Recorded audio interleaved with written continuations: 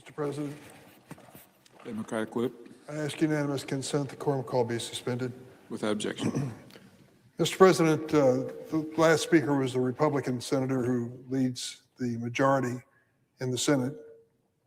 He's talking about a bill that is pending before us, which changes the way people in America would be required to register to vote. It's a question of proving who you are and where you're from. We know historically that showing an ID is pretty common. Buy an airplane ticket, show an ID, it happens all the time. And what do we usually show? Our driver's license. It's got a picture on there and basic information to prove who you are, and it's sufficient in virtually every place in America, but not for this bill. This bill, creating a new law, says that your driver's license is not enough identification. What can you use to prove who you are and where you were born? A passport. You've heard the suggestion that obtaining a passport is rather routine. It's not routine. If you've done it, you know what I'm talking about.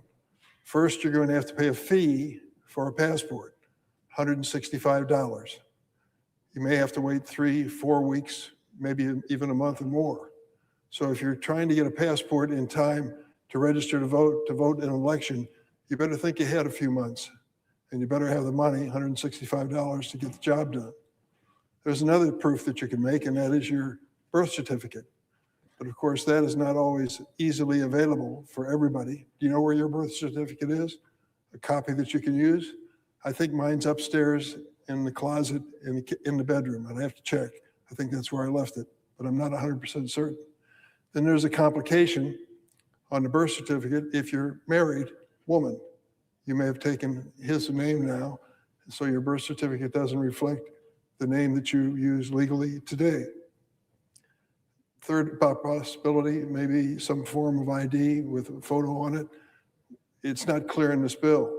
So you say to yourself, why would we, if we do 50 million voter registrations a year, and that's about the average, 50 million a year, why would we change all of those registrations to vote with new standards of proof? Because of the argument on the other side that there are illegal aliens voting in America.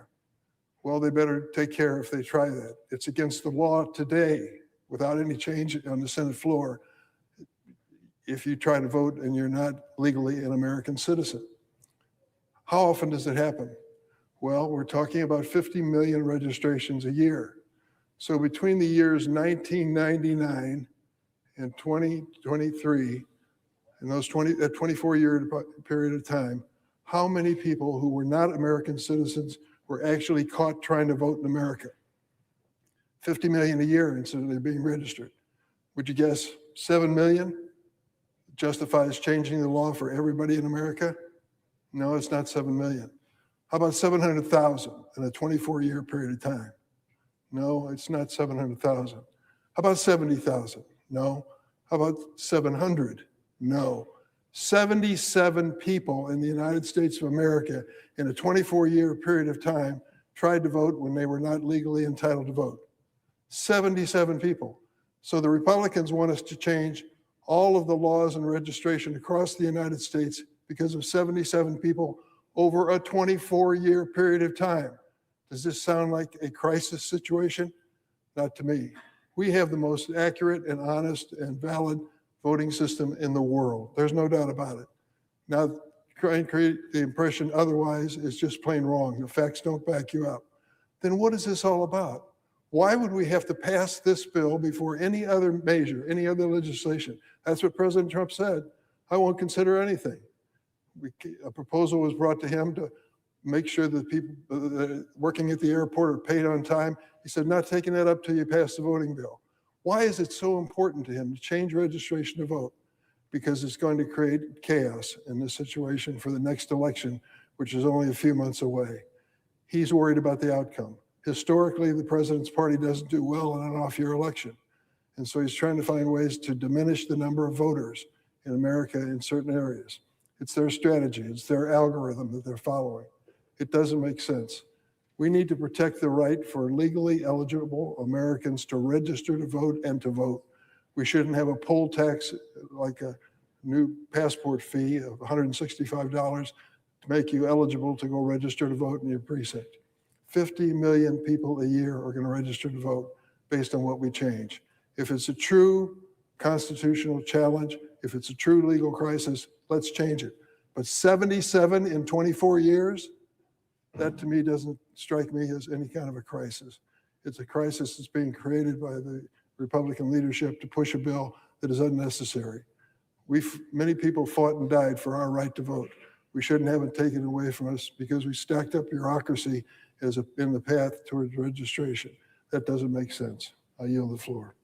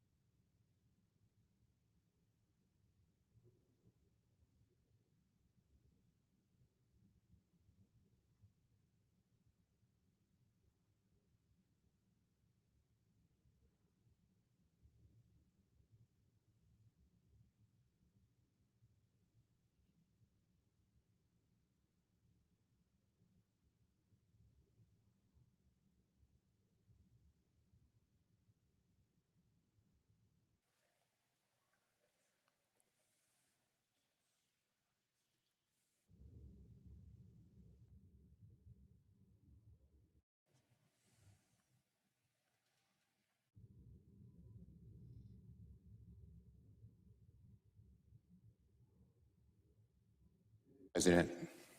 Democrat leader. Mr. President, well, I'd first like to talk about the voter ID amendment that Senator Thune talked about on the floor. Today, Leader Thune is going to appease the MAGA far right with another amendment Republicans claim is about common sense voter ID.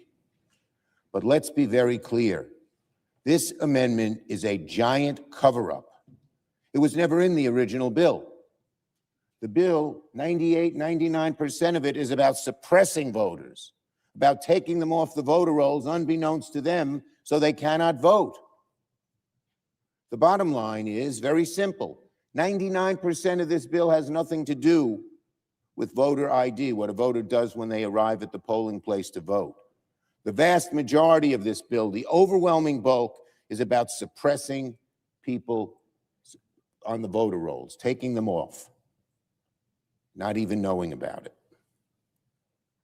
And it's a cover-up. When the Republicans saw that everyone saw through their so-called voter ID amendment, which is not about voter ID, but about suppressing the vote, they got worried. So they added this amendment to the original bill, and now Leader Thune is going to ask for a vote on it. But it is a cover-up to cover up what is a giant voter suppression bill. That's the real purpose. That's what 99% or so of this bill does. But they can't say that because it's so devastatingly wrong, unconstitutional, and unpopular with the American people. So they're trying to cover up with this amendment. And let me talk about the amendment. Republicans say their amendment's a reasonable approach to voter ID. It's not. It's not true when you look under the hood. What Republicans won't tell you is that first, this MAGA voter ID proposal is more sweeping and restricted than every state, Democrat or Republican. So, Republican senators, this will make it even harder for people to identify themselves in your states. This amendment would preempt all state laws and was drafted by a MAGA think tank expert who was part of the Trump's 2020 fake elector scheme. Second, MAGA's voter ID provision would block students, veterans, and other state and federal IDs. Can you imagine? You can't use your under this amendment, you can't use your veteran ID after you served your country and you want to come back and vote, and you show your voter ID, which has been used for so many different legitimate purposes, and they say, nope, doesn't meet this new law. Third, Democrats support common sense voter ID standards. States require varying forms of voter ID, either at registration, at the polls, or both. We support both. We support those. Democrats' Freedom to Vote Act from a few years ago set flexible, comprehensive standards based on West Virginia's then law for voter ID requirements. It was something I think that Senator Manchin talked about and helped get written into the bill. Ours is supposed to help people vote by making ID within reach. Theirs is very limiting. It doesn't even allow soldiers' ID as a mechanism. Our bill, our proposal in the Democratic Freedom to Vote Act from a few years back, provides flexibility for states and inclusive options for voters. That's a common sense approach to election integrity and voter access. This Republican amendment, however, does not. As I said, this is a giant cover-up to disguise the real purpose of the SAVE Act, which is to kick 20 million people off the voter rolls, most of them not even knowing that it's happened to them. Now, talking about this bill, senators continue negotiations to reach an agreement to fund TSA, fund the Coast Guard and FEMA and CISA, and fund other critical agencies, while at the same time securing real reforms to rein in ICE. We had made some modest progress over the weekend before Donald Trump threw a temper tantrum yesterday, demanding that the SAVE Act be part of any deal to pay TSA workers. Attaching voter suppression to TSA paychecks was an outrageous demand from the start. Democrats knew it, Republicans knew it, and we wasted a day of negotiations because of Donald Trump's temper tantrum. A day may not seem like a lot to the president, but that's another day of TSA workers needlessly waiting for checks, another day of travelers standing for hours at a time at security. Fortunately, it seems like things are getting back on track this morning. Donald Trump, perhaps realizing that Democrats will block voter suppression in the Senate, his SAVE Act, seems to have gotten over his temper tantrum. We hope for a little while. With him, you never know. Republicans can hopefully now come back to the table and get serious about reaching a solution to pay TSA workers ASAP. We await to hear from them on a written proposal that we will review. Because right now, the situation at our airports is untenable. TSA wait times in Houston reached 6 hours at one point over the weekend. And what does Donald Trump do? He sends ICE agents to the airports. ICE agents don't know the first thing about airport security. They weren't trained to screen travelers. They don't know the layout and protocols of airports they've been sent to.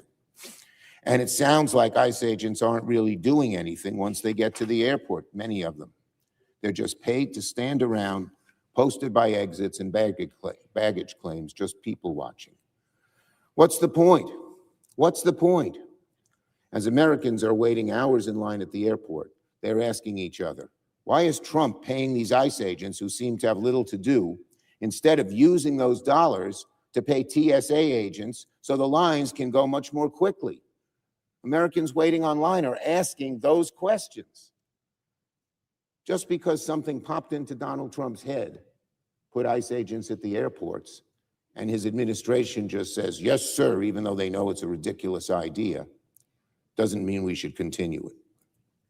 We should have the TSA paid. Of course, perhaps it may not be that security is Donald Trump's main goal in sending ICE to the airports. Listen to this. Yesterday in a podcast, former Trump advisor Steve Bannon said Trump should use these agents as, quote, a test run to really perfect ICE's involvement in the 2026 elections. Again, Bannon, Trump should use these agents as a test run, his words, to really perfect ICE's involvement in the 2026 elections.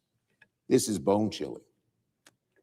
Steve Bannon is saying the quiet part out loud, calling ICE's deployment to airports a test run for the midterms.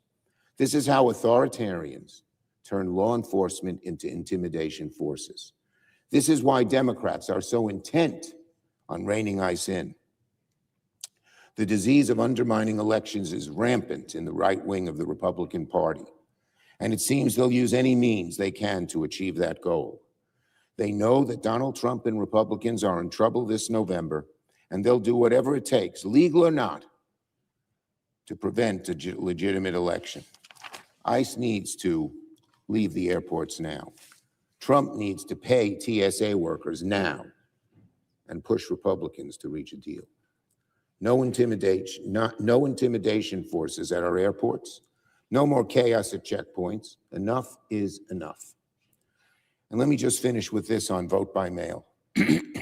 This morning, the New York Times reported that Donald Trump, who constantly complains about vote by mail, who says it's rife with fraud, used vote by mail himself in a special election in Florida. Can you believe it? According to Donald Trump, vote by mail is cheating when other people use it, but perfectly fine when he does it himself. What a hypocrite this man is. What a hypocrite.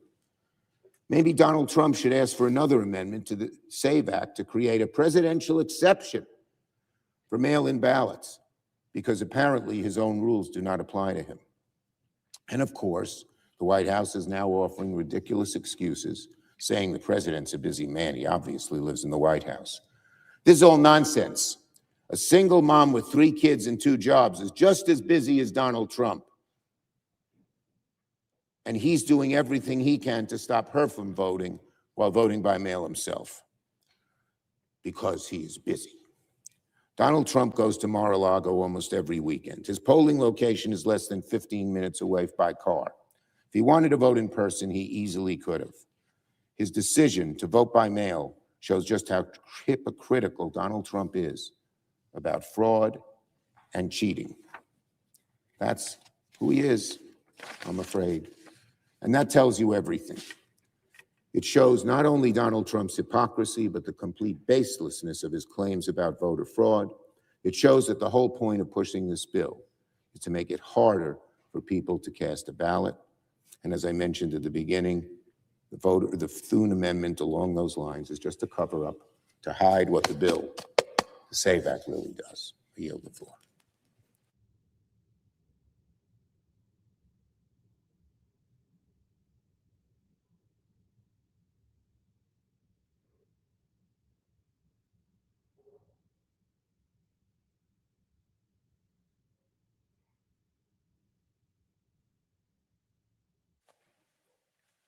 Mr. President. Senator from Kansas. Mr. President, thank you for the recognition. The recent decision to waive oil sanctions on Russia and Iran in an attempt to stabilize oil prices frees up both of these adversaries to sell their oil at market prices. Waiving oil sanctions now enriches the very countries that we wish to harm. It advantages the countries that wish to do us harm. Iran and Russia are actively working together to place Americans and other innocent lives at risk. Iran has provided Russia with critical drone technology to use in terrorizing Ukrainians, and Russia is reportedly providing intelligence that allows Iran to target U.S. facilities and critical infrastructure throughout the Middle East. I urge the administration to immediately delist these waivers and not renew them once they expire after 30 days. Last October, President Trump took the extraordinary step of imposing sanctions on Russia's two largest energy producers, Lukoil and Rosneft. This move was long overdue, and it corrected yet another error of President Biden's handling of Russia's war against Ukraine. Here in this body, in the Senate, more than 80 senators have added their names to legislation to further sanction Russian oil, and there is significant support to get this legislation passed. In the months following President Trump's new sanctions, Russia's revenues dropped significantly. Vladimir Putin was beginning to feel the budgetary pressures, forcing him to choose between which domestic program to cut or to sustain his war of aggression in Ukraine. The effect of President Trump's sanction policies is now at risk of being reversed. To combat rising oil prices, the Treasury Department recently lifted sanctions for a period of 30 days on Russian oil already at sea. The Financial Times estimates that Russia is earning $150 million a day, or nearly $2 billion, since the Strait of Hormuz was effectively closed at the start of the month. In the span of a 30-day waiver, Russia could reap nearly $5 billion in a single month. Similarly, with the waivers for Iran announced last Friday, one report says Iran could make as much as $14 billion from their sales. It makes no sense. It makes no sense to provide financial relief to a country that we're currently fighting. The impacts of these waivers will be immediate. Russia can now more easily fund its war machine, from producing more drones and ballistic missiles to offering more pay for enlistees. The influx of cash is a gift to one of our nation's greatest adversaries intent on continuing its war in Ukraine, dividing NATO, and cooperating with China, Iran, and North Korea to undermine American interests. The infusion of money for Tehran will enable it to rebuild capabilities that have been degraded over the past several weeks. Iran can also fund its proxy networks that threaten our interests in Iraq, Lebanon, and Yemen. The waivers signal desperation to the Iranian regime and reinforces that their strategy of taking the Straits of Hormuz hostage is working. Since Putin began his full-scale invasion of Ukraine in 2022, he has wagered that he can outlast the United States of America. He can outlast Europe and other nations supporting Ukraine. Likewise, the Iranian regime believes it can endure pain for longer than its neighbors and the United States. It is up to us to make sure that that bet they both lose. Here at home, Americans are not immune to the sacrifices that come from waging war. Certainly our service members, their families, they are paying a price. But it's also not expected that Americans can go without suffering as well. This is a reminder of the urgent need to reduce our dependence on foreign oil and strengthen domestic energy production. Energy touches every aspect of daily life, whether heating our homes, irrigating our crops, operating a business, or simply filling up the tank. To secure a stable and affordable energy future, we must pursue long-term strategy that expands and diversifies our domestic energy portfolio. And that includes drilling more oil domestically, permitting reform and advancing biofuels, hydrogen, the next generation of nuclear technologies, and hydropower, resources that can bolster our resilience and reduce vulnerability to global markets. I've long supported allowing year-round nationwide sale of E15.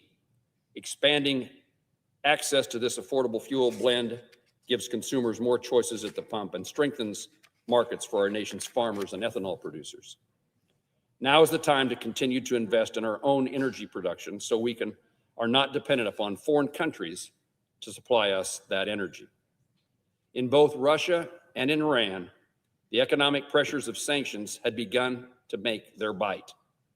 Russia cannot achieve a breakthrough on the battlefield, and more money is needed to bribe ordinary Russians to fight. In Iran, mismanagement of the economy under sanctions led to major protests over the past decade.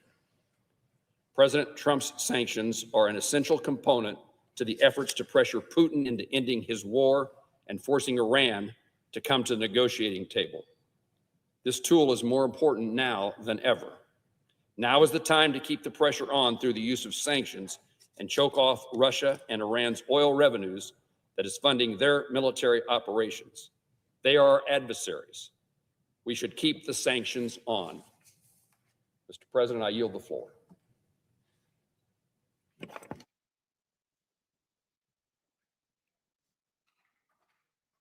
Mr. President. Senator from Nebraska. Thank you, Mr. President. My home state of Nebraska is currently facing devastating wildfires, the worst in our state's history. Yesterday, I, along with Senator Ricketts, Congressman Adrian Smith, and our Governor Jim Pillen, we welcomed U.S. Secretary of Agriculture Brooke Rollins to Nebraska so that she could meet firsthand with responders, ag producers, who have experienced incredible damage. Across the state, more than 800,000 acres and counting have burned, turning grasslands to ash. And we saw this firsthand up close. Family farms and ranchers have watched hundreds of miles of fences burned. They've done everything they can to protect their livestock. The coming weeks and months will be difficult. Fences will need to be rebuilt. Grazing plans will need to change. Entire seasons of work will likely need to be reconsidered. While recovery will be difficult, we should do everything in our power to ensure that disaster recovery programs at the USDA can support our farmers and ranchers during this difficult time. It was feedback from ag producers in previous years' wildfires that led me to introduce my bipartisan Emergency Conservation Program Improvement Act. The goal of this legislation is to expedite federal cost sharing following these natural disasters, just like the wildfires burning across Nebraska right now. My bill would ensure that the Emergency Conservation Program eligibility can be triggered faster in response to a wildfire and provide flexibility for the producers completing the rehabilitative work. In times of crisis, Nebraskans deserve relief, not additional burdens. The Emergency Conservation Program's current distribution system, well, it too often fails to provide the support it was designed to offer. We need to streamline the recovery process so we can restore agricultural land more quickly following emergencies like these tragic wildfires. This legislation won't solve all the challenges Nebraska's producers are facing, but it would meaningfully improve this disaster recovery program. Mr. President, that's why I'm asking my colleagues to join my bipartisan effort to improve the Emergency Conservation Program. This is a bipartisan piece of legislation that has already passed through the Senate and the House Ag committees in various packages. Farmers and ranchers, not only in Nebraska, but all across America, will have more security and stability because of it. So, Mr. President, I ask unanimous consent that the Committee on Agriculture, Nutrition, and Forestry be discharged from further consideration of S629 and the Senate proceed to its immediate consideration. The clerk will report. S629, a bill to amend the Agricultural Credit Act of 1978 and so forth and for other purposes. Is there an objection to proceeding to the measure? Without an objection, the committee is discharged and the Senate will proceed. I ask unanimous consent that the bill be considered read a third time and passed, and the motion to reconsider be considered made and laid upon the table. Without objection. Thank you, Mr. President. I yield the floor.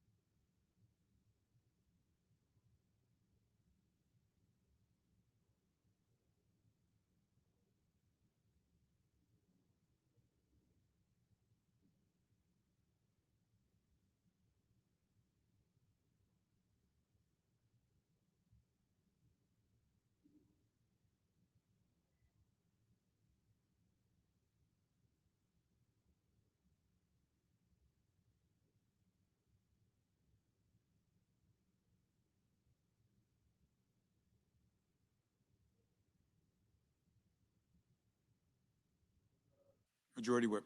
I ask unanimous consent to be able to complete my remarks prior to the scheduled lunch recess. Without objection. Mr. President, the Senate will soon confirm Colin McDonald to be the Assistant Attorney General for National Fraud Enforcement. Now, this is an entirely new position, a new division inside the Department of Justice.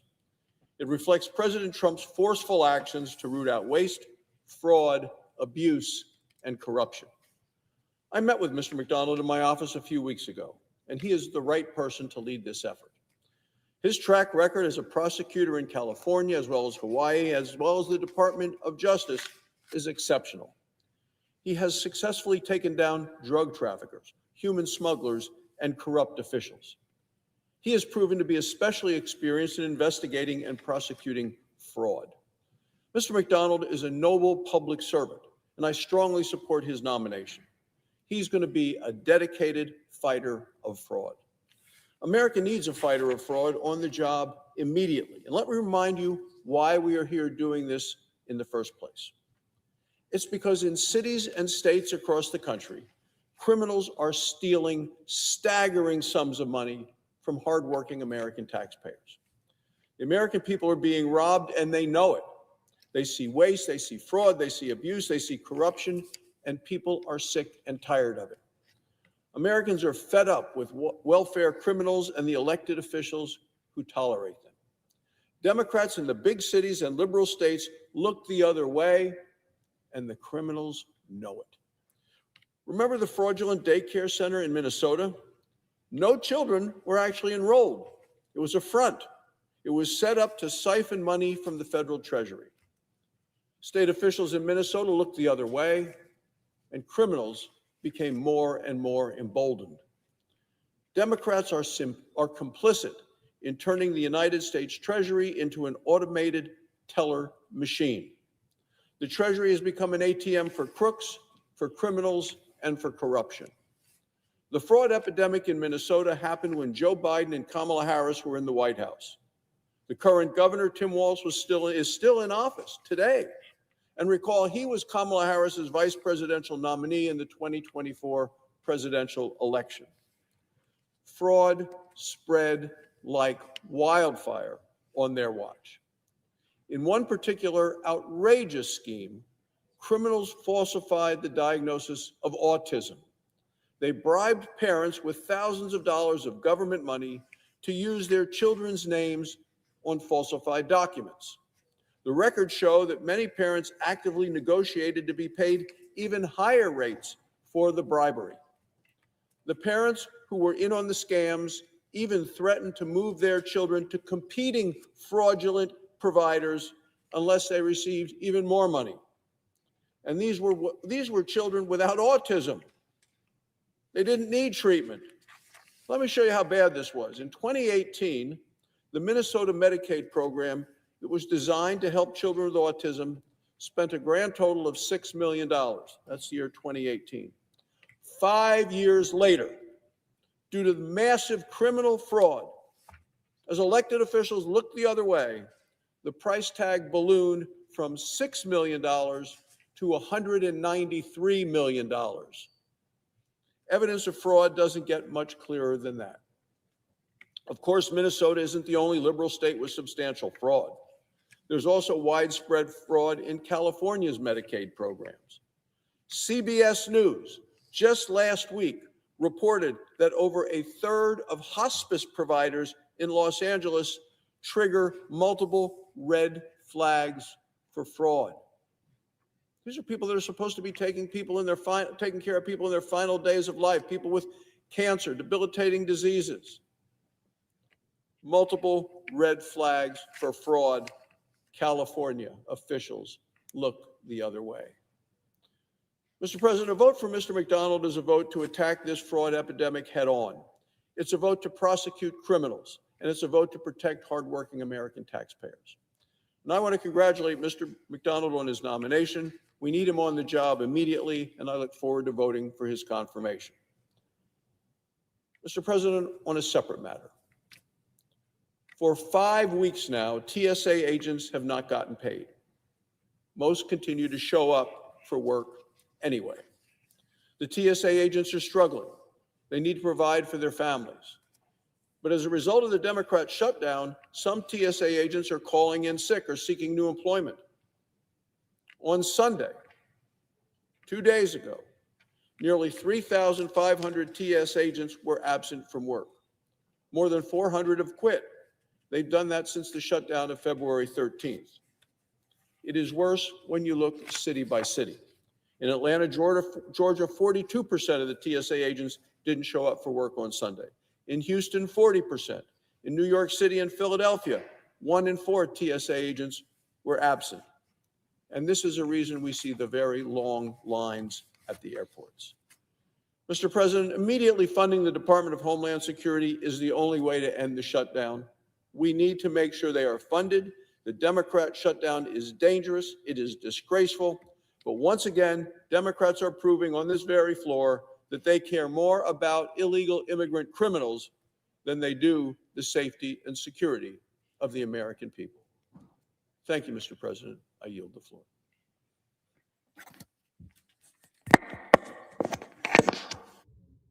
Recess until 2:10 p.m.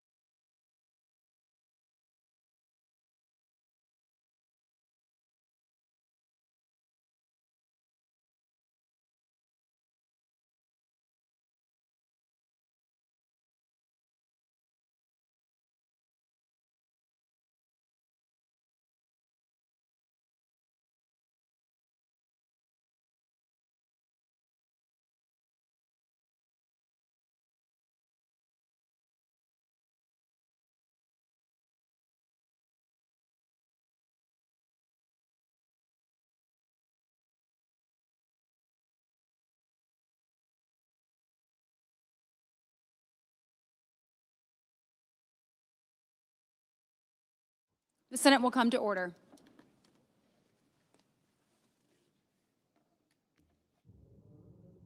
Senator from Iowa. Before I speak, I have a request from the leadership. I have 4 requests for committees to meet during today's session of the Senate. They have the approval of both the majority and minority leaders. Duly noted. Today, we're voting on Colin McDonald. He's nominated to serve as Assistant Attorney General. The Assistant Attorney General over the Justice Department's National Fraud Enforcement Division. Historically, the President and the Attorney General have organized the Justice Department to address the pressing needs that face our nation. And I commend President Trump and Attorney General Bondi for doing so now, right now, to address the ongoing crisis of federal program fraud. So you think about ongoing crisis of federal program fraud. Think Minnesota, think Medicaid fraud. Republicans and Democrats can and should agree. Fighting fraud, particularly fraud on the American taxpayer, is important work, and that's true now more than ever. The Judiciary Committee held multiple hearings on recent fraud in Minnesota. Since then, other fraud schemes have been identified around the country. These shocking fraud schemes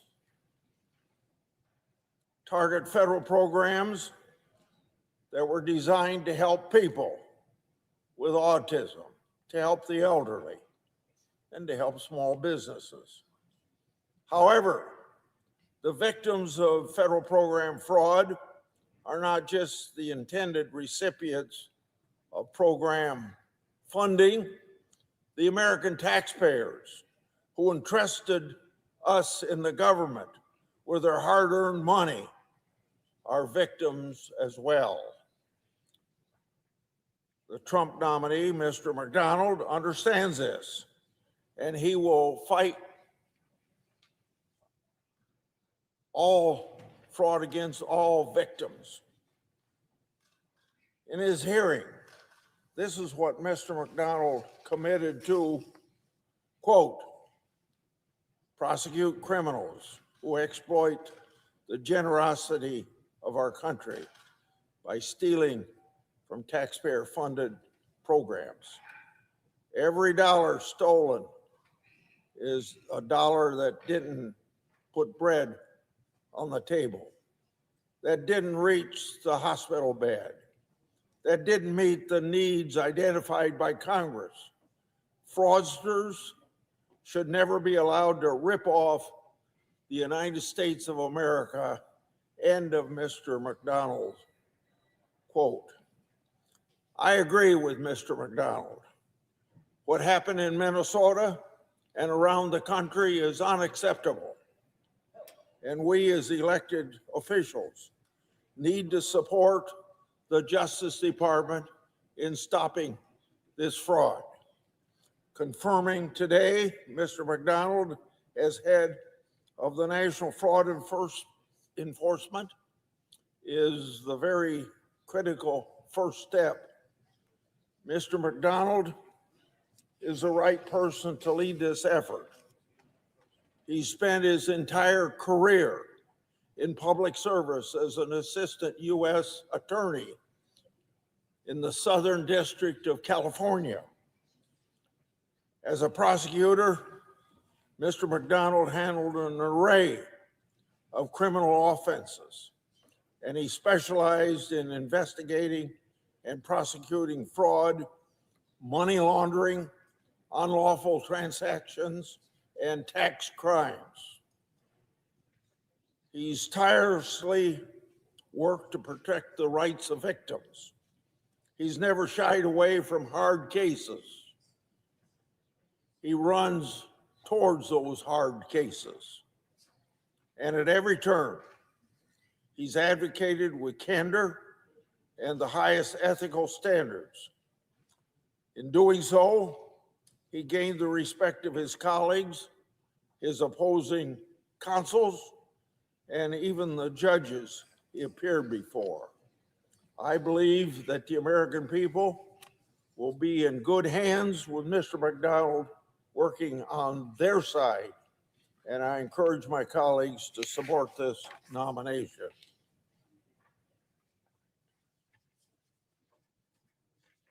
I yield the floor. Under the previous order, the Senate will proceed to executive session to consider the following nomination, which the clerk will report. Nomination, Department of Justice, Colin McDonald of California to be an Assistant Attorney General. The question occurs on the nomination. Is there a sufficient second? There appears to be. The clerk will call the roll. Ms. Alsobrooks, Ms. Baldwin, Mr. Banks, Mr. Barrasso, Mr. Bennett, Mrs. Blackburn, Mr. Blumenthal, Ms. Blunt Rochester, Mr. Booker, Mr. Bozeman, Mrs. Britt. Aye.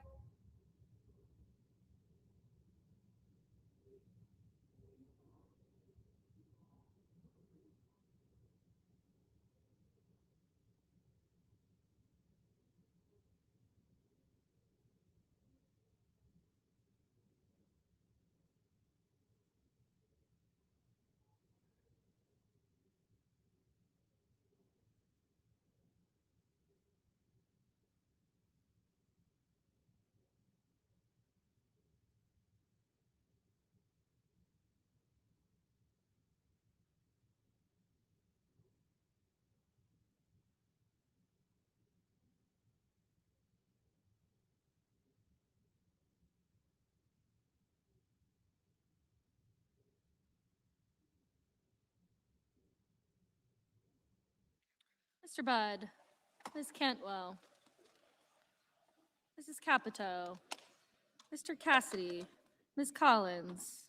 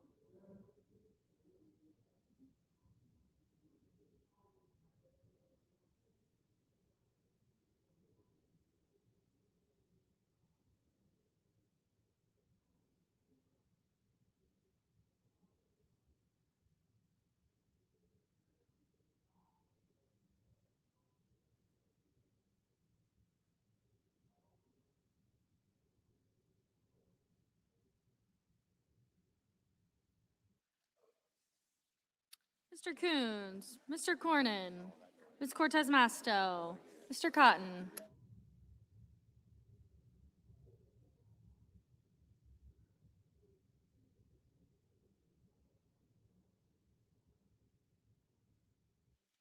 Mr. Cremo, Mr. Crapo, Mr. Cruz,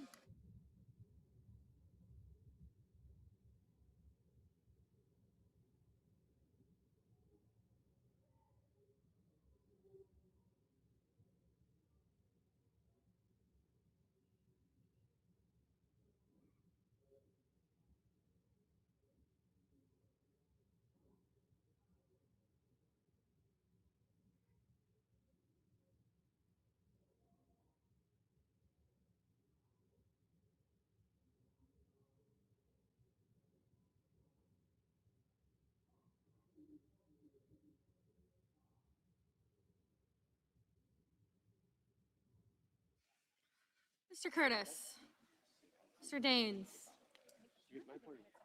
Ms. Duckworth, Mr. Durbin, Ms. Ernst, Mr. Fetterman, Mrs. Fisher, Mr. Gallego, Mrs. Gillibrand, Mr. Graham, Mr. Grassley.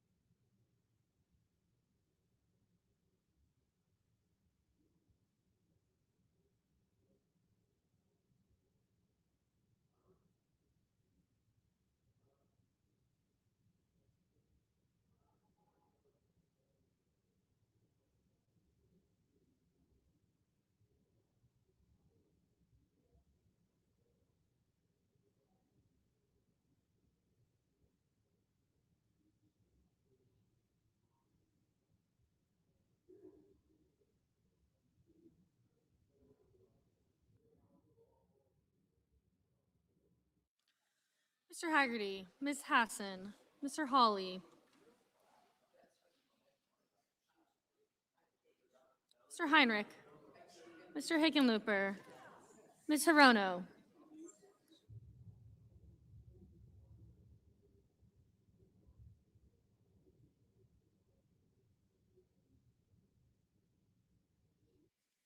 Mr. Hoven, Mr. Husted, Mrs. Hyde-Smith, Mr. Johnson, Mr. Justice, Mr. Kane, Mr. Kelly, Mr. Kennedy, Mr. Kim, Mr. King, Ms. Klobuchar.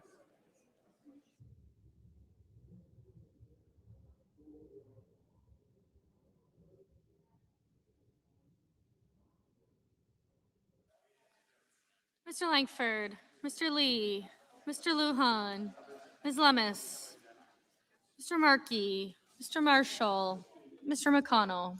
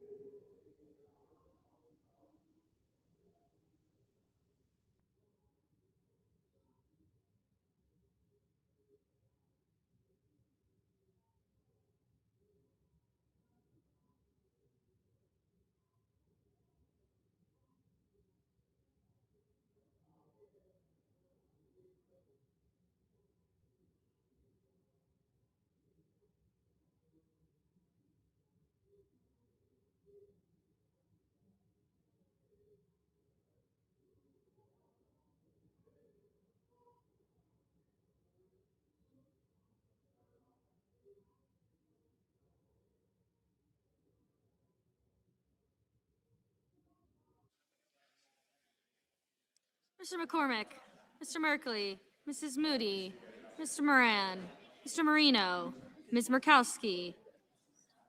Hey, Marina.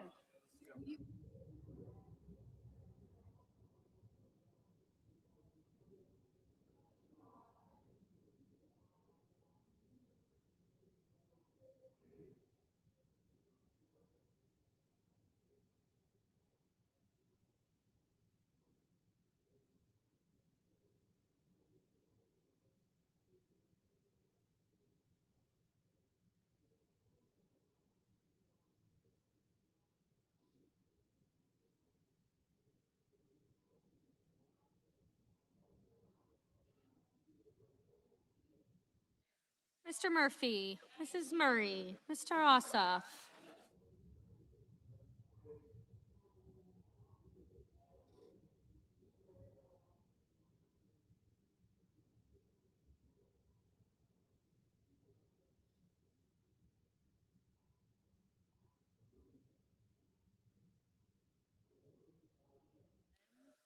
Mr. Padilla, Mr. Paul, Mr. Peters, Mr. Reed, Mr. Ricketts, Mr. Risch, Ms. Rosen, Mr. Rounds, Mr. Sanders, Mr. Schatz, Mr. Schiff, Mr. Schmidt, Mr. Schumer, Mr. Scott of Florida, Mr. Scott of South Carolina, Mrs. Shaheen, Mr. Sheehy, Ms. Slotkin, Ms. Smith, Mr. Sullivan, Mr. Thune, Mr. Tillis, Mr. Tuberville, Mr. Van Hollen, Mr. Warner, Mr. Warnock, Ms. Warren, Mr. Welch,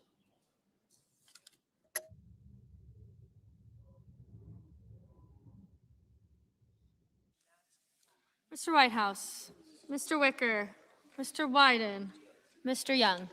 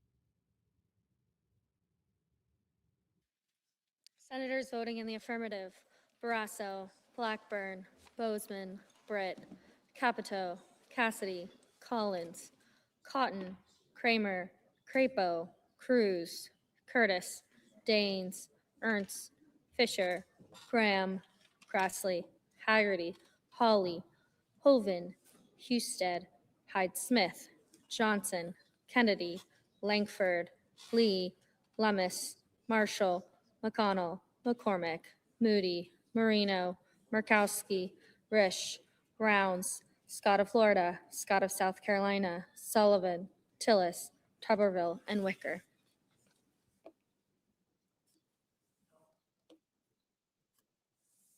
Senators voting in the negative: Baldwin, Blumenthal, Blunt Rochester, Booker, Duckworth, Fetterman, Gallego, Gillibrand, Kane, Kelly, Kim, Markey, Reed, Rosen, Schiff, Slotkin, Van Hollen, Warnock, Warren, and Wyden. Mr. Thune, Mr. Thune, aye. Ms. Smith, Ms. Smith, no.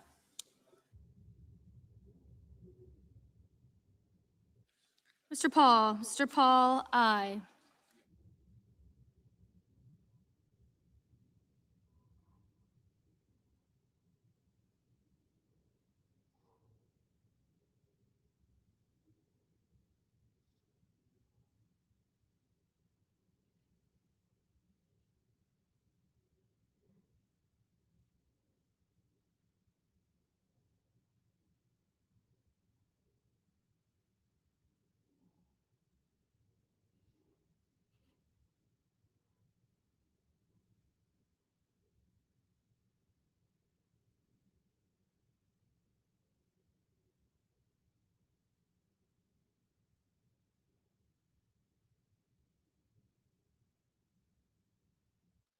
Mr. Peters. Mr. Peters, no.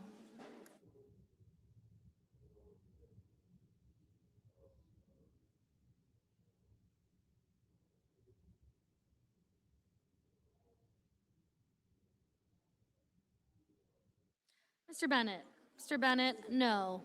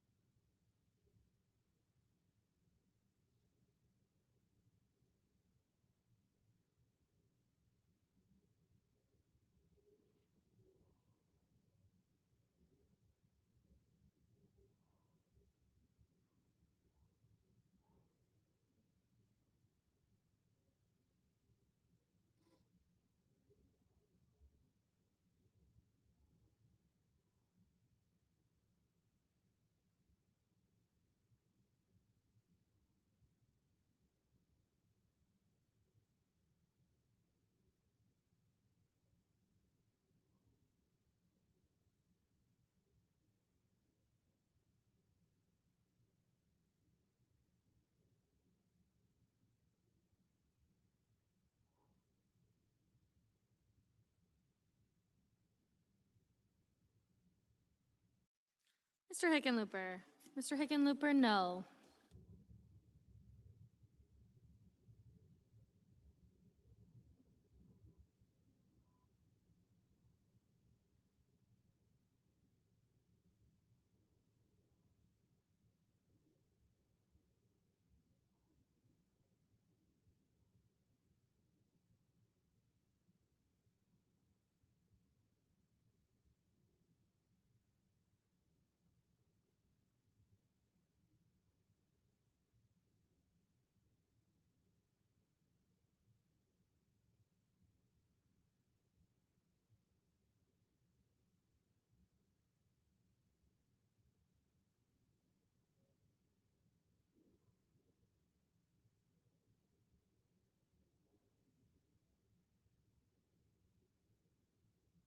Mr. Whitehouse. Mr. Whitehouse, no.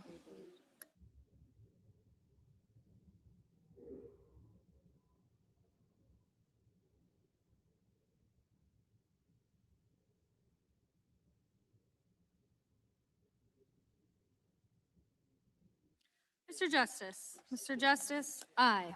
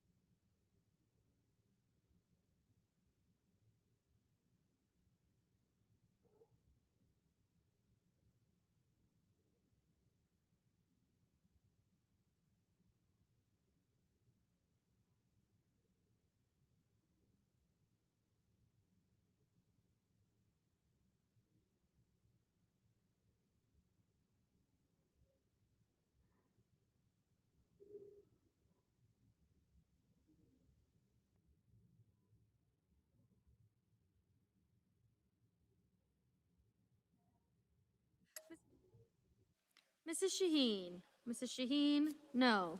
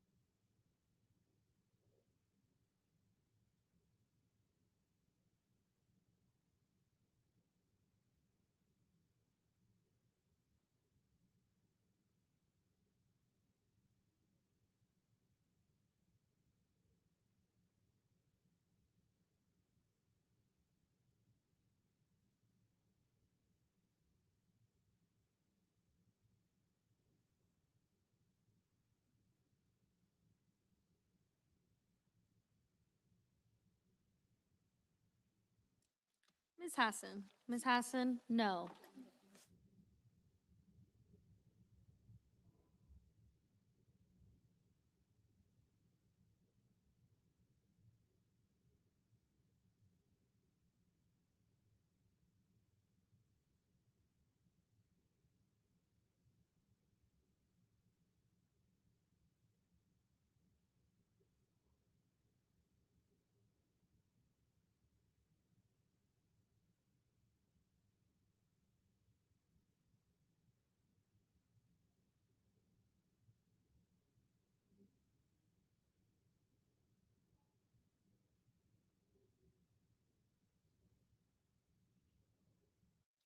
Mr. Sheehy. Mr. Sheehy, aye.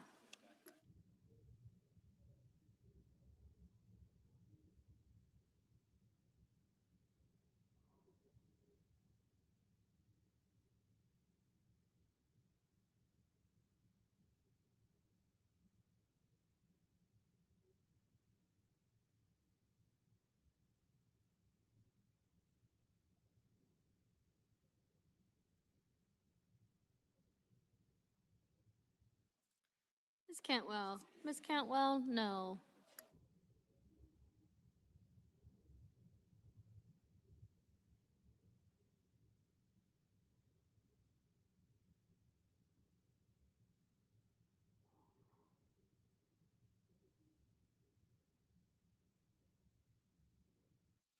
Mr. Sanders. Mr. Sanders, no.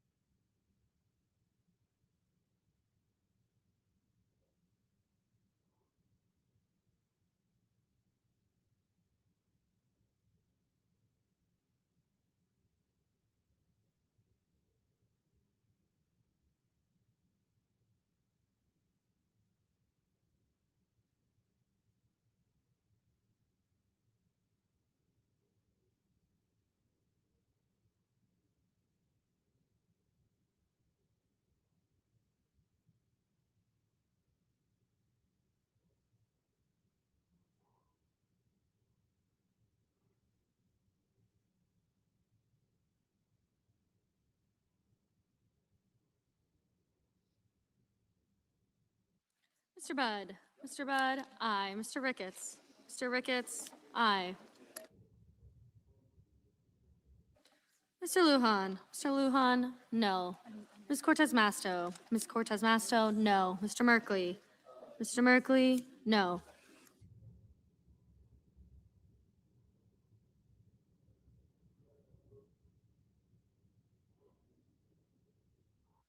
Ms. Hirono. Ms. Hirono, no. Mr. Welch. Mr. Welch, no.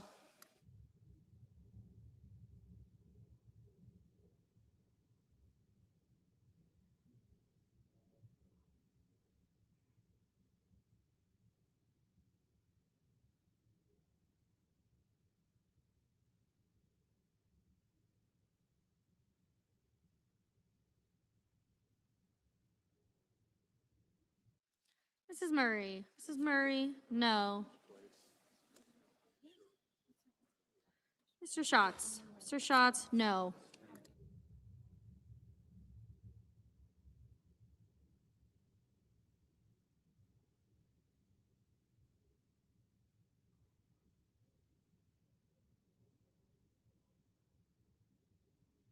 Mr. Moran. Mr. Moran, aye.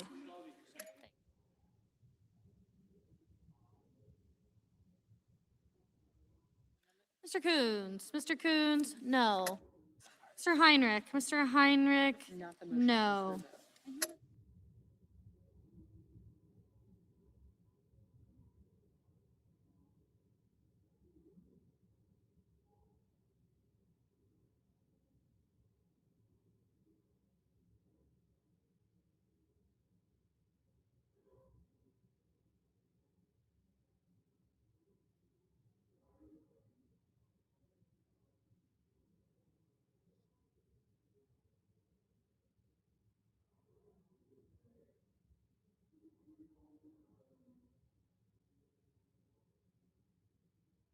Mr. Durbin.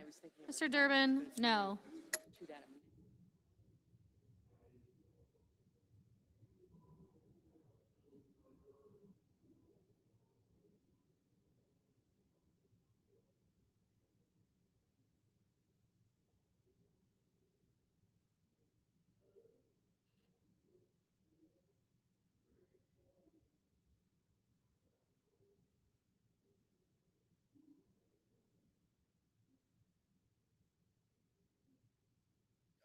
Mr. Young. Mr. Young, aye.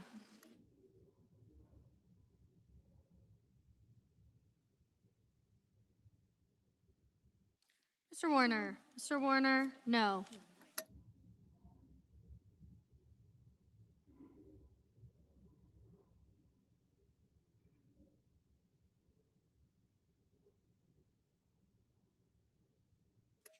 Mr. Banks. Mr. Banks, aye.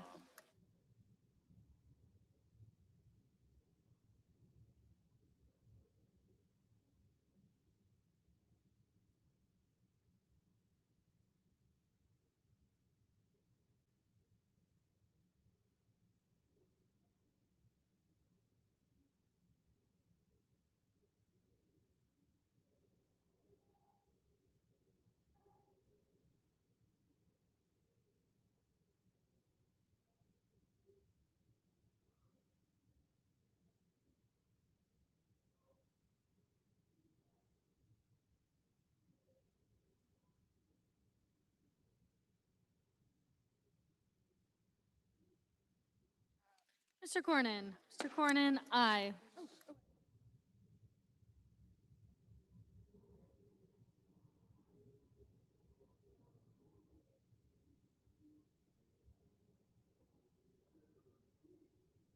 Ms. Alsobrooks. Ms. Alsobrooks, no.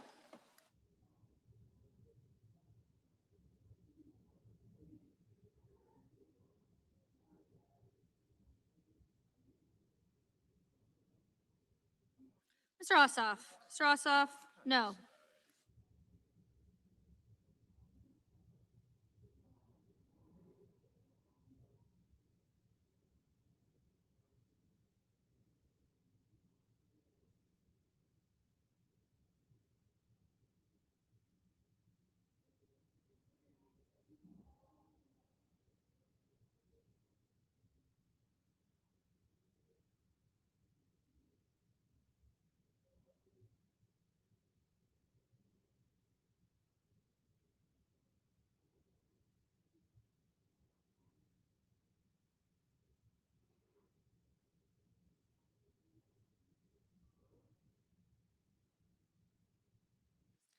Ms. Klobuchar. Ms. Klobuchar, no.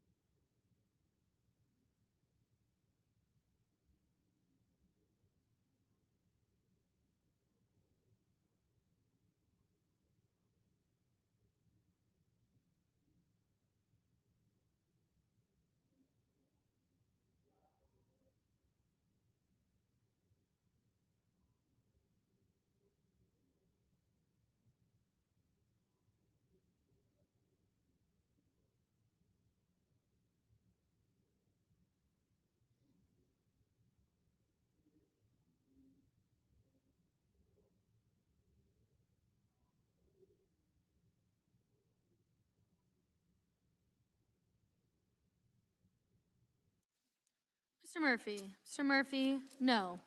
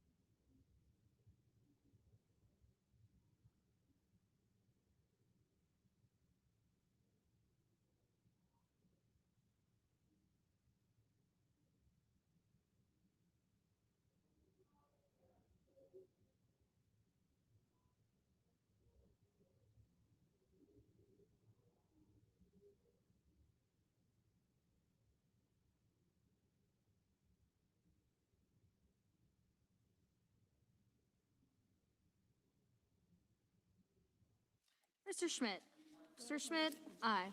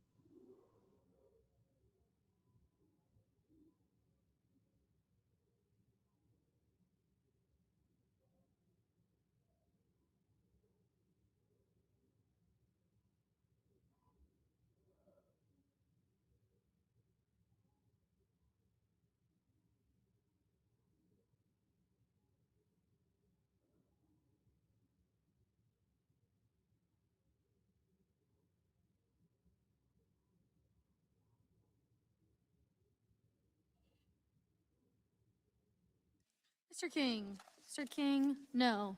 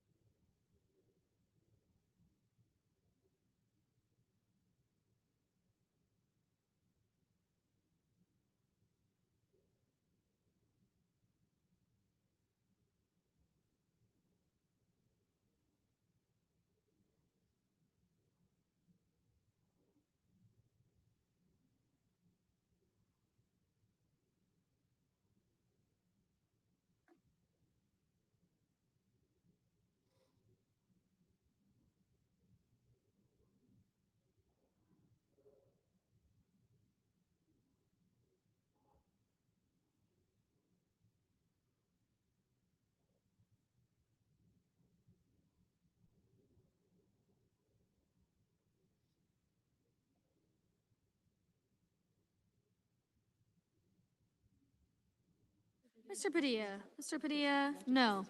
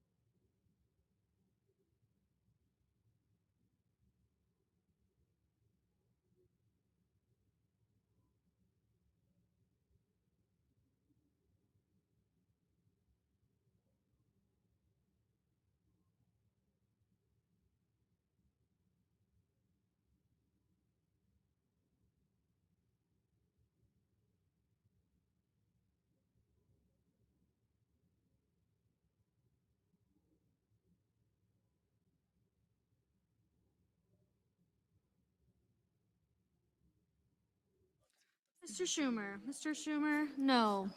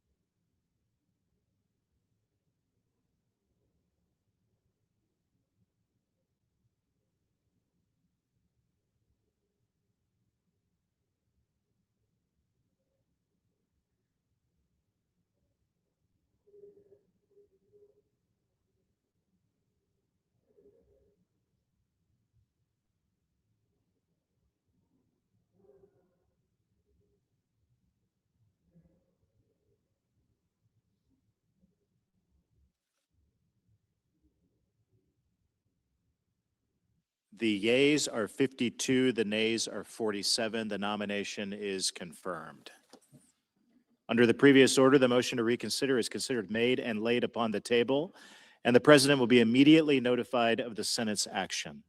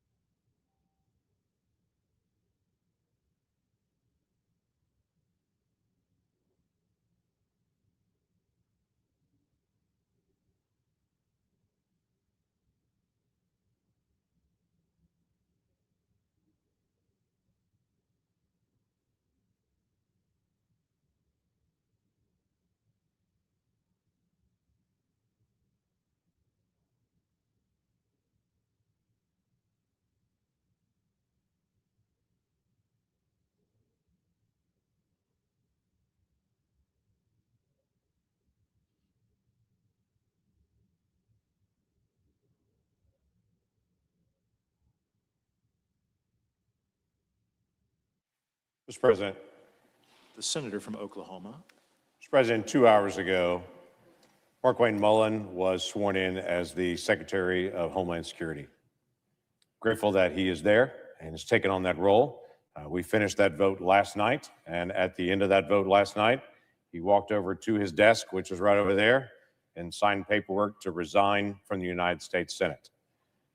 This morning, Governor of Oklahoma announced his selection for the interim senator to be able to come in. It is solely the governor's decision to be able to make this decision, and I think he's made a great decision on this.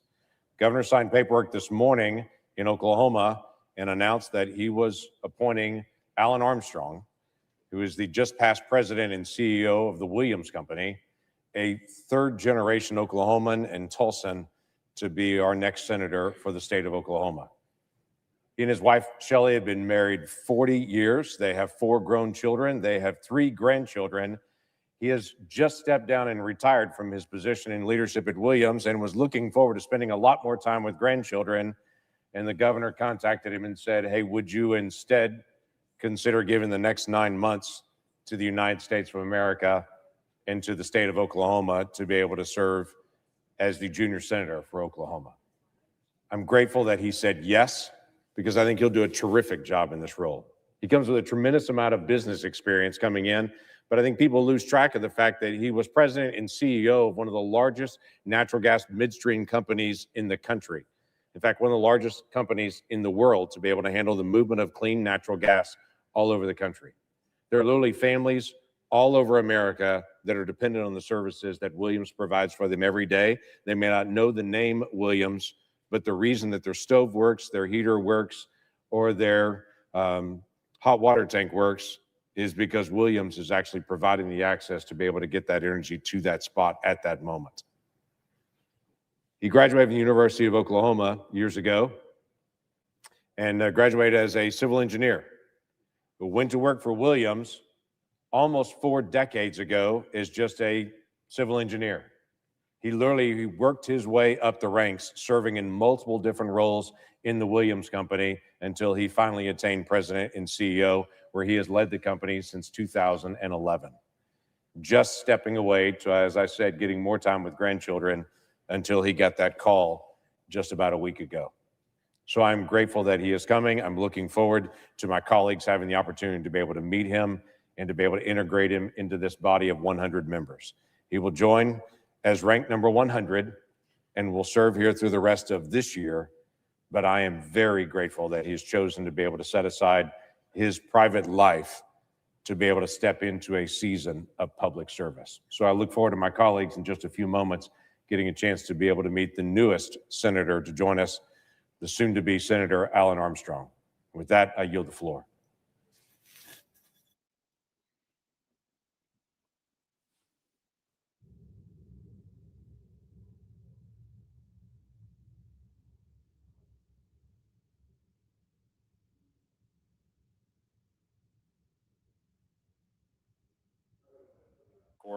The clerk will call the roll.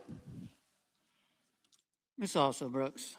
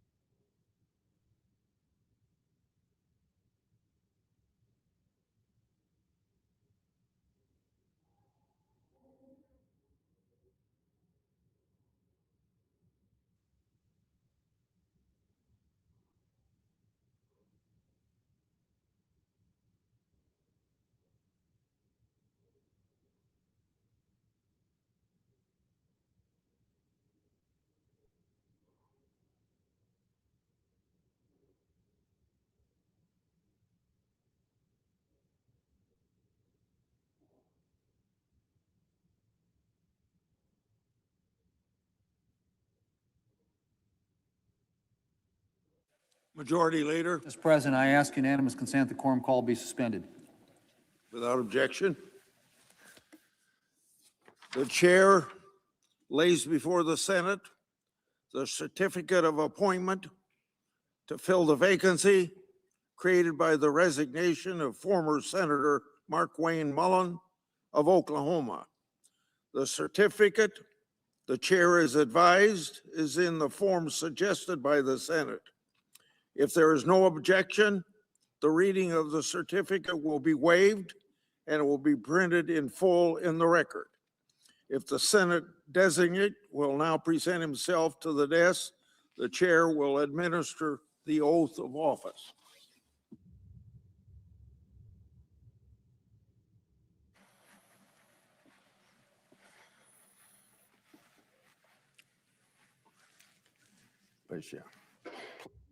Raise your right hand. Do you solemnly swear that you will support and defend the Constitution of the United States against all enemies, foreign and domestic, that you will bear true faith and allegiance to the same, that you take this obligation freely without any mental reservation or purpose of evasion, and that you will well and faithfully discharge the duties of the office on which you're about to enter? So help you God. I do. Congratulations. Thank you very much. Yeah.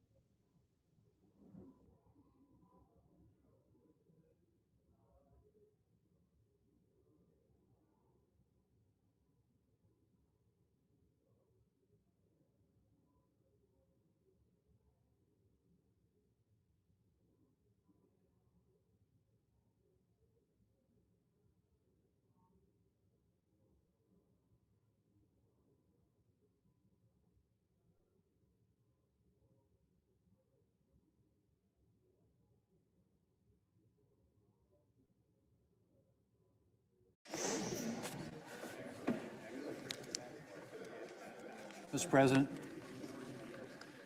Mr. President, I move to proceed to legislative session. Questions on the motion? Is there a sufficient second? There appears to be. The clerk will call the roll. Ms. Also Brooks, Mr. Armstrong, Ms. Baldwin, Mr. Banks. Aye.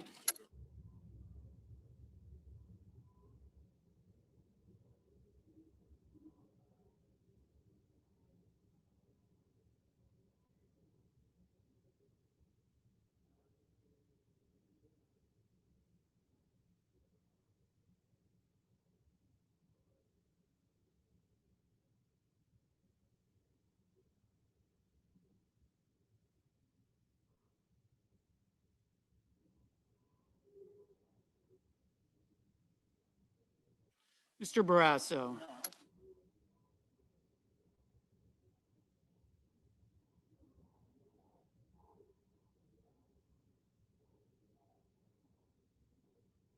Mr. Bennett. Mrs. Blackburn.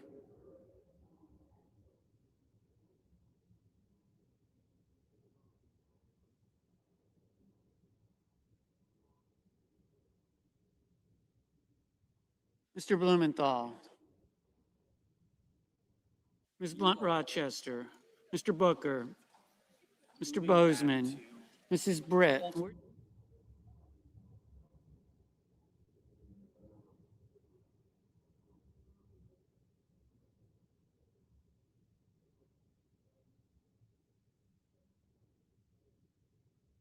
Mr. Budd.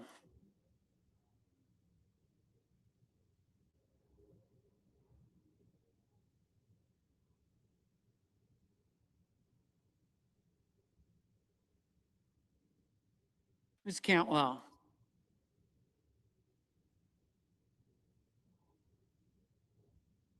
Mrs. Capito. Mr. Cassidy, Ms. Collins, Mr. Coons, Mr. Cornyn, Ms. Cortez Masto, Mr. Cotton, Mr. Kramer, Mr. Crapo, Mr. Cruz, Mr. Curtis, Mr. Daines.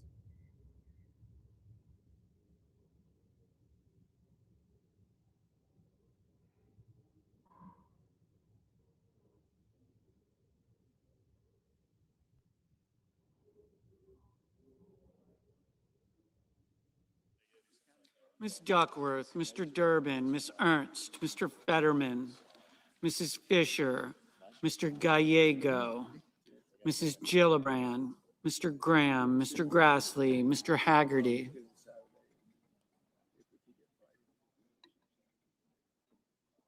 Ms. Hassan, Mr. Hawley, Mr. Heinrich, Mr. Hickenlooper, Ms. Hirono, Mr. Hoven, Mr. Husted, Mrs. Hyde-Smith, Mr. Johnson, Mr. Justice, Mr. Kane, Mr. Kelly, Mr. Kennedy, Mr. Kim, Mr. King, Ms. Klobuchar,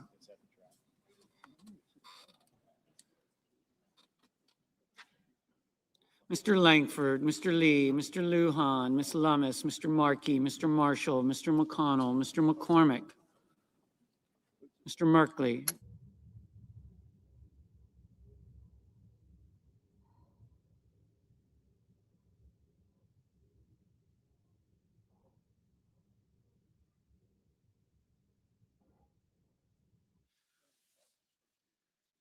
Mrs. Moody, Mr. Moran, Mr. Moreno, Ms. Murkowski, Mr. Murphy, Mrs. Murray, Mr. Ossoff, Mr. Padilla, Mr. Paul, Mr. Peters, Mr. Reed, Mr. Ricketts, Mr. Risch, Ms. Rosen, Mr. Rounds, Mr. Sanders, Mr. Schatz, Mr. Schiff, Mr. Schmidt, Mr. Schumer,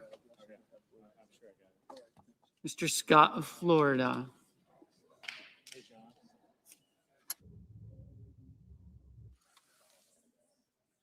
Mr. Scott of South Carolina, Mrs. Shaheen, Mr. Sheehy,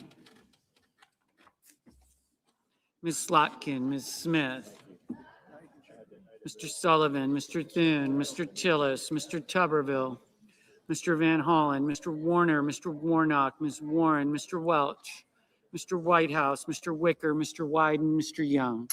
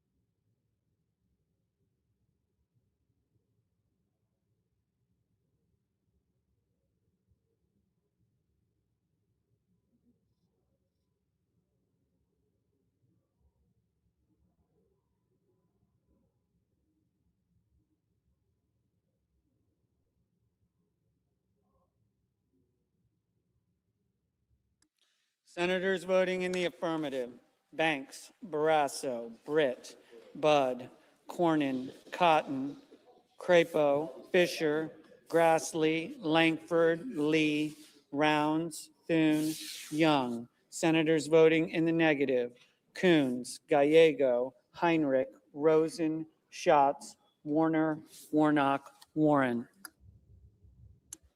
Mr. Kramer, aye. Mr. Curtis, aye.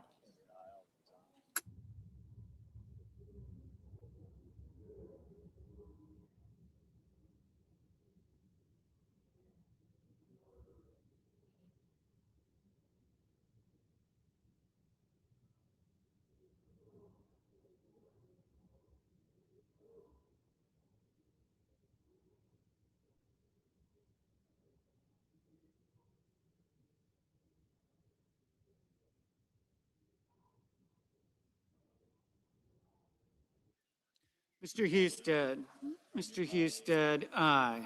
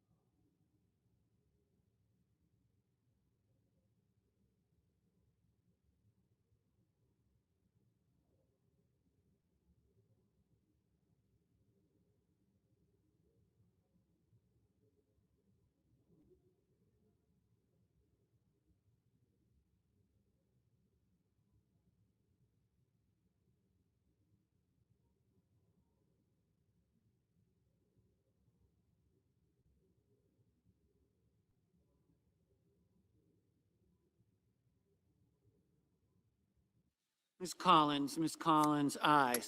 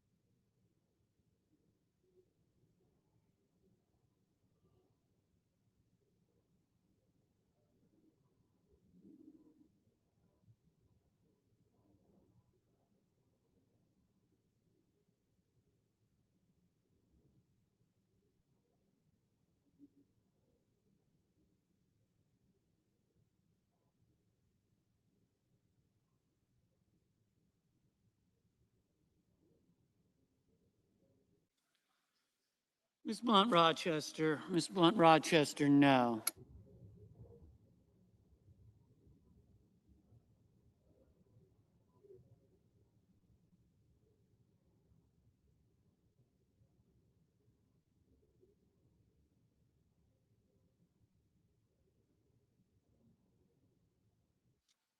Mr. Johnson, aye. Mr. Kim, no.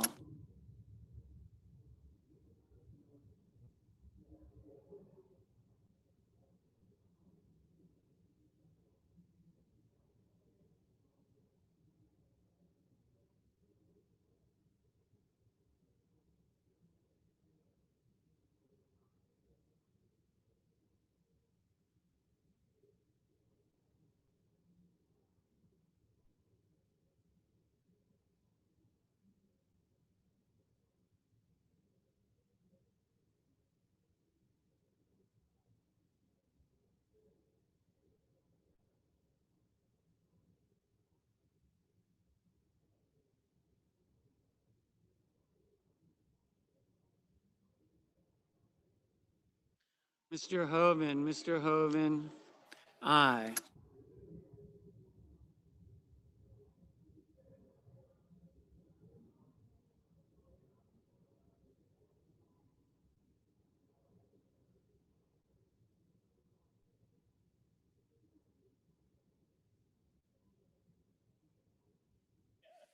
Mr. Fetterman, no.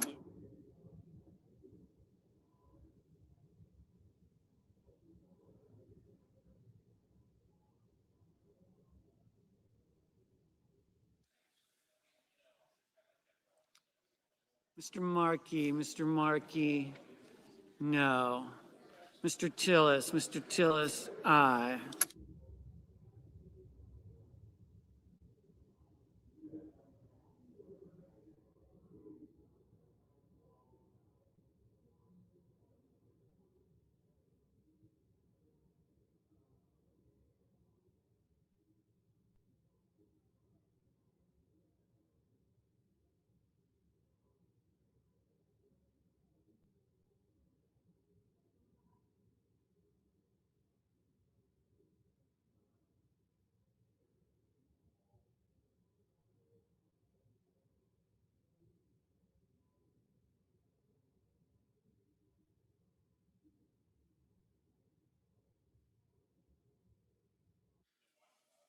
Mr. Van Hollen, no. Mrs.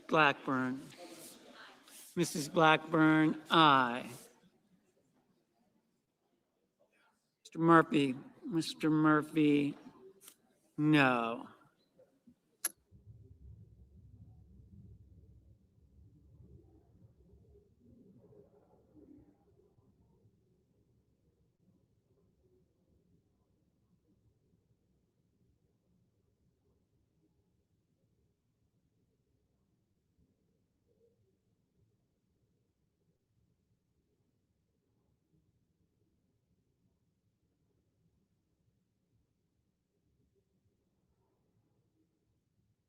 Mr.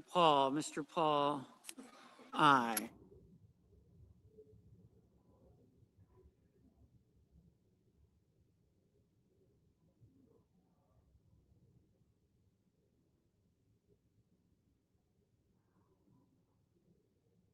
Mr. Risch, aye.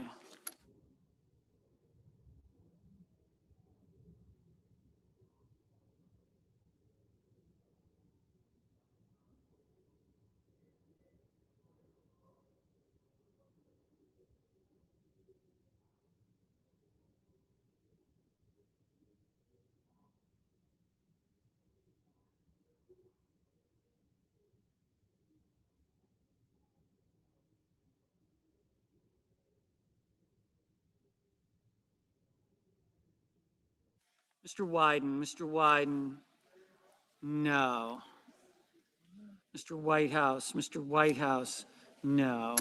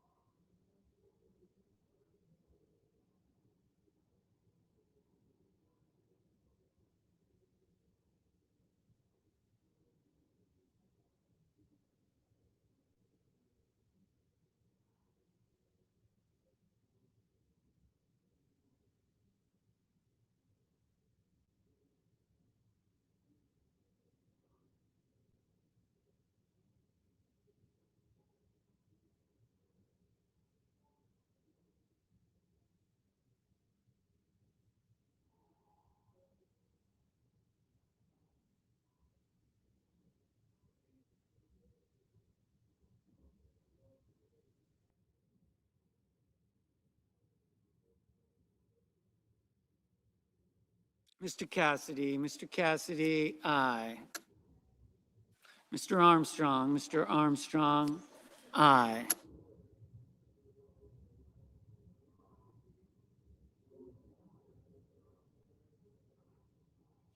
Mrs. Hyde Smith, aye.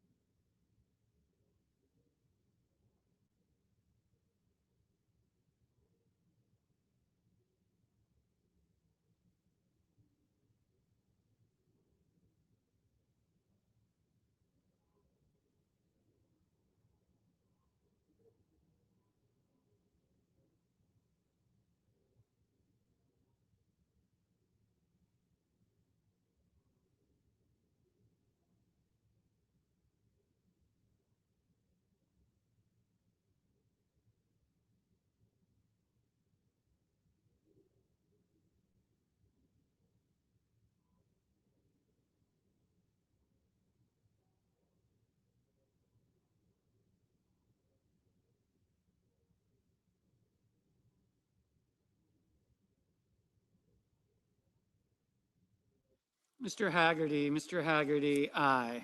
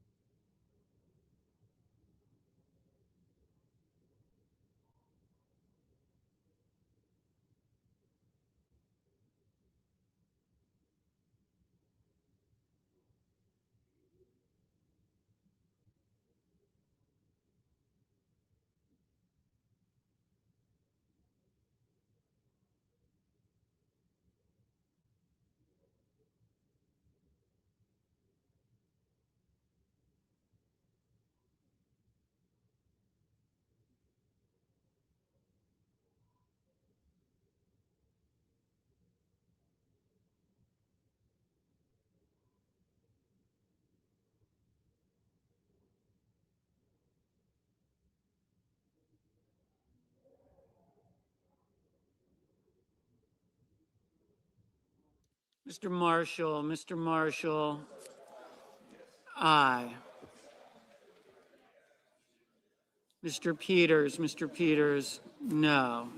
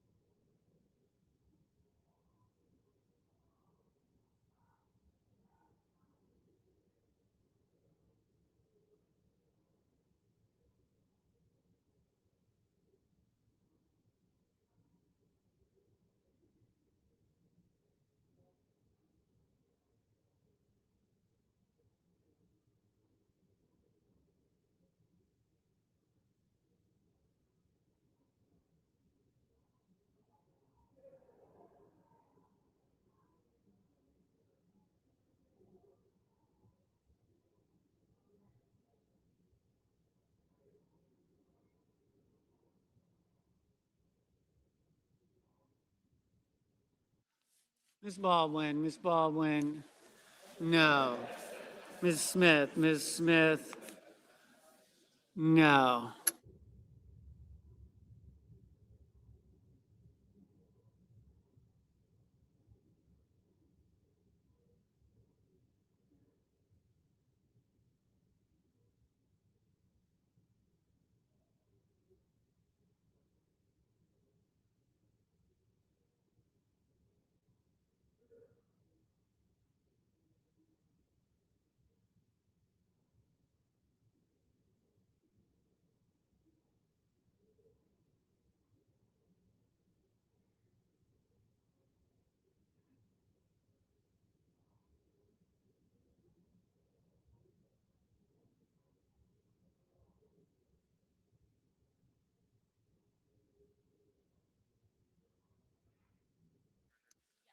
Ms. Ernst, Ms. Ernst. Aye.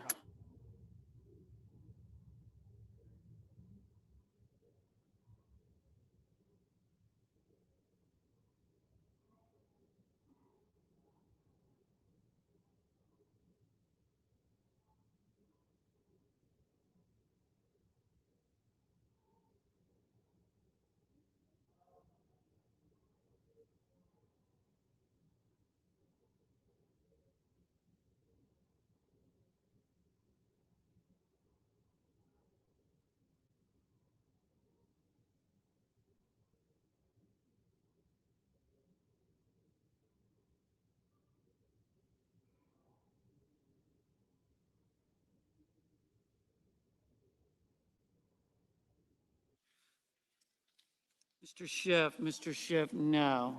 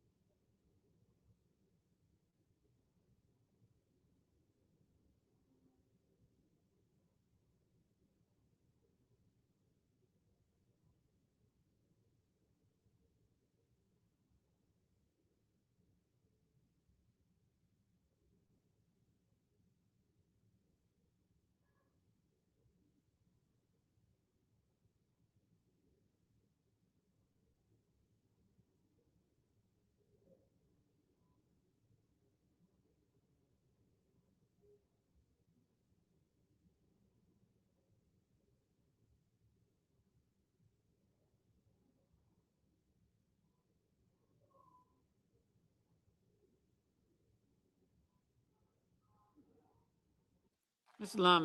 Lummis, aye.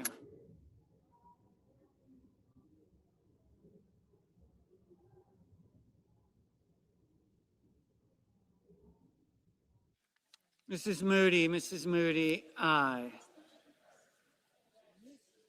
Mr. Sullivan, aye.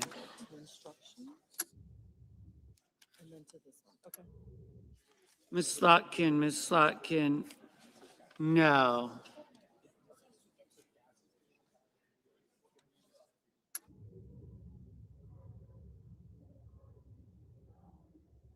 Mr. Booker, no. Mr. Mr. Lujan, no.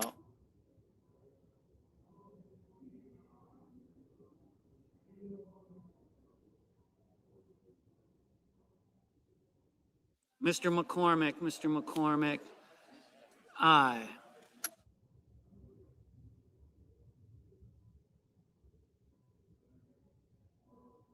Mr. Bozeman, aye. Mrs. Shaheen, no.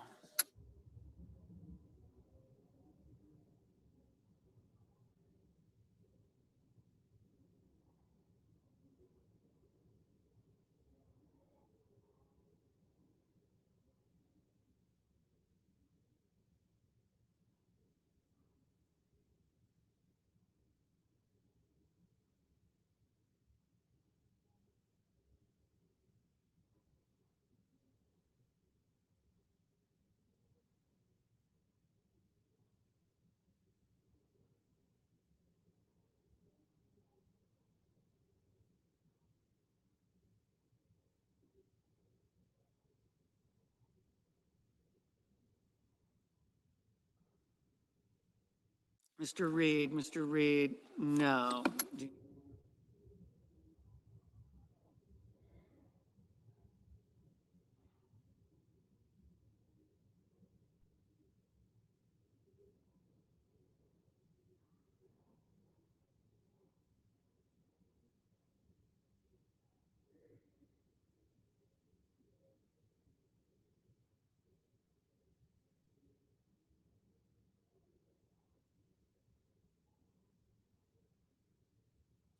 Mr. Ricketts, aye. Mr. Sheehy, aye.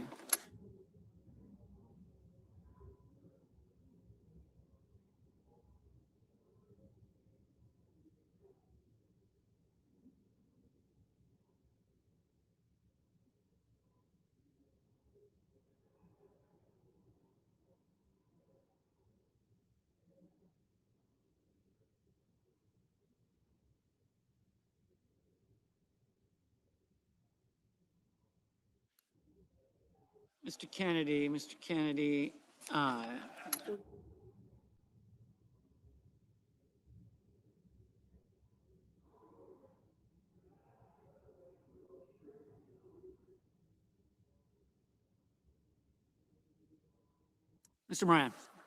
Mr. Moran, aye.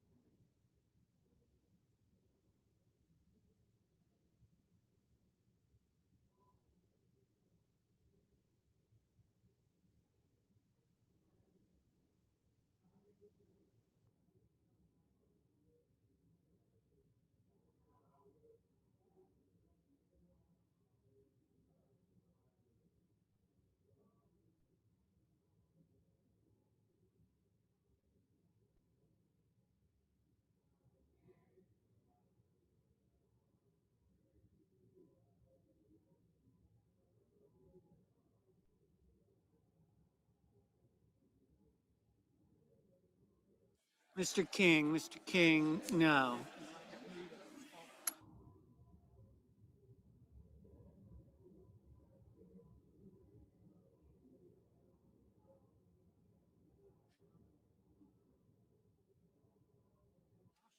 Ms. Hassan, no. Mr. Ossoff, no.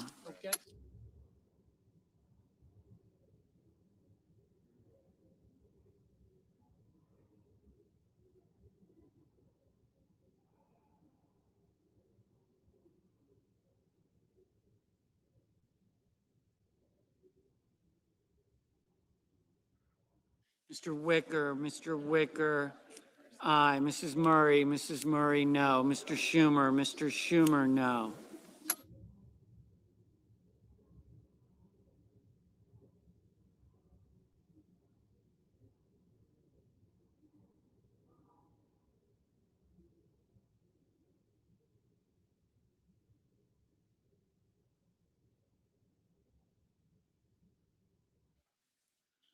Mr.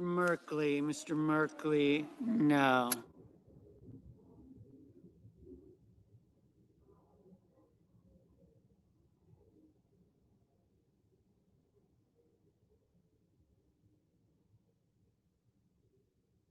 Ms. Duckworth, no.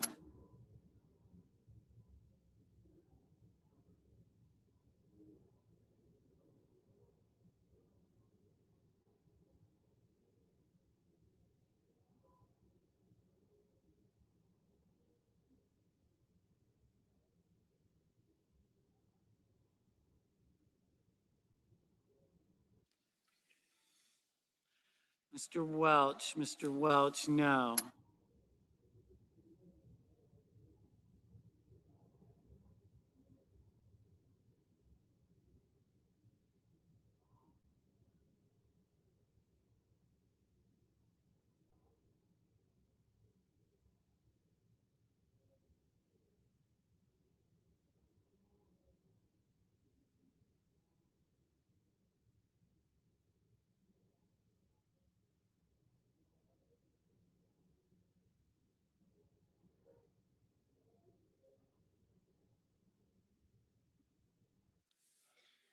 Mr. Daines, aye.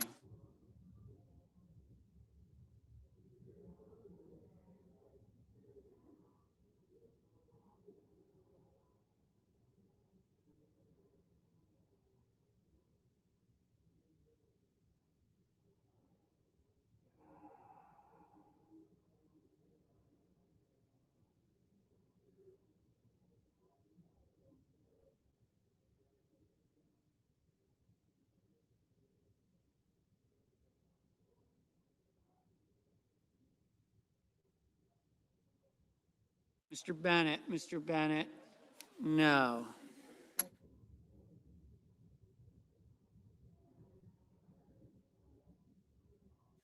Ms. Klobuchar, no.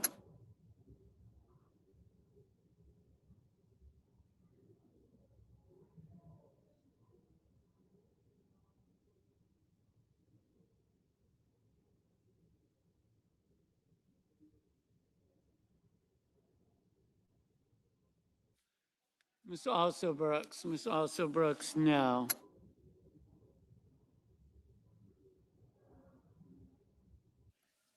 Ms. Markowski, aye.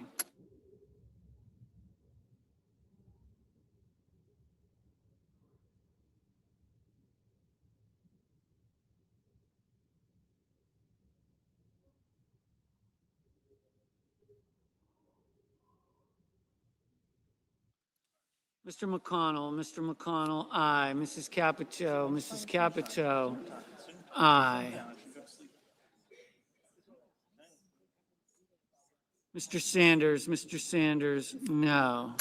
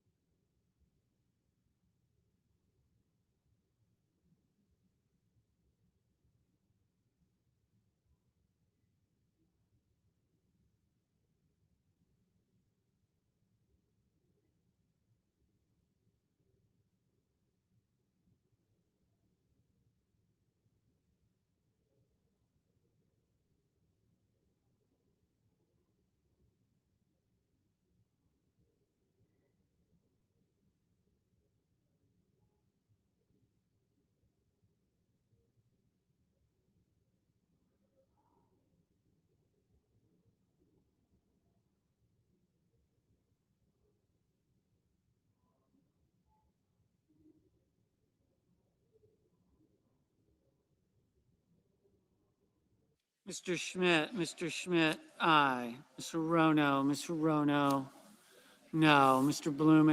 Mr. Blumenthal, no.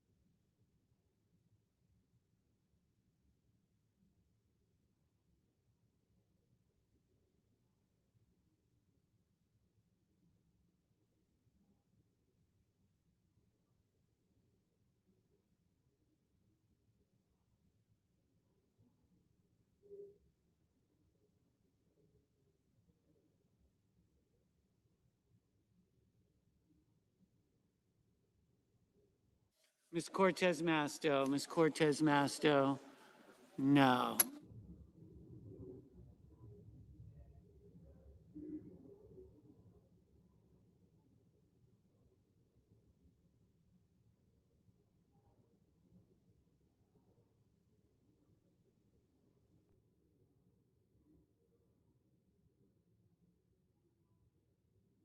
Mr. Durbin, no.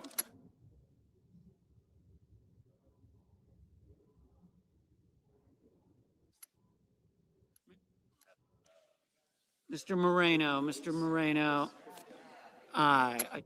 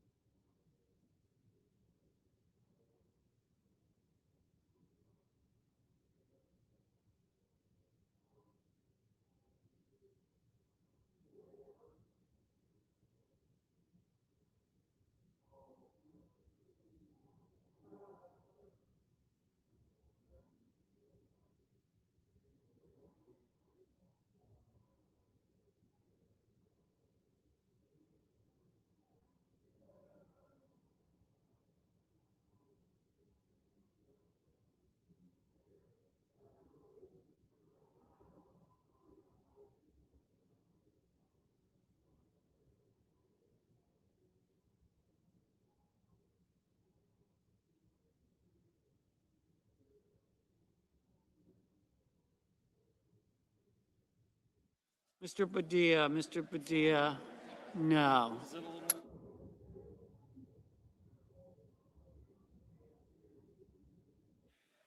Mr. Kane, no.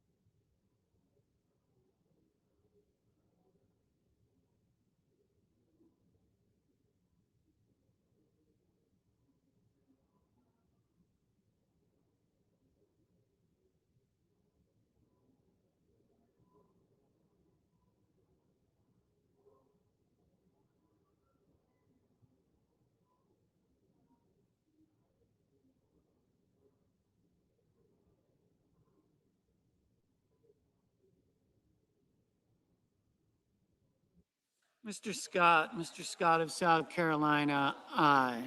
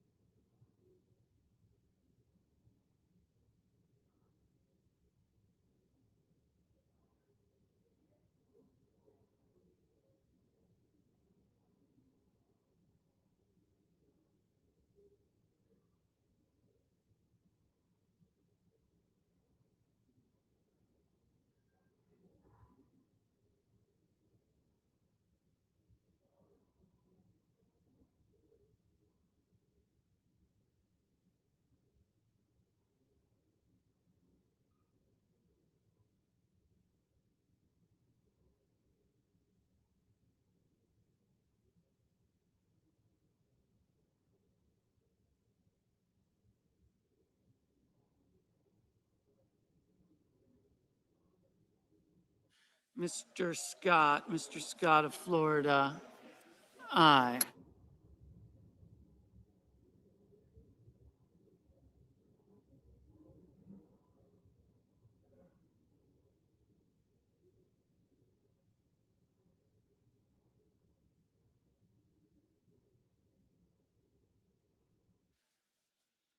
Mrs. Gillibrand, no. Mr. Graham, aye.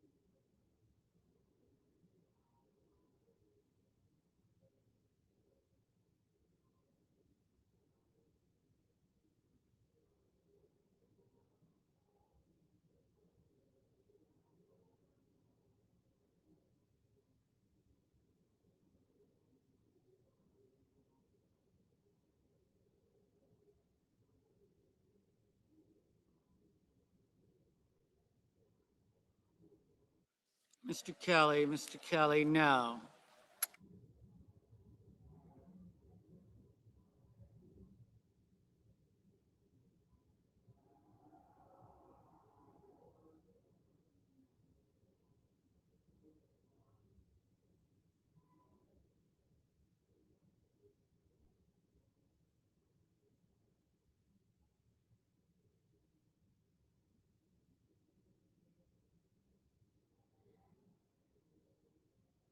Ms. Cantwell, no.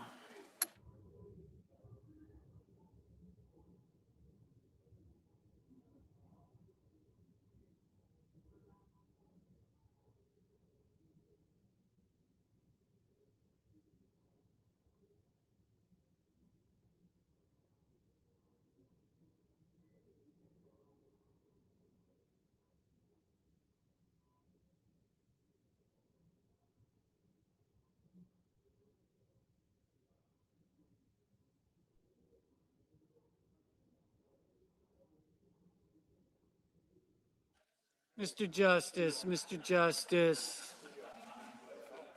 Aye.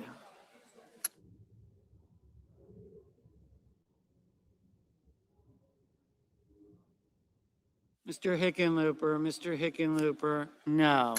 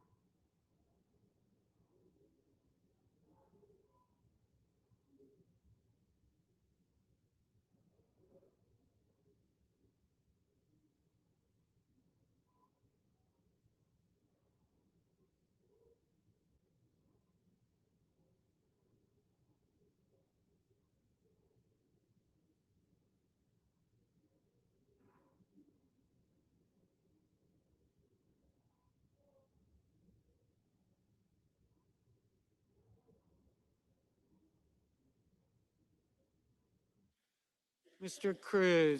Cruz, aye.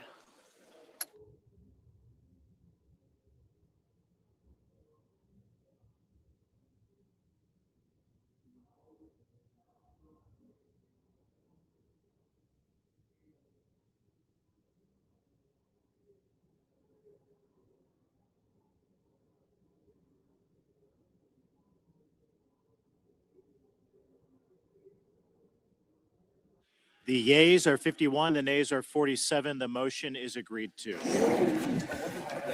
Mr. President, The majority leader, thank you, Mr. President. Mr. President, I withdraw the motion to proceed to calendar number 311, HR 7147. the senator has that right. The motion is withdrawn. Mr. President, I move to table the Schumer motion to suspend Rule 25. The question is on the motion. Is it just to speak? Is there an objection? He knows the absolute quorum, we'll let him speak so he can. Without objection, the clerk will call the roll. Oh, Mr. President, point of quorum. Ms. Alsobrooks. Yes.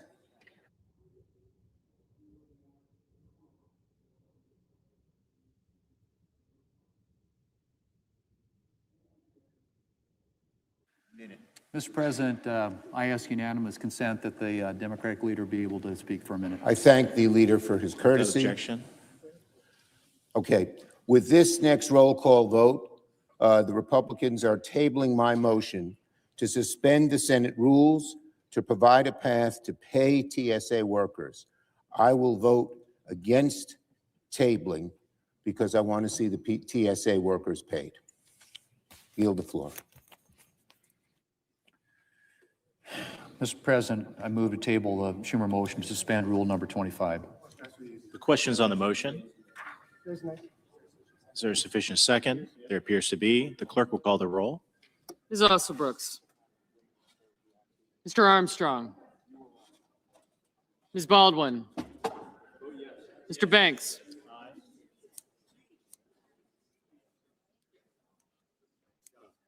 Thank you. Thank you. Thank you. Thank you. Thanks. Berkeley. Thank you. Thank you.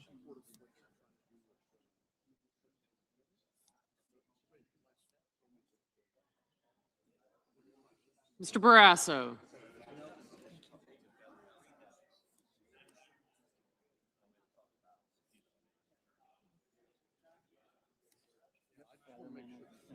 Thanks.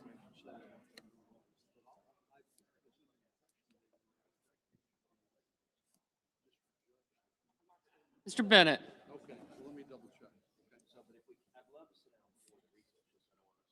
Mrs. Blackburn.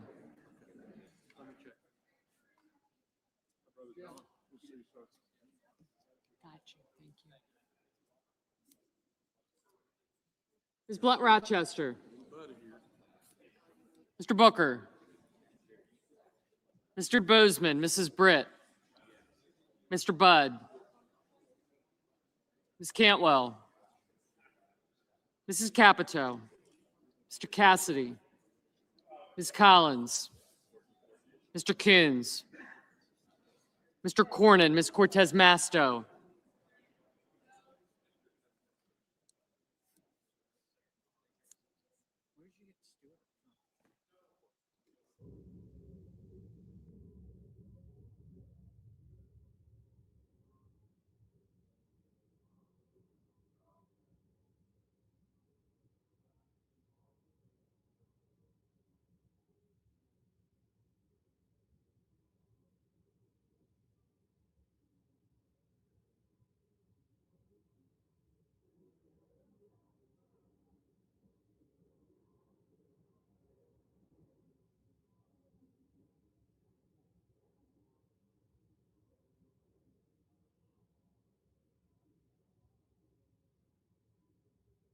Ms.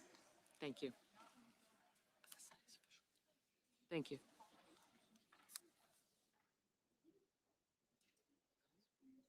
Mr. Cotton, Mr. Kramer. Mr. Crapo. Mr. Cruz, Mr. Curtis. Mr. Daines, Ms. Duckworth. Mr. Durbin. Ms. Ernst. Mr. Fetterman. Mrs. Fisher. Mr. Gallego. Mrs. Gillibrand. Mr. Graham. Mr. Grassley. Mr. Haggerty. Ms. Hassan. Mr. Hawley. Mr. Heinrich. Mr. Hickenlooper. Ms. Hirono. Mr. Hoven. Mr. Husted. Mrs. Hyde-Smith. Mr. Johnson. Mr. Justice. Mr. Kane. Mr. Kelly. Mr. Kennedy. Mr. Kim. Mr. King. Ms. Klobuchar. Mr. Lankford. Mr. Lee. Mr. Lujan. Ms. Lummis. Mr. Markey. Mr. Marshall. Mr. McConnell. Mr. McCormick. Mr. Merkley. Mrs. Moody. Mr. Moran. Mr. Marino. Ms. Murkowski. Mr. Murphy. Mrs. Murray. Mr. Ossoff. Mr. Padilla. Mr. Paul. Mr. Peters. Mr. Reed. Mr. Ricketts. Mr. Risch.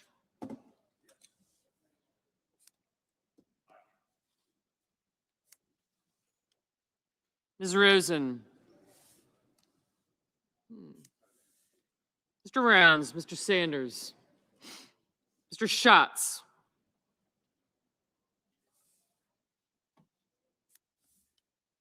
Mr. Schiff. Mr. Schmidt. Mr. Schumer. Mr. Scott of Florida. Mr. Scott of South Carolina. Mrs. Shaheen. Mr. Sheehy. Ms. Slapkin.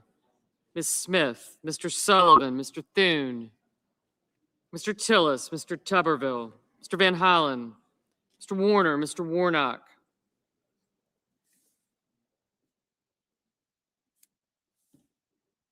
Ms. Warren. Mr. Welch. Mr. Whitehouse. Mr. Wicker. Mr. Wyden. Mr. Young.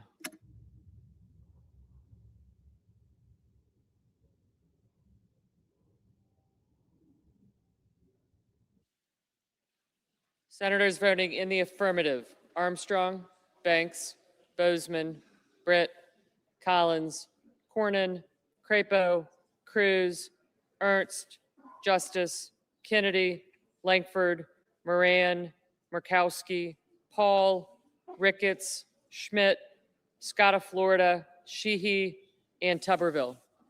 Senators voting in the negative: Alsobrooks, Blumenthal, Coons, Cortez Masto, Fetterman, Gillibrand, Heinrich, Hickenlooper, Kelly, Kim, King, Merkley, Murray, Ossoff, Padilla, Sanders, Schumer, and Smith.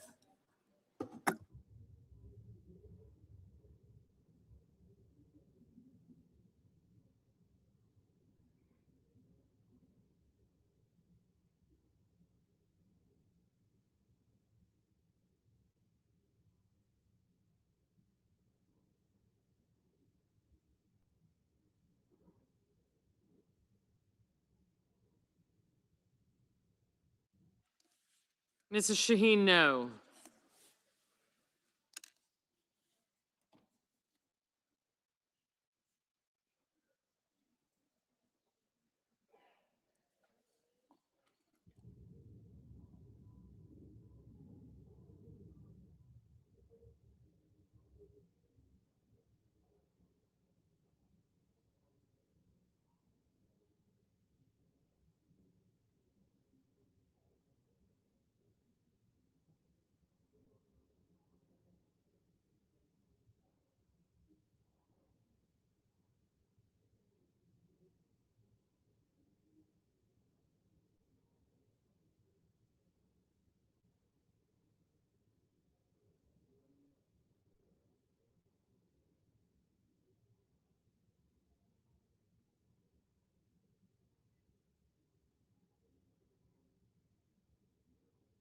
Mr. Schiff, no. Ms. Blunt Rochester, no.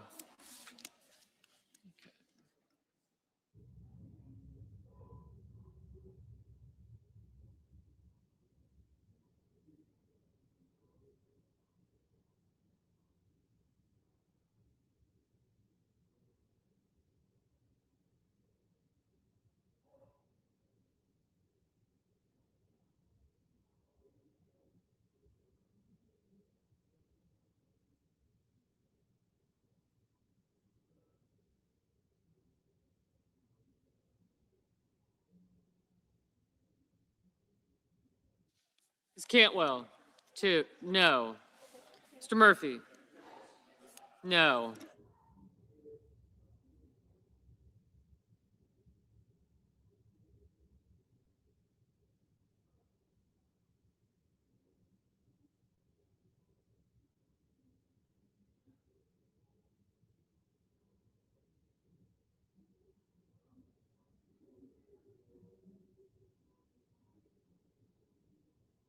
Mr. Rounds, aye.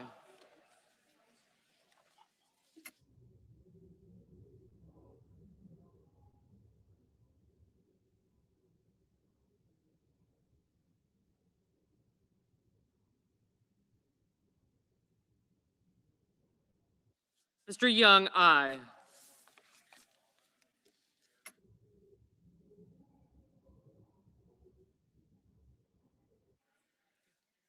Mr. Whitehouse, no. Mr. Lujan, no.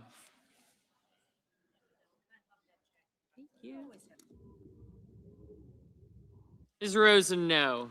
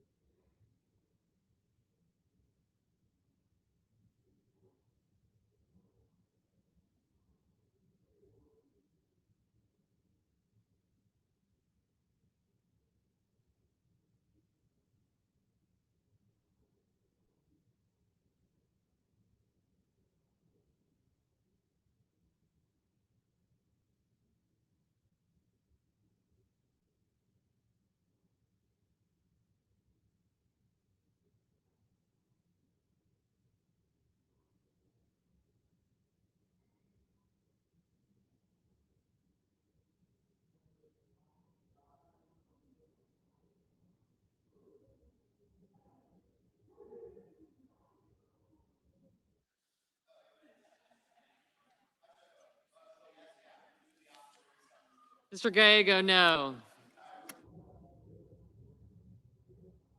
Mr. Welch, no.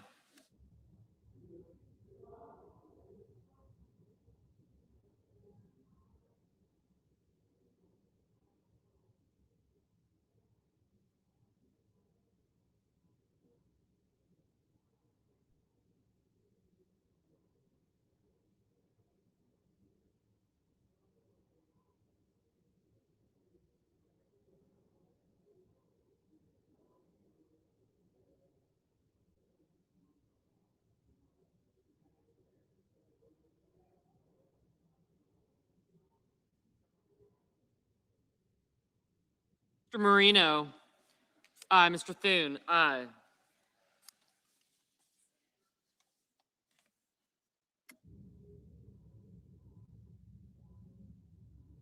Mr. Schatz.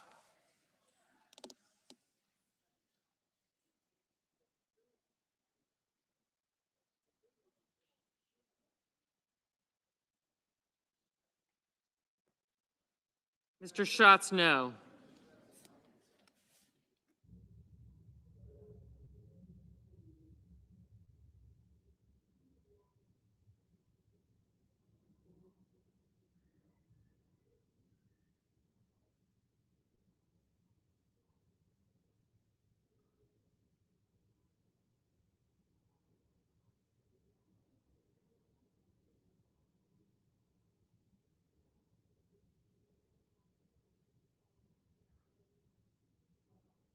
Mr. Wyden.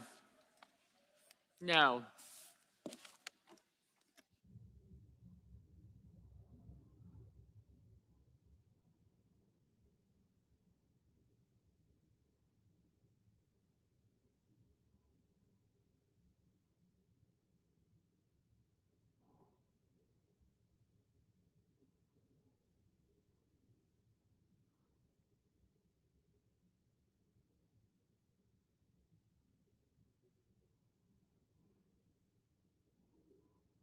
Mr. Budd, aye.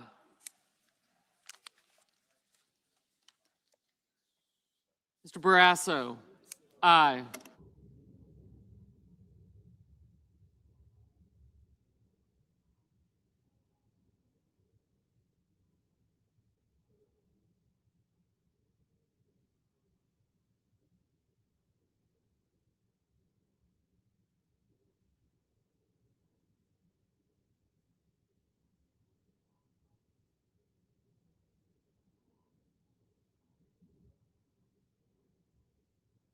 Mr. Graham, aye. Mr. Warnock. No. Mr. Scott of South Carolina, aye.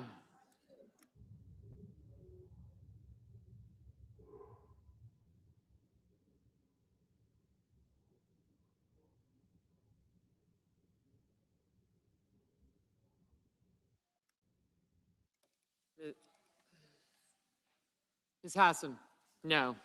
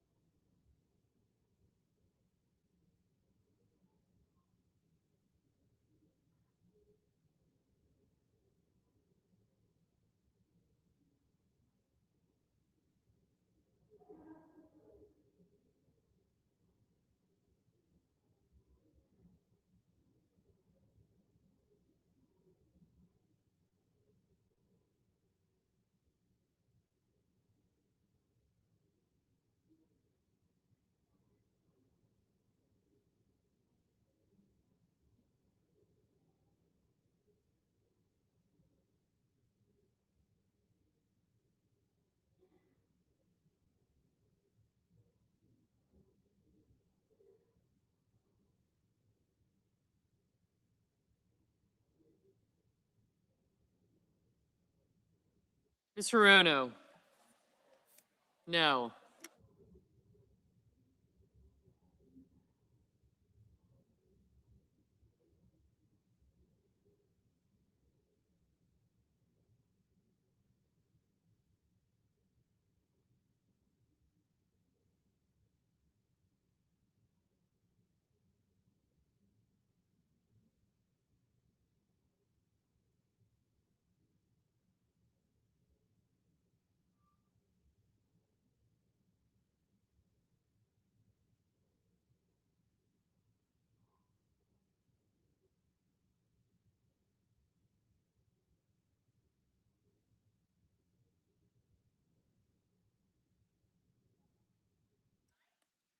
Mrs. Hyde Smith, aye.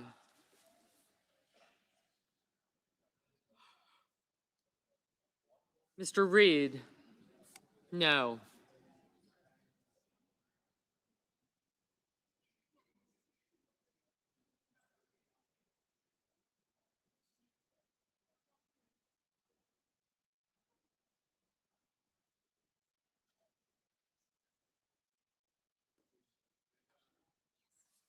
Mrs. Capito, aye. Mr. Markey? No.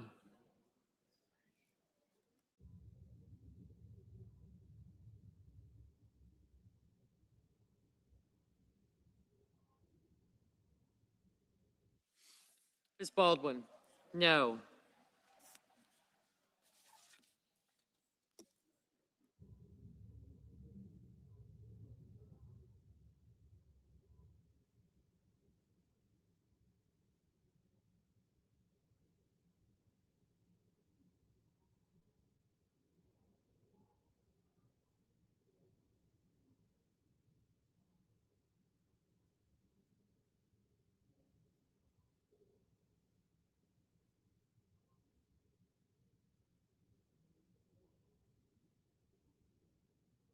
Mr. Peters, no.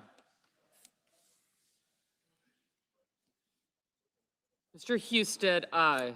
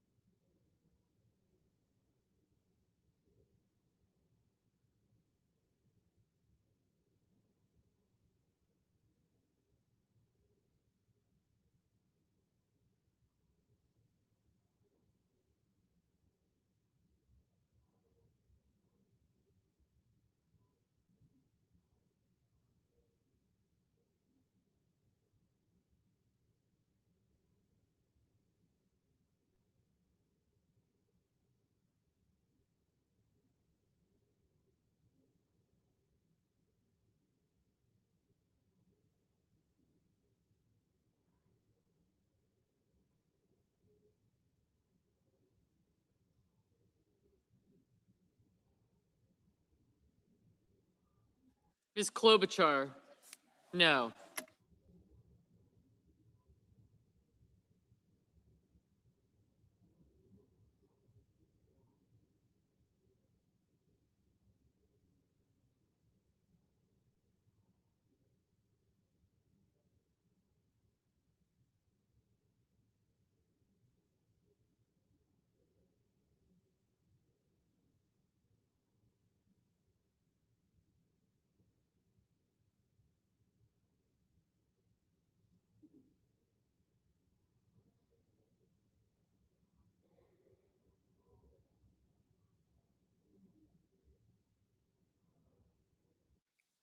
Mr. Kramer, aye.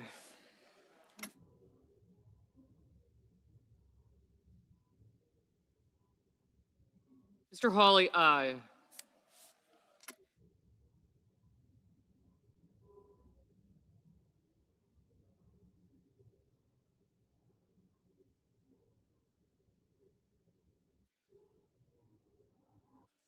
Mr. Booker, no.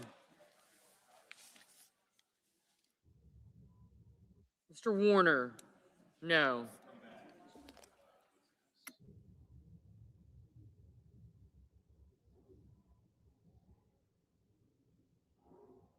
Mr. Wicker, aye. 1, 2, 3.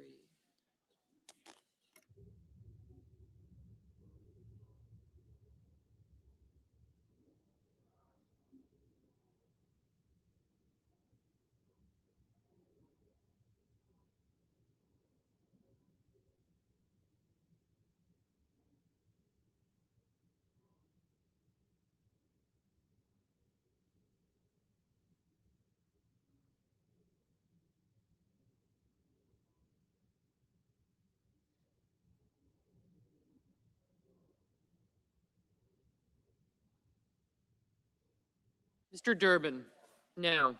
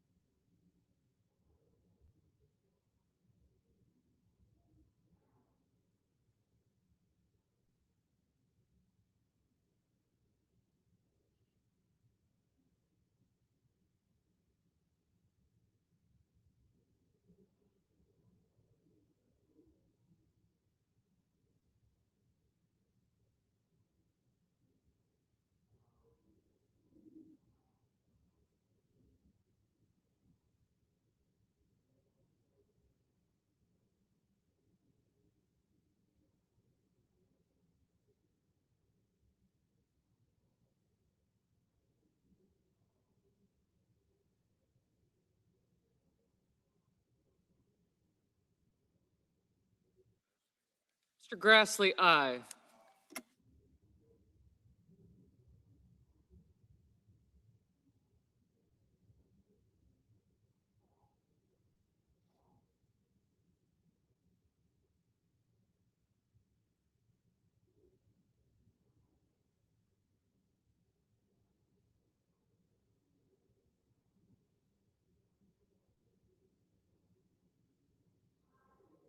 Mrs. Blackburn, aye.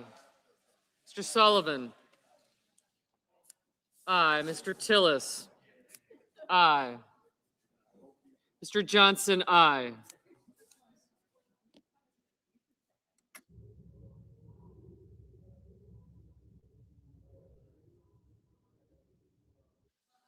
Ms. Lummis, aye. Mrs. Fisher, aye.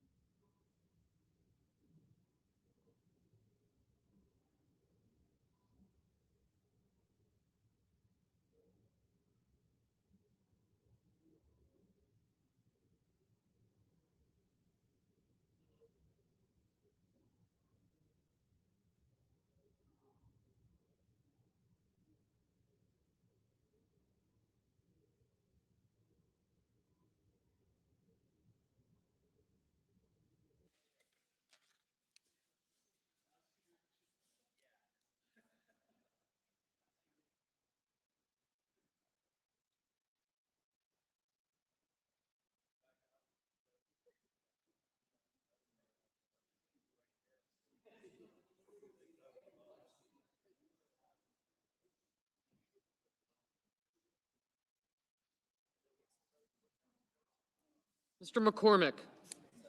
Aye. Mr. Marshall? Aye. Ms. Warren? No.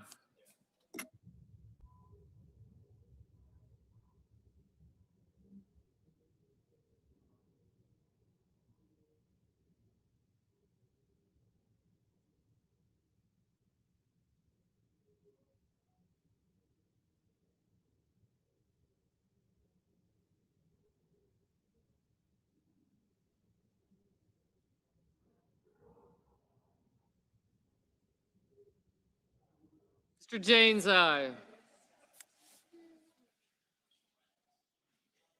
Ms. Duckworth? No.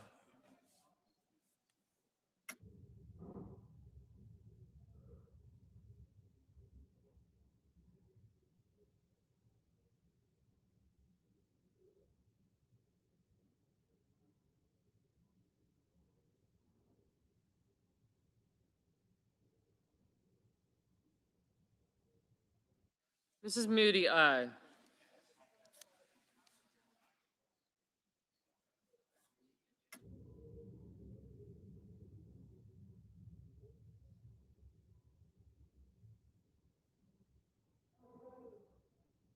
Mr. Cassidy, aye.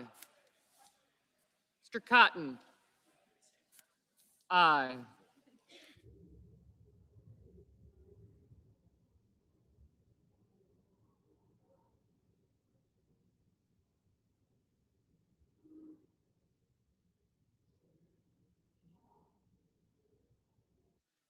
Mr. Risch? Aye.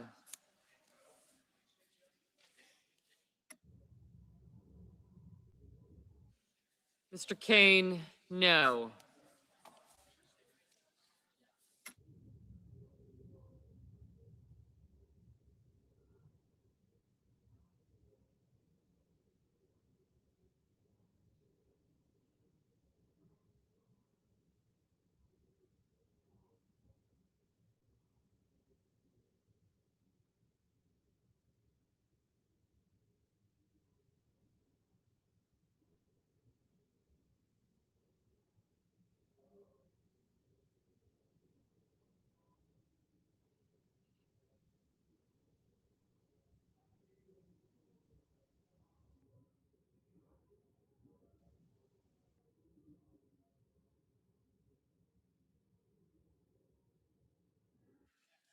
Mr. Haggerty, aye.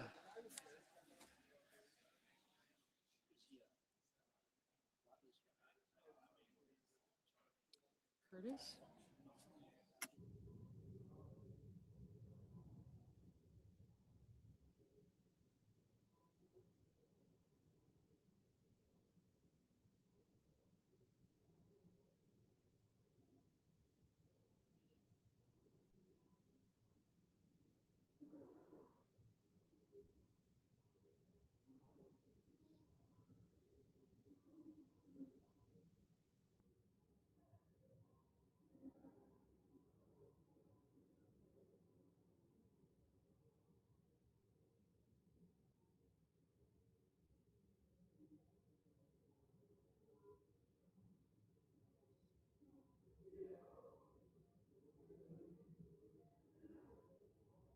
Mr. Curtis, aye.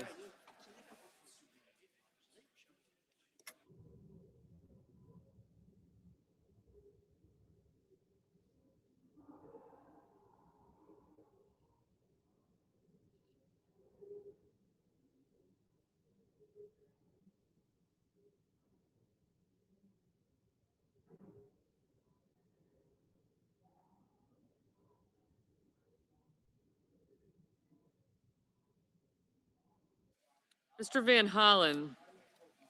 No.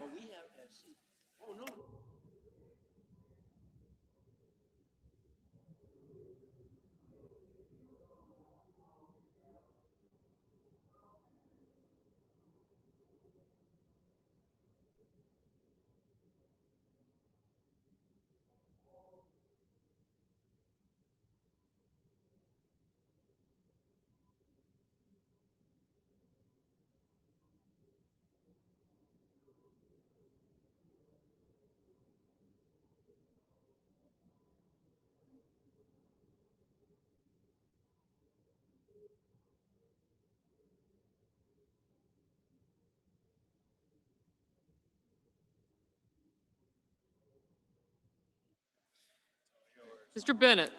No.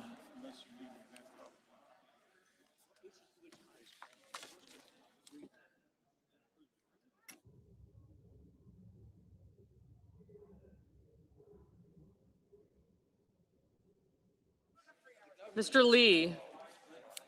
Aye.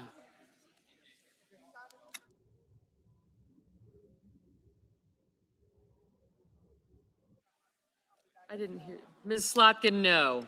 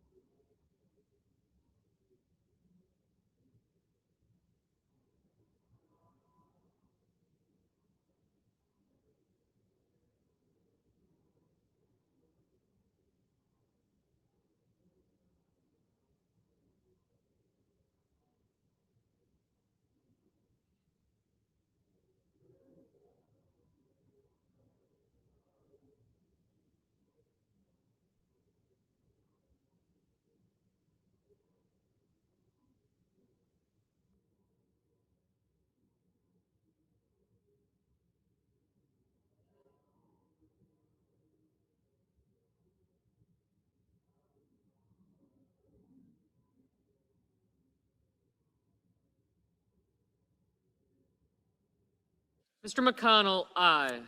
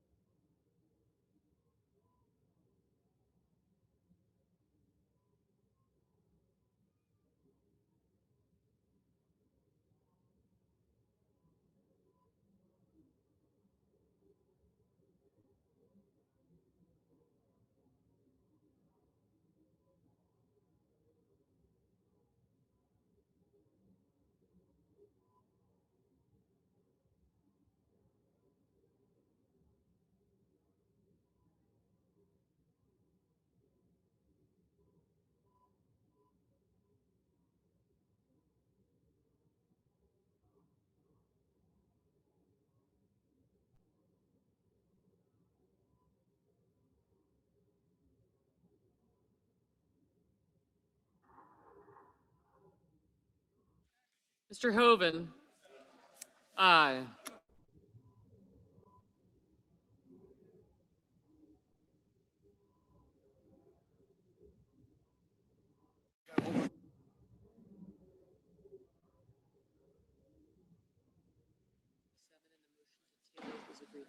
On this vote, the yeas are 53, the nays are 47, and the motion to table is agreed to. Mr. President, Majority Leader. thank you. I move to table the motion to refer the bill to the Committee on Rules and Administration to report back forthwith with instructions. Questions on the motion? Is there sufficient second? There appears to be. The clerk will call the roll. Ms. Ossobrooks. Mr. Armstrong. Ms. Baldwin. Mr. Banks. Mr. Barrasso. Mr. Bennett. No. You're an aye? And you're a no. Thank you. Haggerty's aye. Thank you. Nope. He's got a good nose job. Thank you. Thank you. Thank you. Thank you.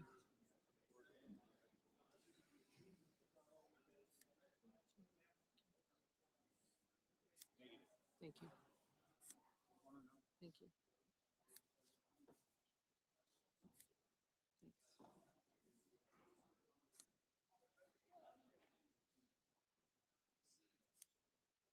Mrs. Blackburn.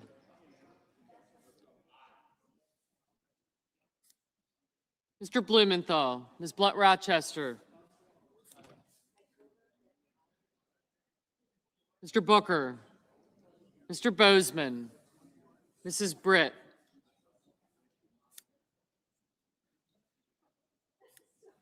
Mr. Budd. Ms. Cantwell. Mrs. Capito. Mr. Cassidy.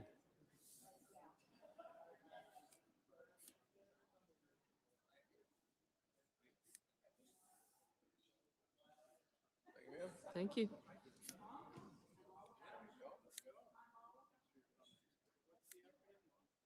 Ms. Collins. Mr. Coons. Mr. Cornyn. Ms. Cortez Masto. Mr. Cotton. Mr. Kramer. Mr. Crapo. Mr. Cruz. Mr. Curtis. Mr. Daines. Thank you.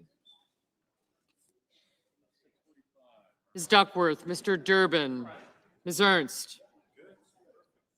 Mr. Fetterman. Mrs. Fisher.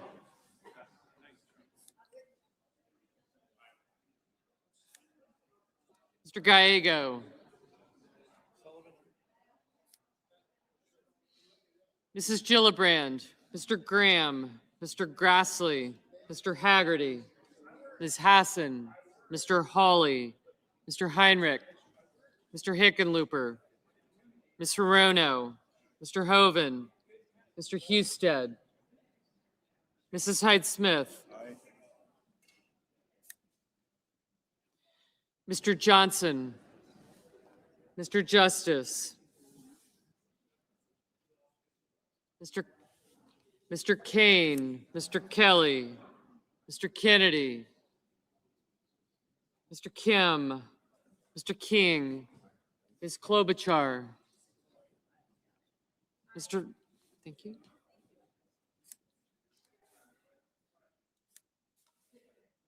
Mr. Langford, Mr. Lee, Mr. Lujan, Ms. Lummis, Mr. Markey,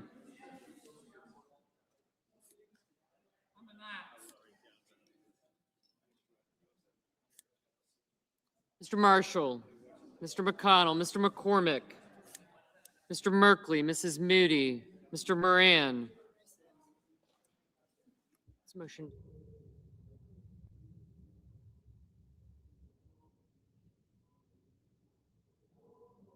Gotcha. Mr. Marino, Ms. Murkowski, Mr. Murphy.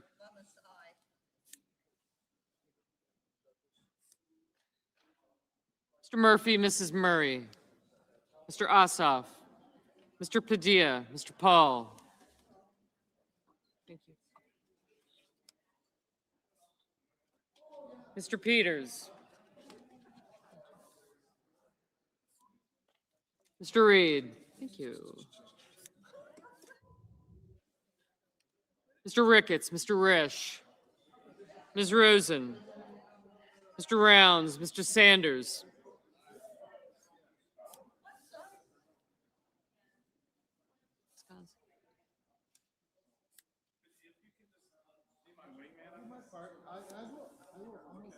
Mr. Schatz, Mr. Schiff, Mr. Schmidt, Mr. Schumer, Mr. Scott of Florida, Mr. Scott of South Carolina, Mrs. Shaheen, Mr. Sheehy, Ms. Slotkin, Ms. Smith, Mr. Sullivan, Mr. Thune, Mr. Tillis, Mr. Tuberville.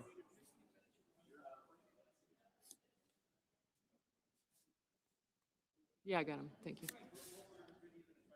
Mr. Van Hollen, Mr. Warner, Mr. Warnock, Ms. Warren, Mr. Welch, Mr. Whitehouse, Mr. Wicker, Mr. Wyden, Mr. Young.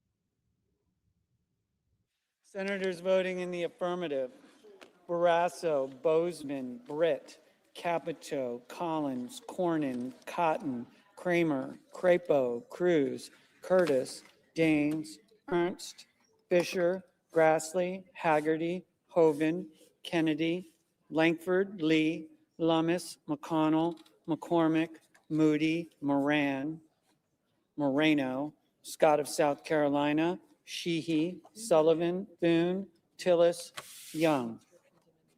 Senators voting in the negative: Bennett, Blunt Rochester, Fetterman, Gillibrand, Heinrich, Kane, Kelly, Klobuchar, Lujan, Merkley, Padilla, Sanders, Schatz, Schumer, Slotkin, Smith, Van Hollen, Warner, Warren, Welch, Whitehouse, Wyden.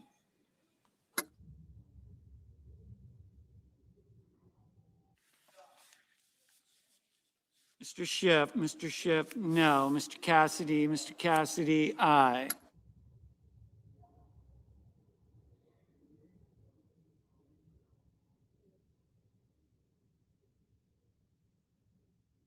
Ms. Duckworth, no. Ms. Baldwin, no. Mrs. Shaheen, no. Mr. Markey, no. Mr. Gallego, no.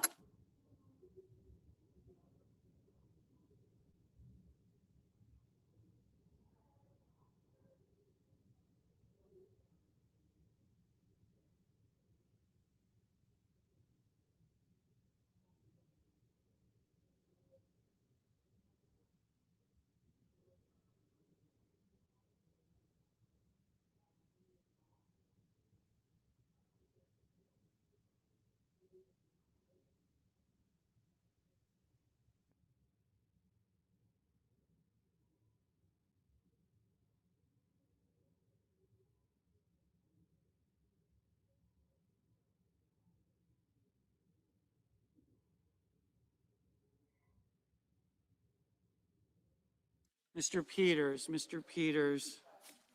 no.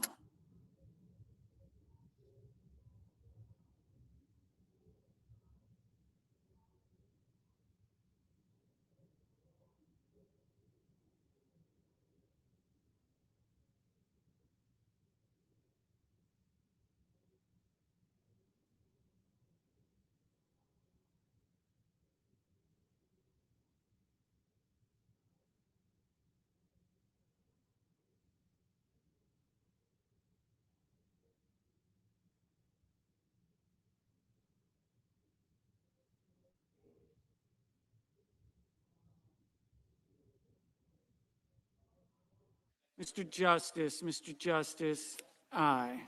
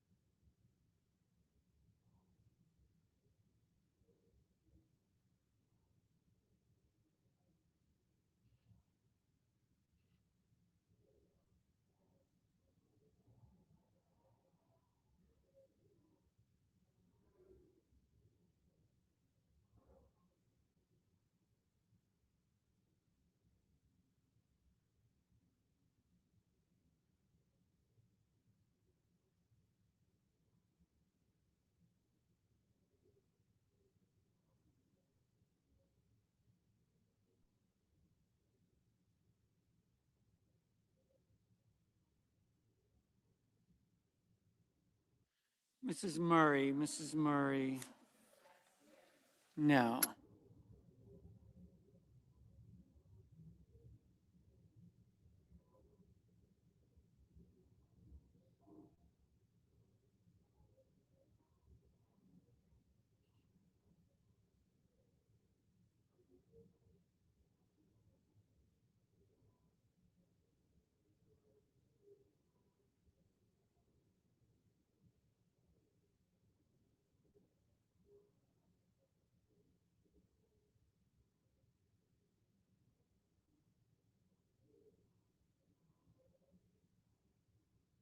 Ms. Murkowski, aye.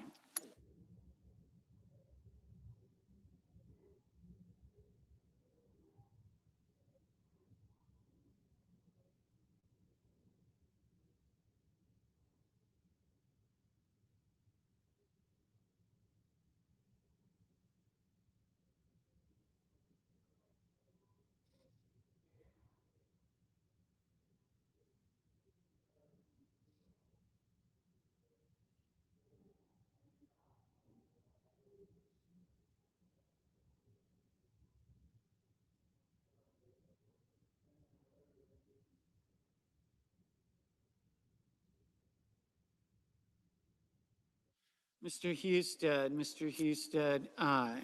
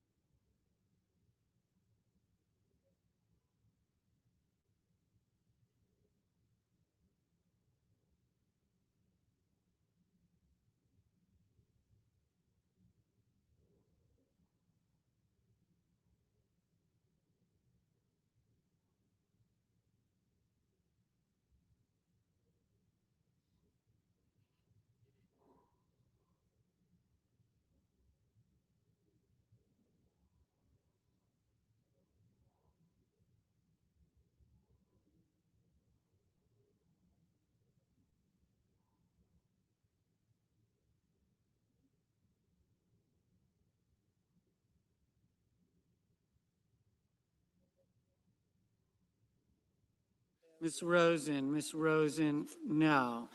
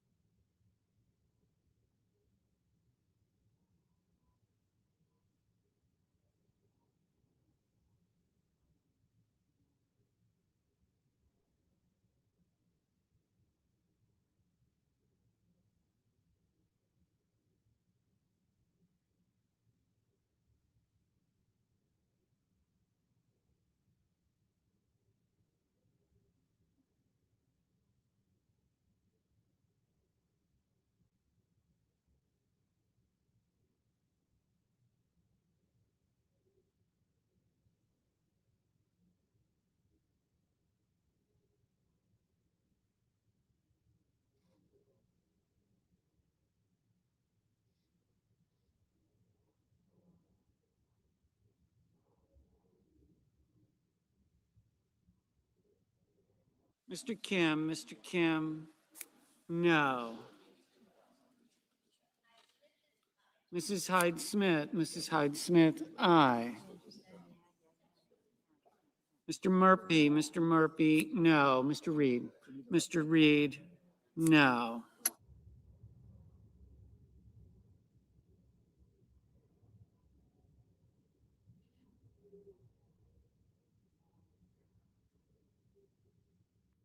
Mr. Rono, no. Mr. Armstrong, aye.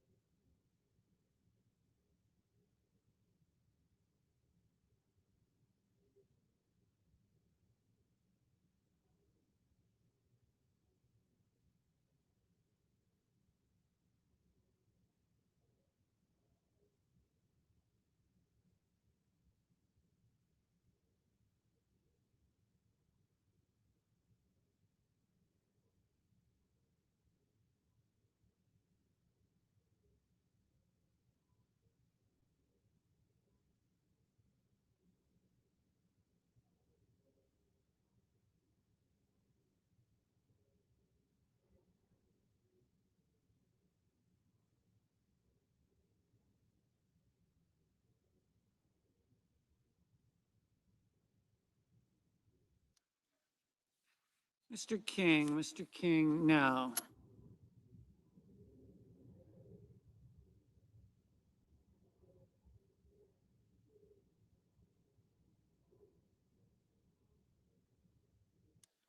Mr. Banks, no. Mr. Hickenlooper, no. Mr. Ossoff, no.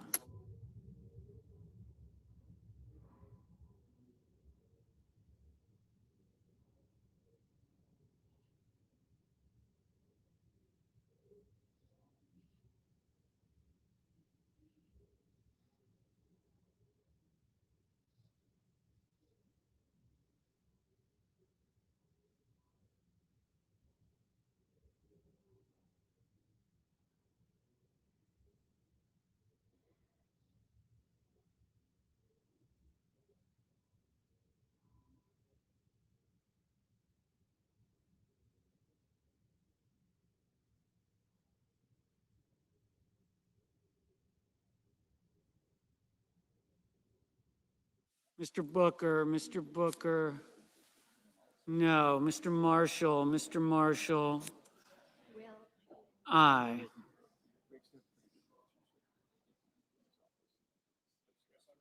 Mr. Johnson, aye.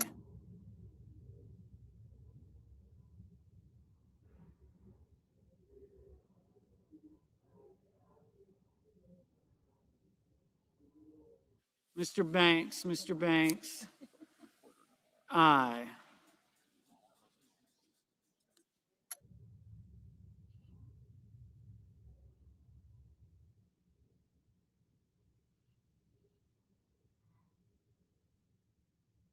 Ms. Cortez Masto, no.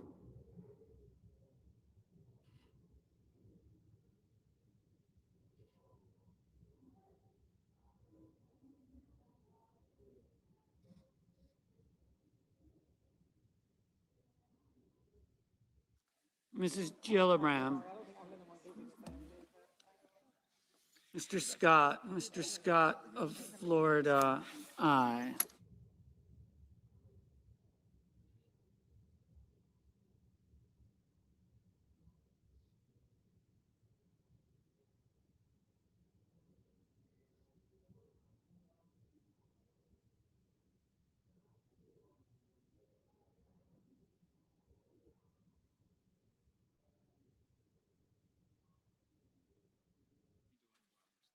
Mr. Ricketts, aye.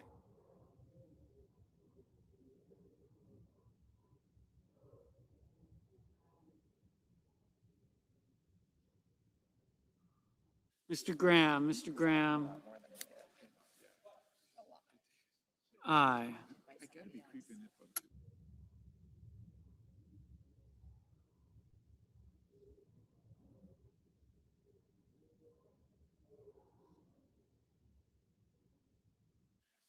Ms. Cantwell, no.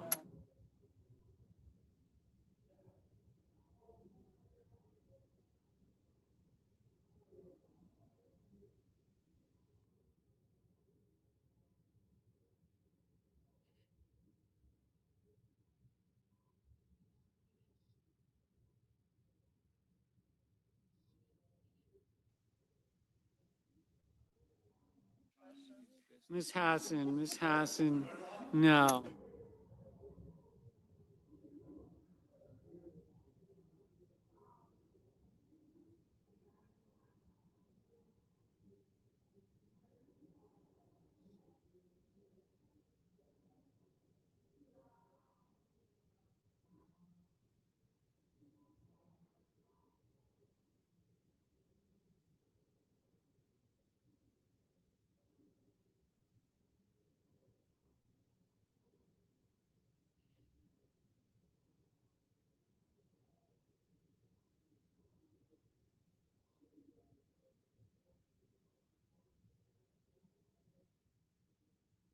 Mr. Blumenthal, no.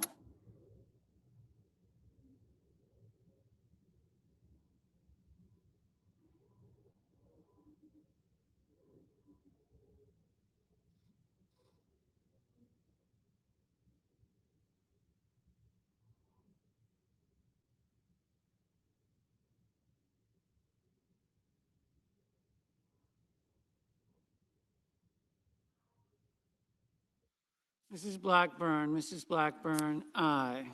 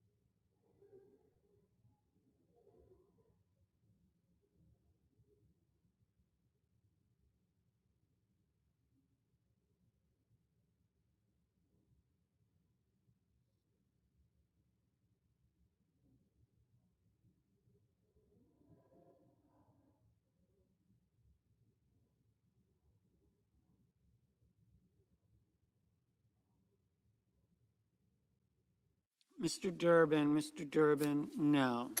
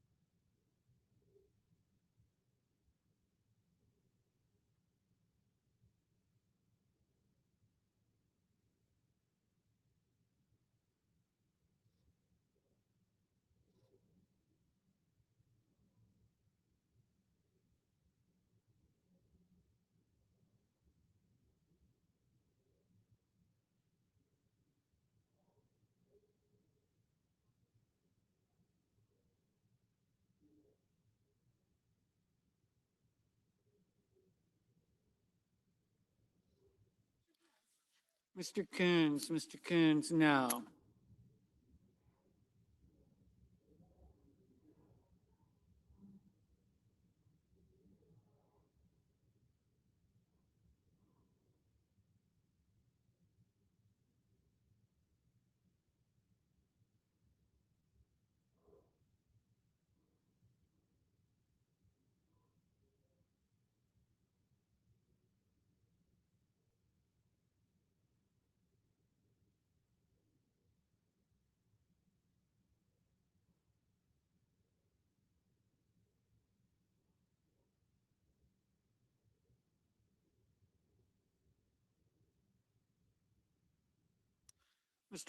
Mr. Hawley, aye. Ms. Also Brooks, no. Mr. Warnock, no.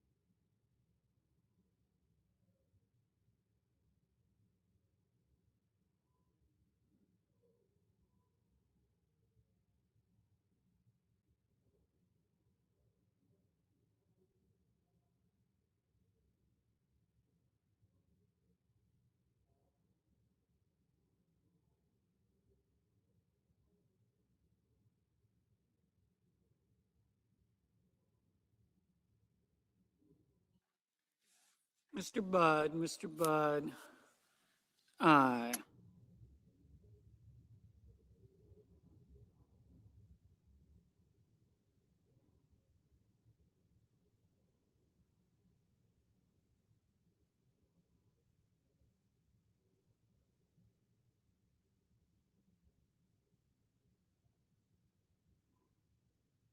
Mr.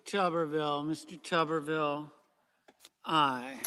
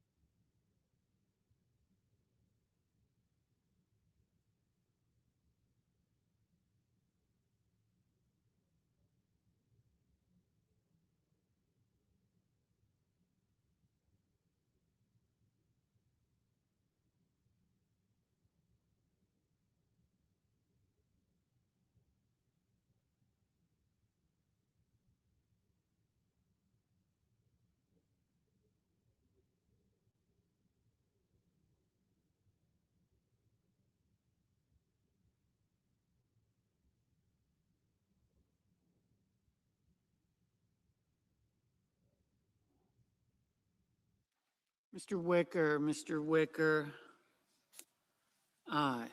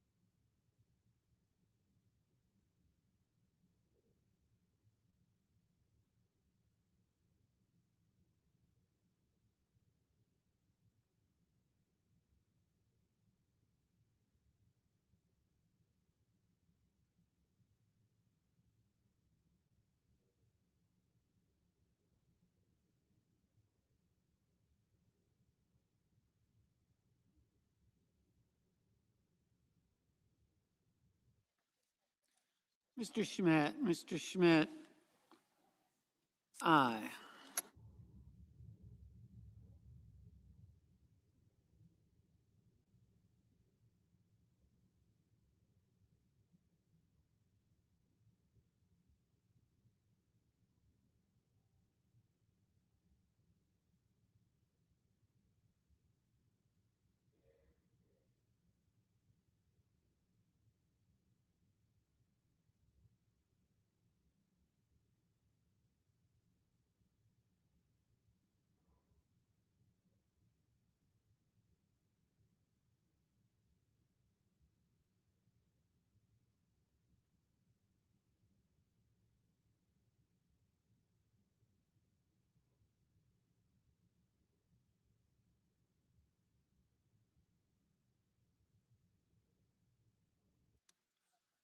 Mr. Paul, aye.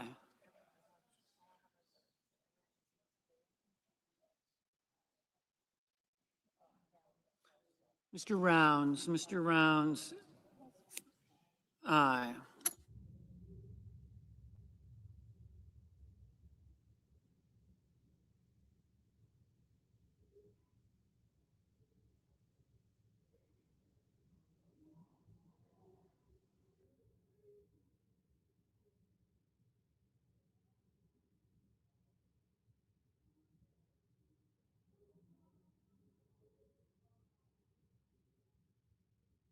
Mr. Risch, aye.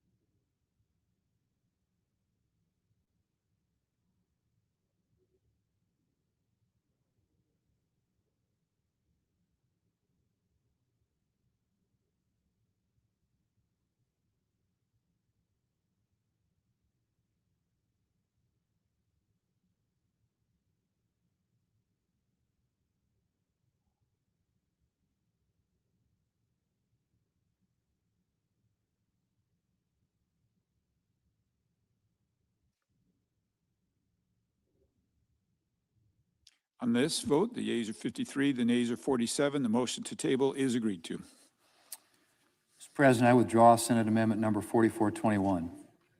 Senator has that right. And I call up Husted Amendment number 4732 to the motion to concur with amendment. The clerk will report.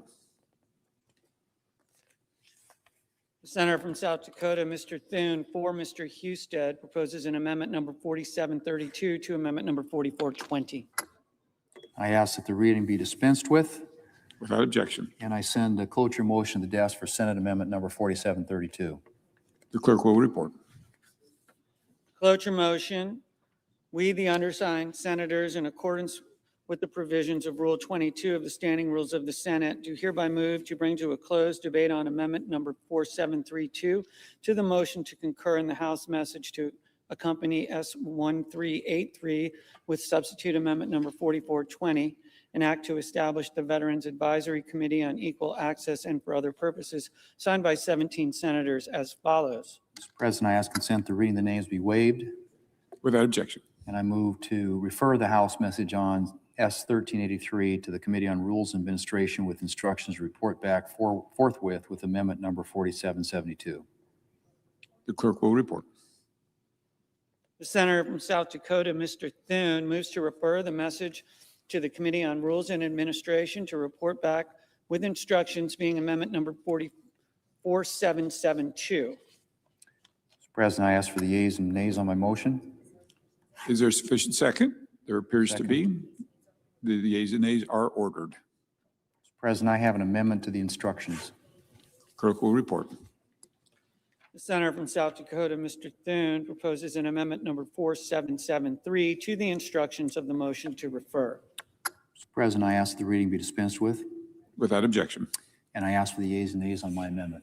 Is there a sufficient second? Second. There appears to be. The yeas and nays are ordered.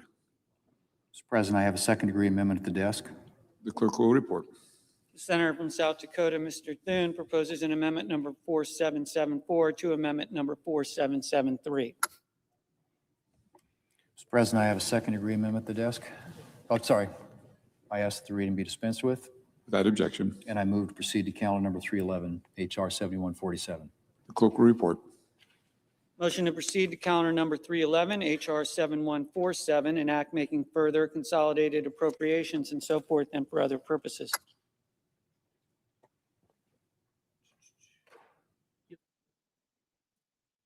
Mr. President, I yield the floor. Suggest the absence of quorum. Clerk will call the roll. Ms. Alsobrooks.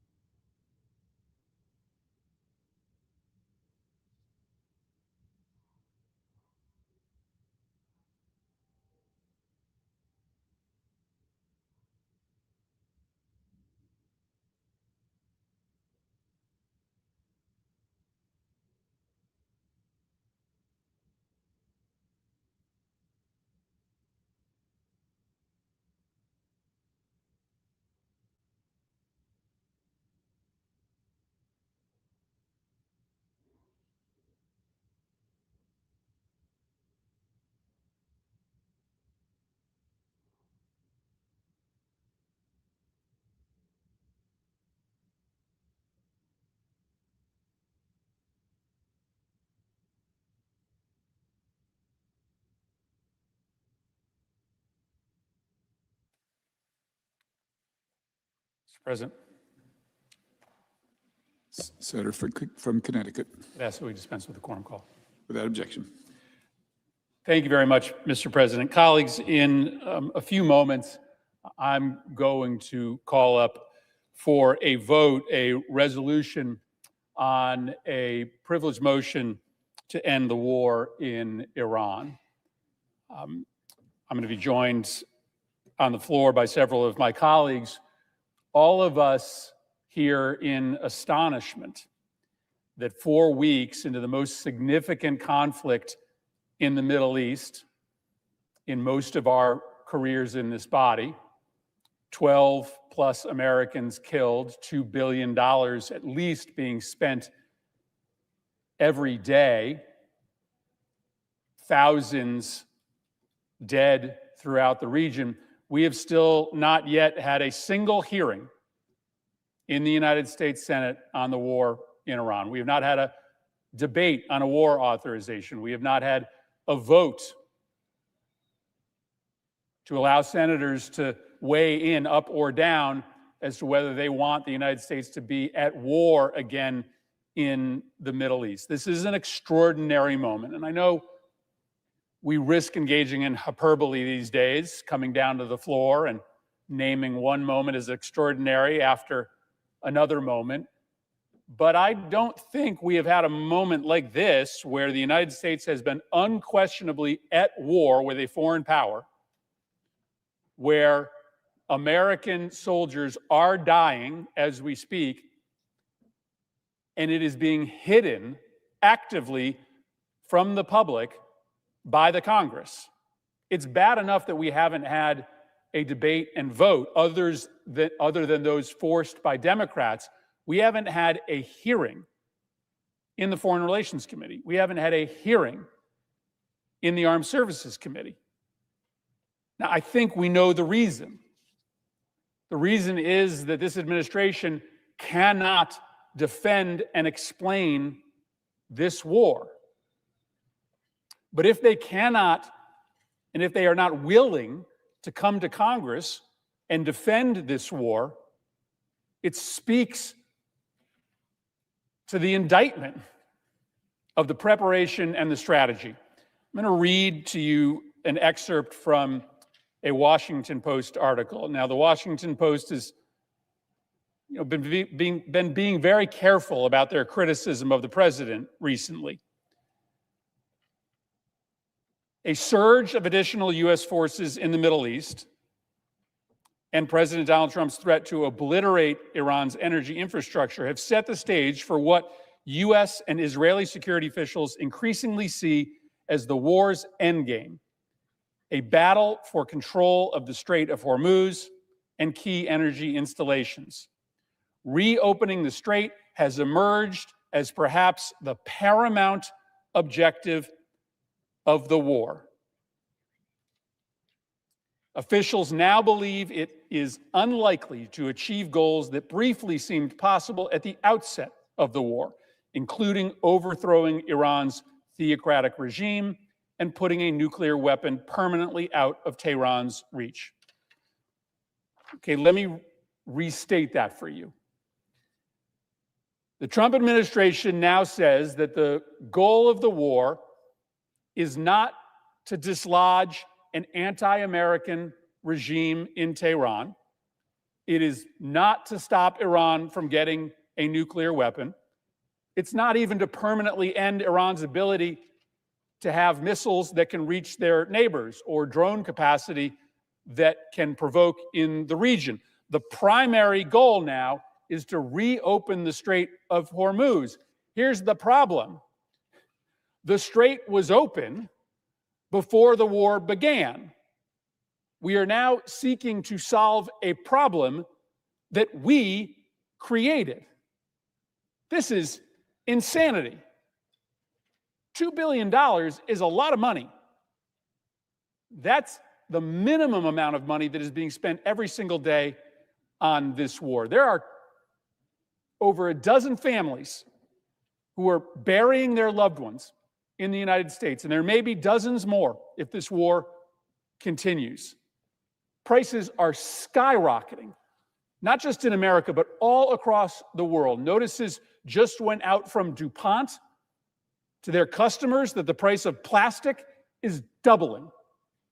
The price at the pump in many states is at $4, $5, and going higher. Fertilizer soon to be unaffordable for American farmers. The consequences of this war are stunning in their scope.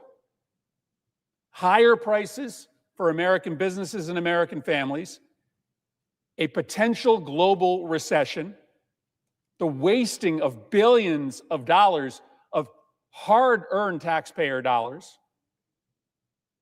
and new conflicts in the region that didn't exist before the war began.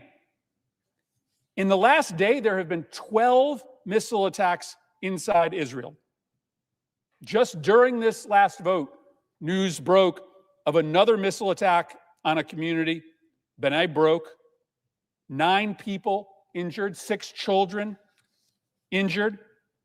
Just in the last week, multiple missile and drone attacks on cities throughout Israel. 6 ballistic missiles from 2 separate attacks hit the Kurdish region in Iraq, killing 6 Kurdish fighters. An Iranian missile attack on the UK-US base in Diego Garcia. That's 2,500 miles away from Tehran.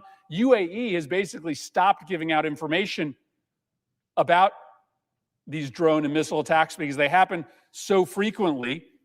But on Monday, they did publicize they engaged with 16 drones and 7 ballistic missiles. That was just on Monday. Israel has invaded Lebanon. Those 2 countries are on the verge of full-scale war. 1/6 of the population of Lebanon has already been displaced. Syria is at risk of falling apart again. We have created a catastrophe in the Middle East. We are lighting taxpayer dollars on fire. We are causing prices to go up for everyone. And what is our new war aim? Reopening the strait that was open before we started the war. This is basic incompetence. I mean, this is what you get when you put talk show hosts and real estate developers in charge of American national security. A war that makes absolutely no sense. Even though our war aims have been reduced to simply undoing the damage that we created, it's not even clear we can accomplish that goal. Word is that Iran has now figured out that they can open the strait for limited purposes if you pay them. And that may now be the permanent state of affairs in the strait, that Iran will decide who gets to go through and who doesn't. That's not what happened before the war. We have created a new reality in which Iran has more power over the global economy than they have ever had before. We have not been able to stop their ability to project power. They're still today, 4 weeks into the war, firing missiles and drones at their neighbors. The regime that is in charge now is, according to analysts, worse than the regime that it replaced. Yes, we killed a whole bunch of people, including the supreme leader, but from everything we understand, the group now in charge is more adversarial to U.S. interests and is going to be more provocative in the region. So this war makes absolutely no sense. And the only way to save American consumers, the only way to try to put the pieces back together in the region is for the war to end.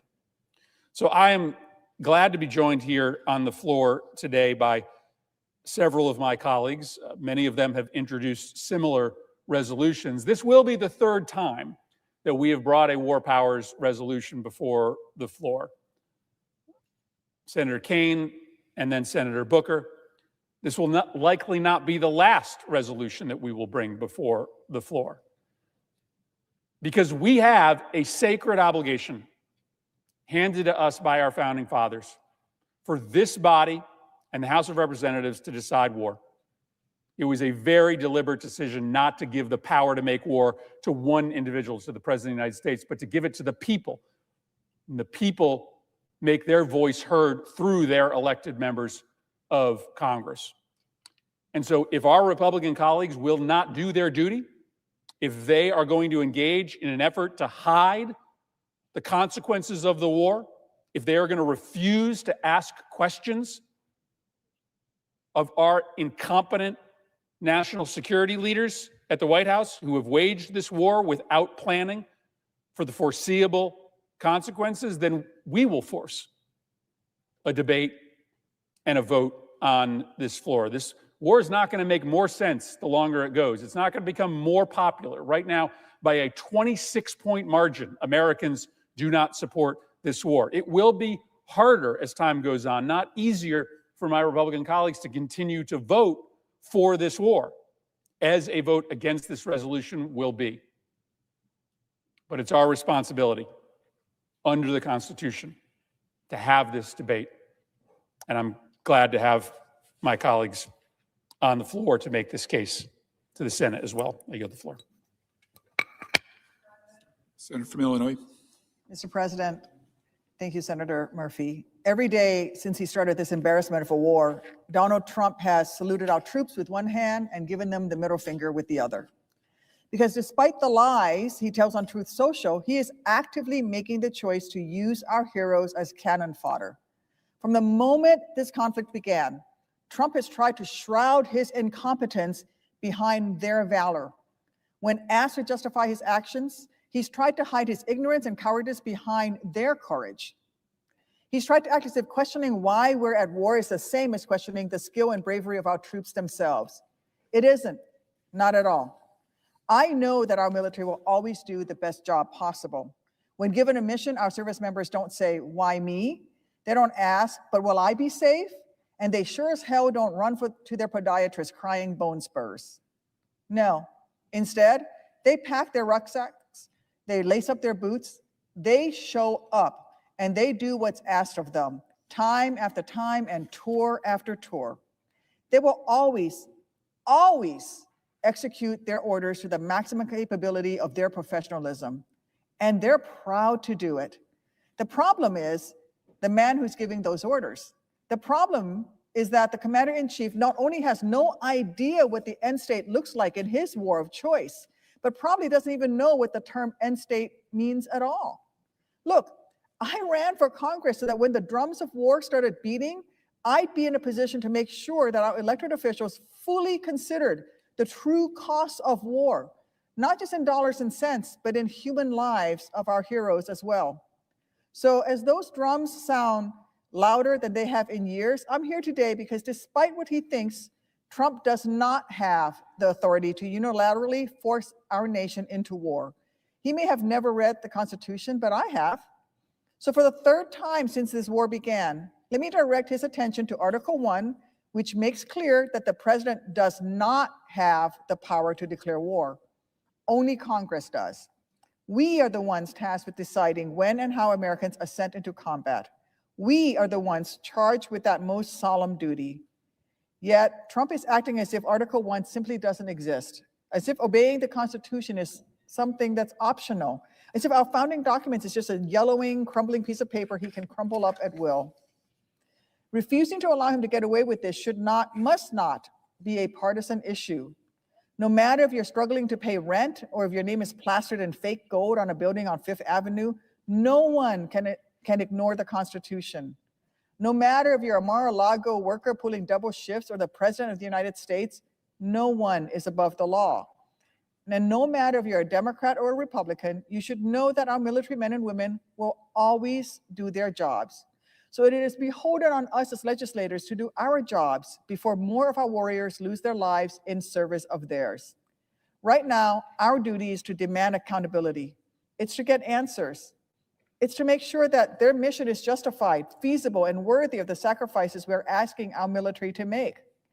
That's why I'm here today, to make sure that we never again get ourselves into an ego-driven forever war, just like we experienced the last time a president rashly sent our sons and daughters into an unjustified war in Iraq. I'm here now to stop a man who was never brave enough to serve in uniform himself from using our heroes as cannon fodder. Look, I am no dove. I know there are certain solemn, urgent times when our military must make the call and be caught up to defend our nation. There are certain moments when the threat in question is significant and imminent, when military force is the most effective tool at hand, when using it is necessary to protect Americans, and when using military force will not create more threats that it eliminates. Trump has shown no evidence that this was one of those times, yet he's had almost a month to do so. But if the administration actually does believe that this war is justified, then they need to come to Congress and tell us why. We're not hard to find. The Capitol is the building with the big dome on top. It's about a 20-minute walk from the White House. They just need to walk through our doors and actually do their jobs. They need to explain their case, respecting the American people enough to tell them why they're being forced to take on the cost of this conflict. They need to prove that they've thought this through, that they can tell us what their plan is to stop this war. They need to show us that they have even a concept of a plan of how to get to an end state in Iran that would make us safer, not more threatened. Then, when their case has been made, when Congress's debate is done, we in these chambers must vote. It's our job, it's our responsibility, it is our burden. Look, centuries ago, our nation's founders feared that one day America would be burdened with a chief executive who would be too fond of conflict and chaos, and that leader's affinity for bloodshed would have unthinkable consequences for the nation at large. That is why they placed a power to declare war in the hands of Congress, not a single person. Trump won't bear the cost of this war that he started. His children won't serve in harm's way, even though they could volunteer. None of them have. He's been lining his pockets with corrupt billions since the moment he took office, so he won't worry about how far the cost of gas has been driven up by his actions. No, it's the American people. They are the ones who suffer in wars of choice. So it is the American people, through their elected representatives, who should decide when war is worth that cost. And as those elected representatives, it is our obligation to consider the interests of our constituents over those of one man, and to stop our nation from teetering further into this nightmare. That's what we're doing here this evening as we vote on Senator Murphy's War Powers resolution. Americans deserve better than unanswered questions, unjustified conflict, and unnecessary tragedy. Our men and women in uniform sure as hell do as well. So until we get some answers, I will keep coming to this floor. I will keep voting to withdraw our sons and daughters from hostilities with Iran. And I'm going to keep working to prevent the boots on the ground that the president so casually, so callously threatens when he talks with the press. And I'm going to keep demanding that the administration end this deadly vanity project if they cannot justify the cost we've already been forced to bear, both in dollars and cents, and daughters and sons. It's the least we can do for those willing to sacrifice the most for our nation. I yield back.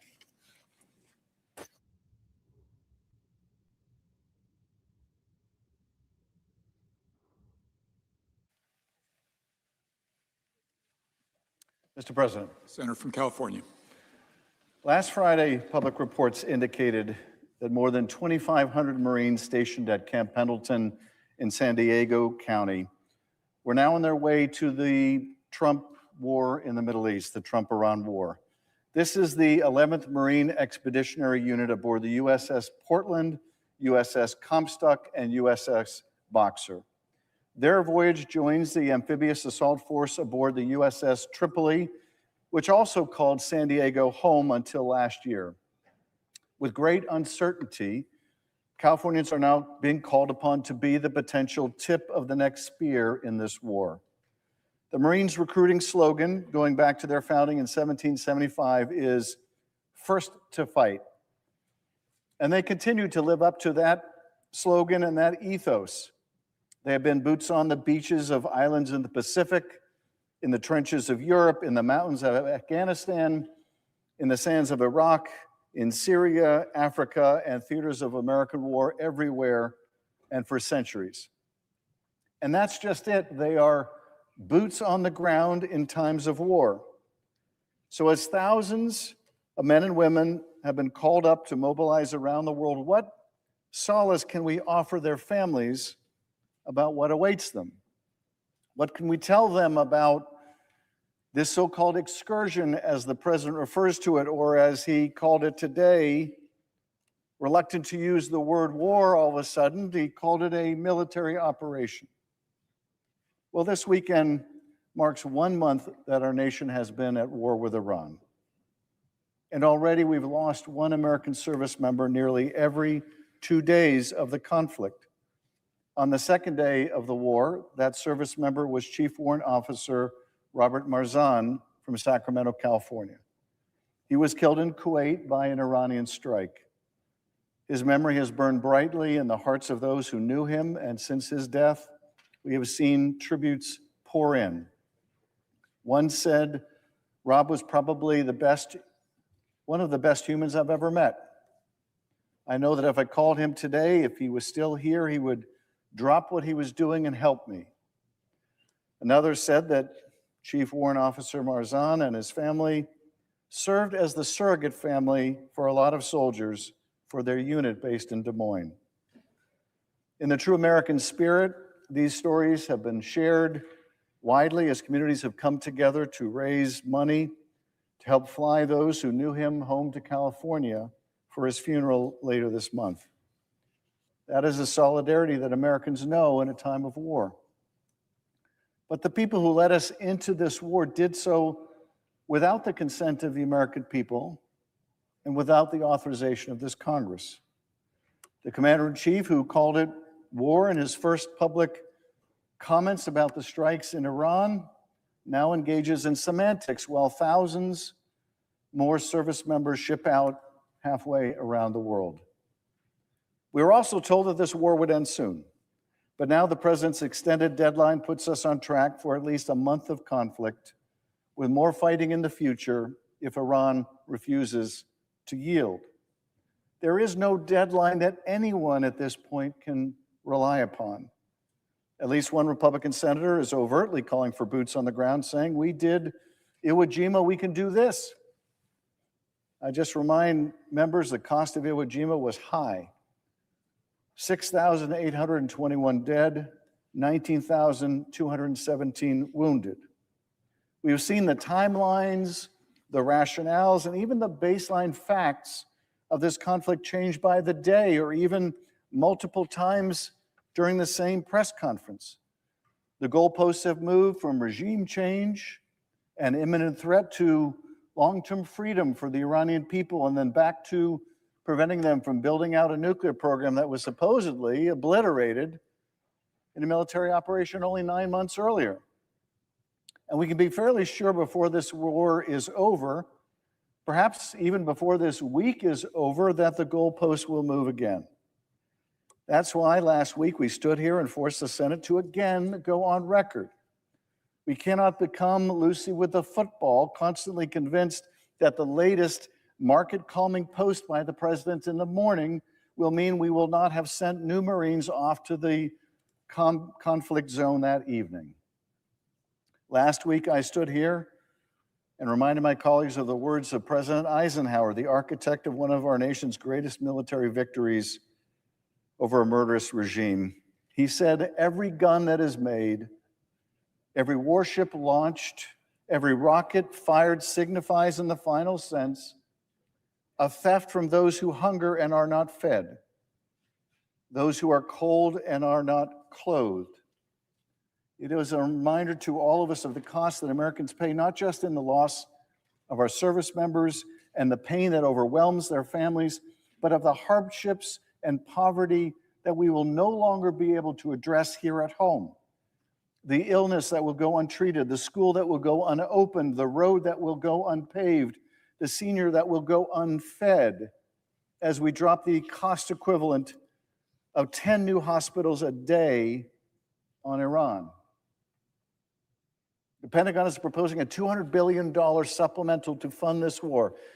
Do you know what that means for your family? That means that the cost for your family is $1,400. That's just the starting cost for this supplemental funding bill. $1,400 for your family. That's not including all the more you're paying at the pump and for everything else. But that is just the cost that is being proposed for your family. Well, tonight I stand here to remind my colleagues, not just of Eisenhower, but of another Republican president, Herbert Hoover. Hoover said, older men declare war, but it is the youth that must fight and die. The youth who are put at risk, like the 2,500 Marines sailing from San Diego as we speak. The youth, like the thousands of others already sleeping in bunks aboard the USS Abraham Lincoln and the Gerald Ford. In this case, older men have not even given them the decency of a declaration of war. Instead, we have quietly walked up to the red line that I know so many hold in their hearts when it comes to American military power being used abroad. We are on the cusp of American boots on the ground. And as the goalposts have continued to shift, and as we in this Congress have continued to abdicate our responsibility, I ask my colleagues, will that still be your red line? Or will the president be allowed to put American special forces in harm's way for a war that Congress has not authorized, that has not been debated, that has not even held a single open hearing to discuss? And a war whose true purpose has been kept hidden for most Americans. A war that by Saturday will have gone on for an entire month without the support of the majority of the American people, without the approval of the only part of government to whom the framers gave the power to approve military force, the Congress. 1 month of war. And for what? A new supreme leader? A new hardliner with a new appetite for revenge? A new windfall for Russia made possible by American sanctions relief? A new skyrocketing price of gas? A new rising toll on service members and their families? It is time to put a stop to this war before its costs rise further still. It is time for the Congress of the United States to do its job. Mr. President, I yield back. Senator from New Jersey. There's something awful going on here in the United States Senate, and people should focus on it right now. That the Senate is not doing their job. And we see a president unilaterally going off to fight a war, to declare war, without any authority from the United States Senate or the United States Congress.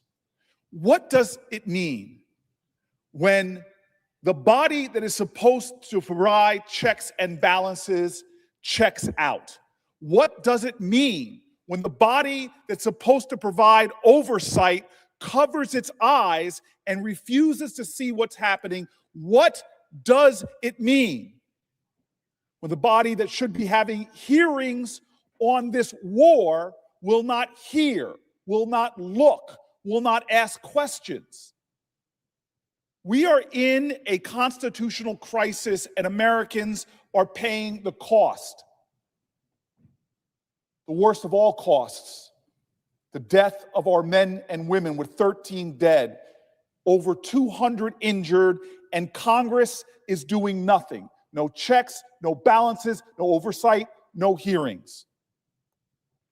What does it mean when Americans all over this country are paying the cost? With the worst energy shock crisis in the history of our country. According to the International Energy Agency, as of yesterday, the crisis we are experiencing is larger than the two major oil shocks of the 1970s combined. And what does Congress do? Nothing. No oversight, no hearings, no checks, no balances. Americans are feeling the pain already of this administration cutting health care for millions. They're feeling the pain already, seeing their energy crisis go up. They're seeing the pain already from billions being cut from our Veterans Administration and millions more being cut from student lunch programs and the services we provide to special needs. And Congress does nothing. We are supposed to be the body that declares war. Well, we're at war, but we're also have the power of the purse. And what is happening with the purse right now? We have just spent $25 billion in Donald Trump's war.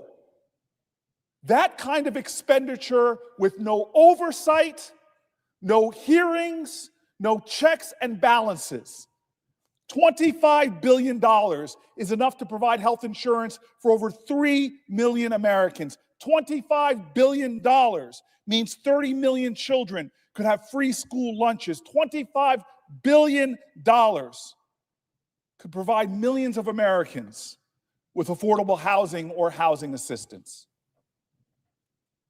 There are things going on right now that nobody on either side of the aisle thinks the president should be able to do without any kind of oversight, without any kind of hearings, like give Russia billions of dollars, relieving them of sanctions, the very adversary that continues to prosecute their war in Ukraine and undermine our democracy at home.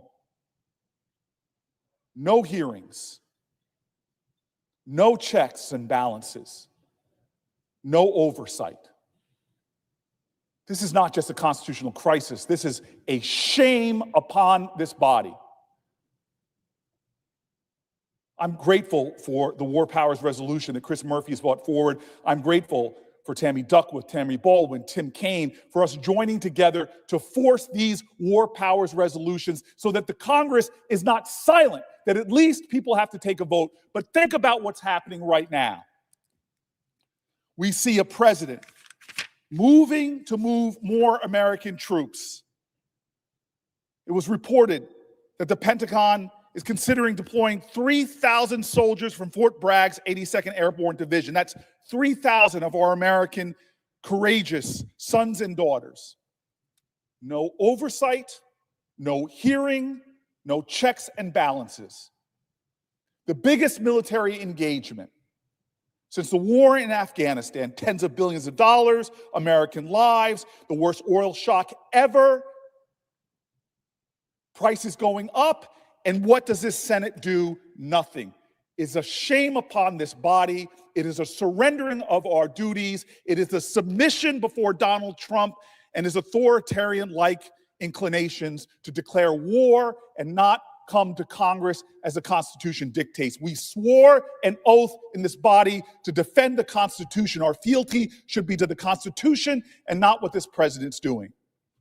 So, Mr. President, we bring War Powers resolutions, and we will bring more. My fear is that this body, amidst this shame, will be dismissed for a recess.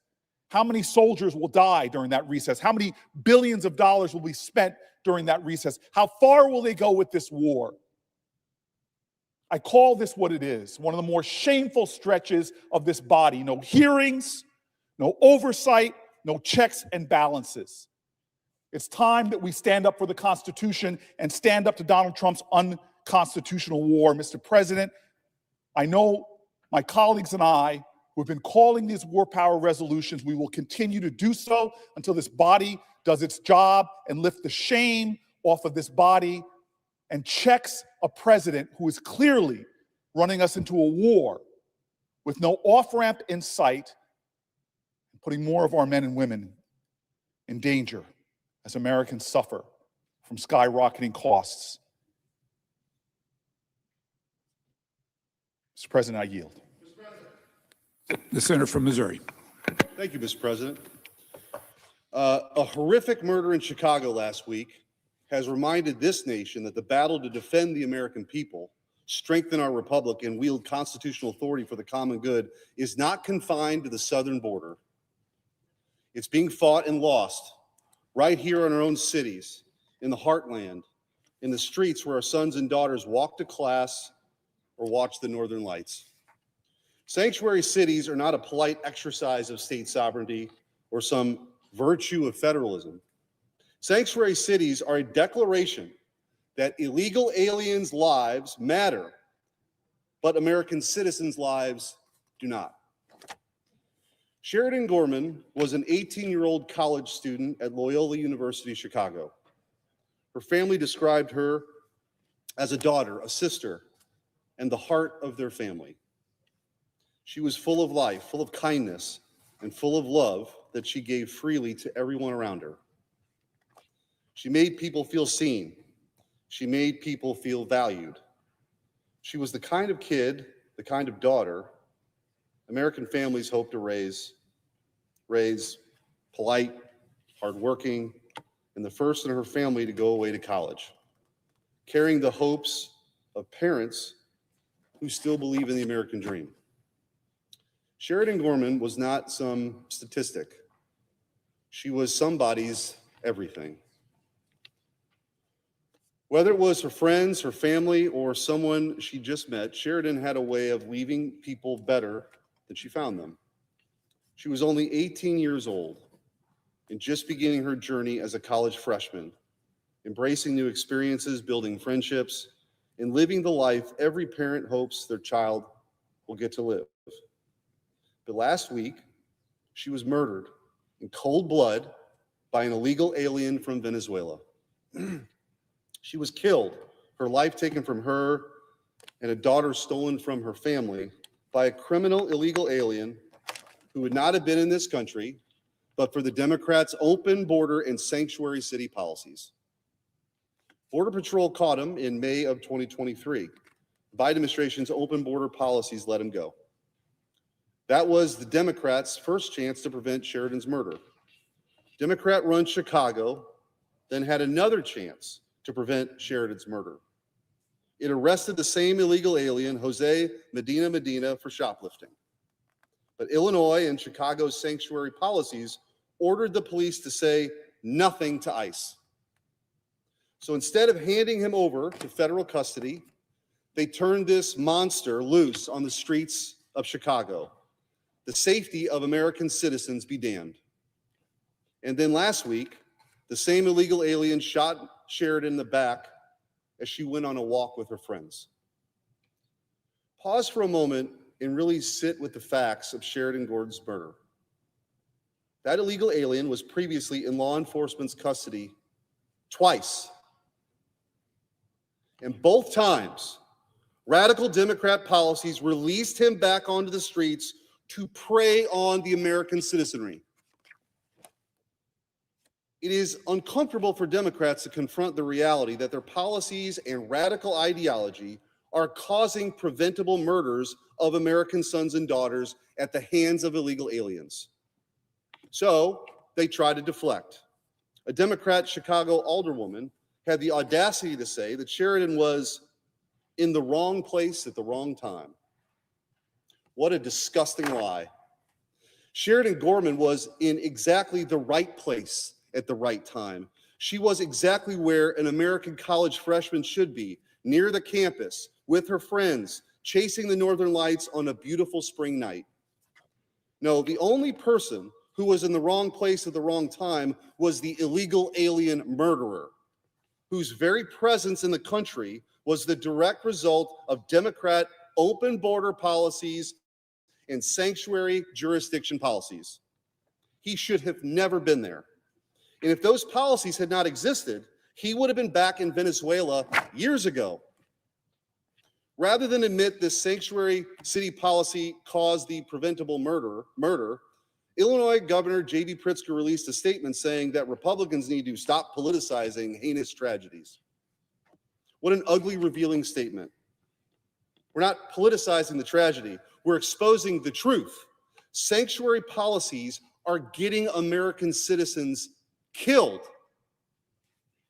I know it. American people know it. And deep down, the Democrats know it too. The truth is, sanctuary cities force us to confront a test. The most fundamental test of any government. Does it still understand its first and only real obligation is to protect its own citizens? The duty is older than the republic, older than modern politics itself. It's the reason government exists. Yet through these policies, Democrats made a deliberate choice. They sided with Jose Medina, a criminal illegal alien, over Sheridan Gordon, an American citizen and a college freshman. They've chosen an open borders ideology over the American nation. At root, the scourge of sanctuary cities forces us to answer the same question as the Save America Act. Who or what comes first? It is the American people, American sons and daughters, or is it illegal aliens and this radical open borders ideology, or dare I say, a theology? Not in theory, not in slogans, but in practice. When the handcuffs go on, when the phone call to federal law enforcement is made or not made, when lives hang in the balance. It's the answer, if the answer is not the American citizen, if the answer is not Sheridan Gorman, or Laken Riley, or Stephanie Minter, or Katie Abraham, then we are no longer arguing about immigration policy. We are confronting something far more fundamental: whether our government still understands the basic purpose for which it exists. The American people know the answer. Democrats' conduct betrays their answer. Democrats value illegal aliens more than Americans. This is a sick ideology. I actually can't believe in a state where I come from, Harry Truman would be rolling in his grave. John F. Kennedy Jr. would be rolling in his grave. This idea, this toxic empathy, this suicidal empathy to placate the left is driving this debate we're having right now, where they don't want to fund federal law enforcement. They would rather a sanctuary jurisdiction not tell ICE that a murderer or a rapist is being released from prison to be deported. They don't want to do that and hold on to this altar of this crazy ideology. So all this discussion we're having about this negotiation, I have been skeptical from the beginning. I litigated with Democrats on Title 42 and Remain in Mexico. Deep down in the DNA now is something has been lost. I don't understand it. Democrats admitted as much last night in an interview. By failing to give illegal aliens a pathway to citizenship, this Democrat noted that we failed to deliver for the people we care about the most: undocumented migrants. The people Democrats care most are not you or your family. Instead, it's Jose Medina and the 15 million other illegal immigrants that the Biden administration led into this country. Once you understand this reality, that this is the driving, operating principle of the modern Democrat Party, this is not an outlier. The other actions are predictable, including this negotiation, this supposed negotiation that's happening, that's supposedly taking place. Once you see this hierarchy of needs and wants and preferences, everything makes sense. Democrats right now value illegal aliens more than traveling Americans. That's why they have defunded DHS and TSA. They value illegal aliens more than the American families hit by a disaster. That's why they're defunding DHS and FEMA. They value illegal aliens more than Sheridan Gorman, Laken Riley, or Stephanie Minter, or Katie Abraham. That's why they have built sanctuary cities in Chicago, in New Orleans, in Los Angeles, in Minneapolis. As a senator from Missouri, where we still believe the first job of government is to keep Missouri families safe, I say this plainly: prioritizing illegal aliens to American citizens is unacceptable, and it is downright un-American. The alternative, putting Americans first, which used to be something maybe we could agree on, is not complicated and is consistent with both the Constitution and common sense. Enforce federal immigration laws. These laws were passed by Republicans and Democrats alike, enforced by Republican and Democrat presidents alike until recently. So enforce the laws, deport the illegal aliens, prioritize the safety of American citizens over ideology and illegal aliens. Because at the end of the day, this is not about ideology or politics.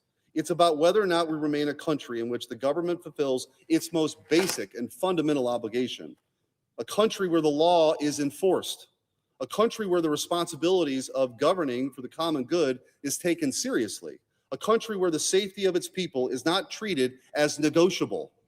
If we cannot agree to affirm all those principles, then we are drifting slowly but unmistakably away from the principles that sustain a free and ordered society.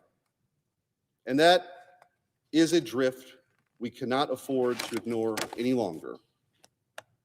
I want to close by reading part of a statement from the Gorman family. We will not allow this to be dismissed as wrong place, wrong time.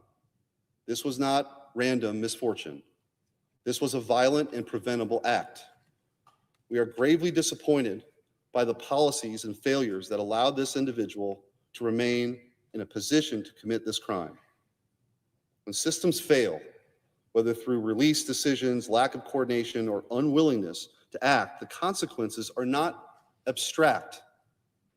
They are real. And in our case, they are permanent. This case must be prosecuted to the fullest extent of both state and federal law. There can be no gaps, no shortcuts, and no second chances that put others at risk. Accountability must be complete. To the Gorman family, I am so sorry for your loss.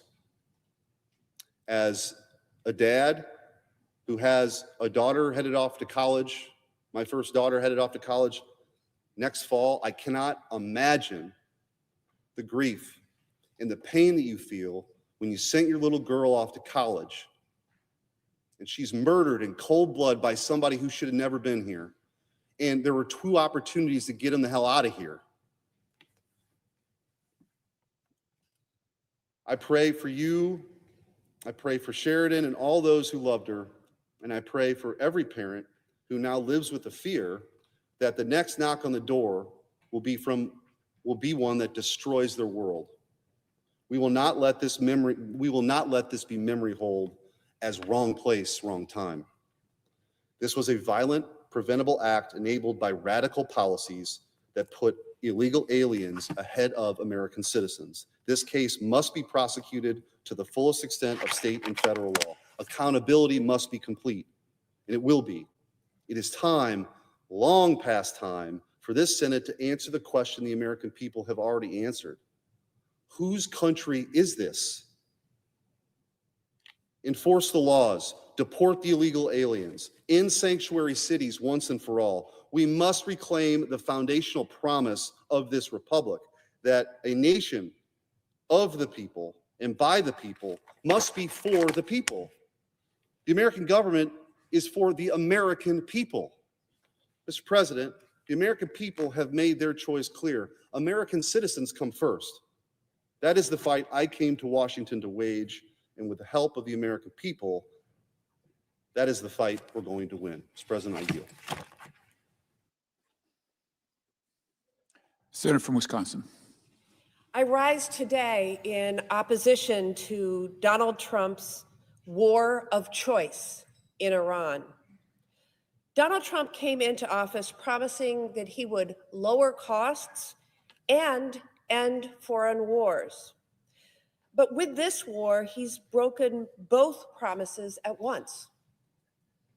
Wisconsin families are already seeing higher costs at the pump and on airfare. Wisconsin farmers are staring down higher fertilizer and fuel costs as spring planting is underway. Meanwhile, the uncertainty and chaos caused by this president is keeping interest rates high and shaking the global stock markets. Donald Trump is raising costs on Americans at the same moment he's spending billions of dollars on a war that Wisconsin families did not choose. In just 6 days, Trump's war in Iran cost American taxpayers almost $12 billion. We are now nearly a month into this war, and it is estimated that we have spent around $30 billion of taxpayer money. What Donald Trump spent in 3 weeks is what it would have cost to extend the Affordable Care Act tax credits for a full year. Republicans said that extending these healthcare tax credits for working families was too expensive. But they have not said a word about Trump spending $30 billion for another war.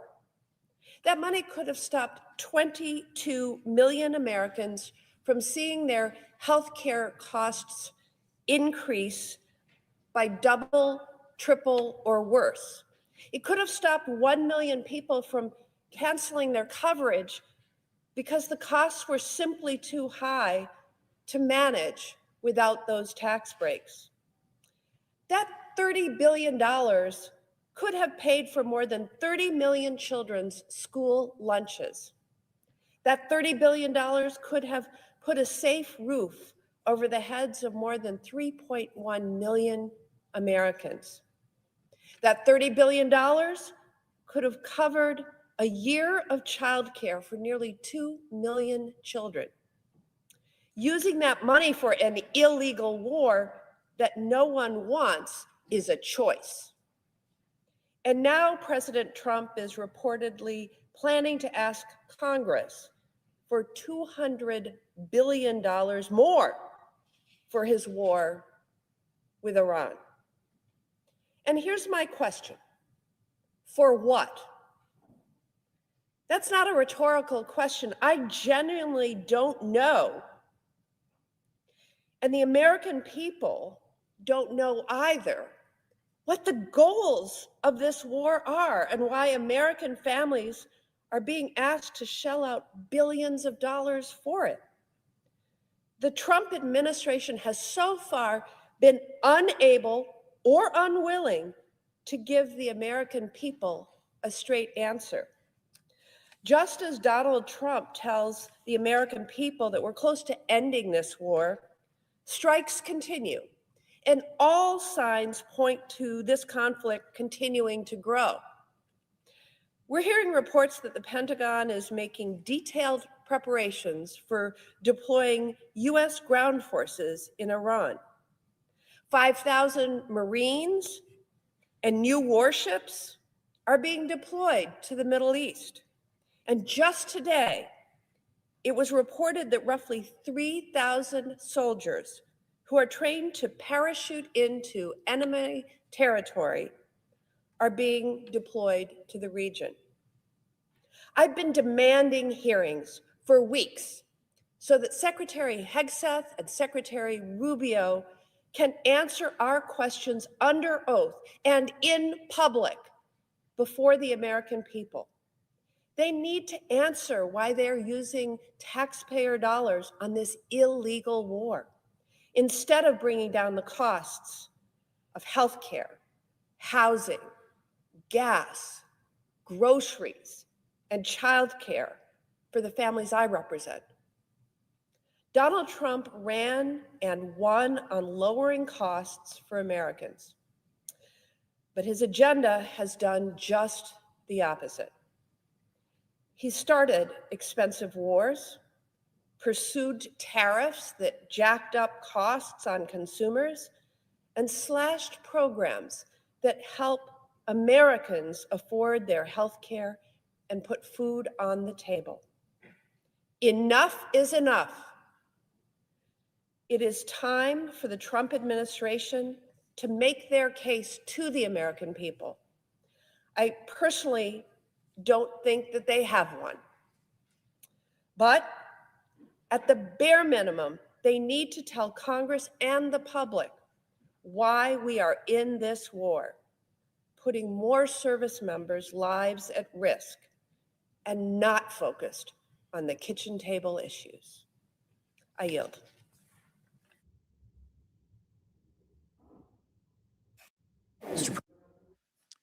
Senator from Virginia. Mr. President, I rise in support of Senator Murphy's War Powers Resolution, which I'm proud to co-sponsor. I came to this body in 2013, and as I've described on multiple occasions on the floor under both Democratic and Republican presidents, I came with one obsession, and that obsession is that the nation should not be at war without a vote of Congress. That obsession was born out of twin experiences, having a child in the military and then having been governor of Virginia and watched my Virginia Guard members deploy repeatedly into Iraq and Afghanistan over the course of the years that I served in office.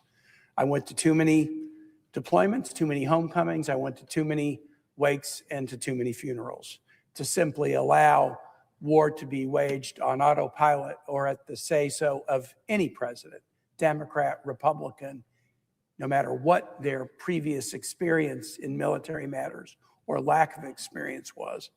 The founders of the Constitution were wise to decide that committing our kids lives into war was not a decision that should be made by one person. There are exceptions recognized in the Constitution. A president can take action without Congress if there's an ongoing attack on the United States in self-defense. No permission is needed. A president can initiate military action if Congress has previously voted on an authorization that covers it.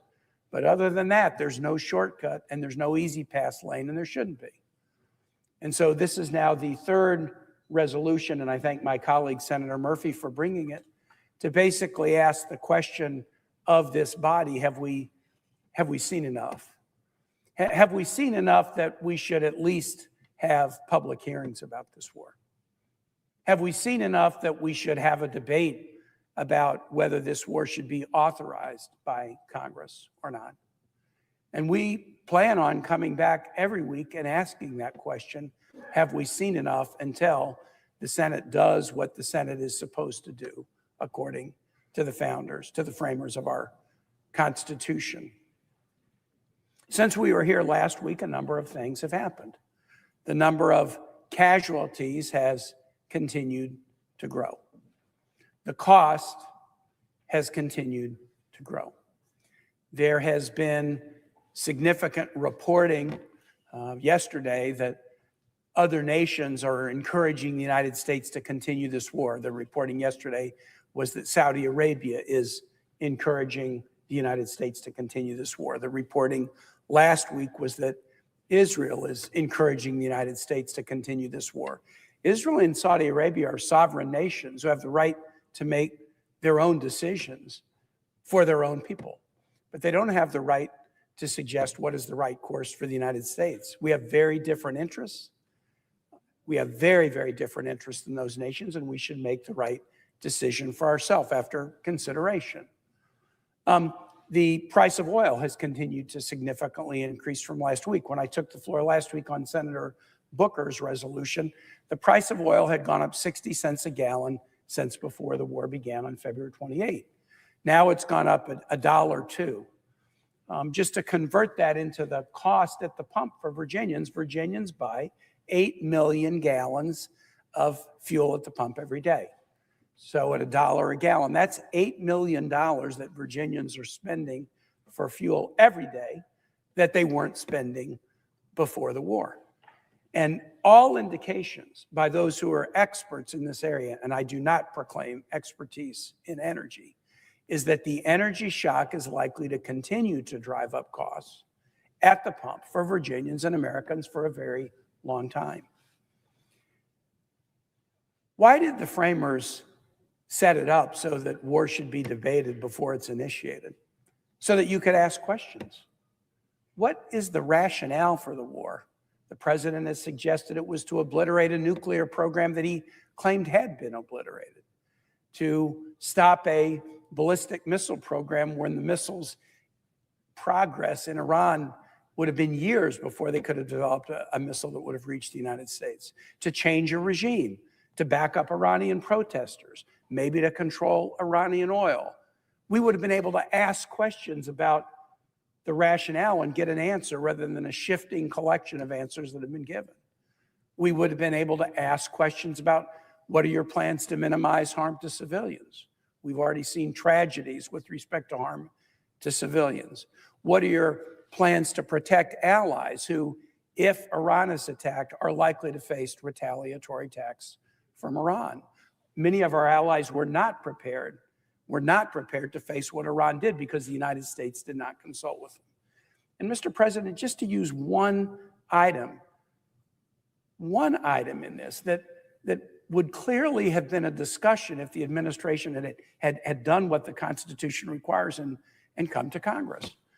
What about the Straits of Hormuz, where massive percentages of the world's energy, critical minerals, fertilizer, and other byproducts come through the straits?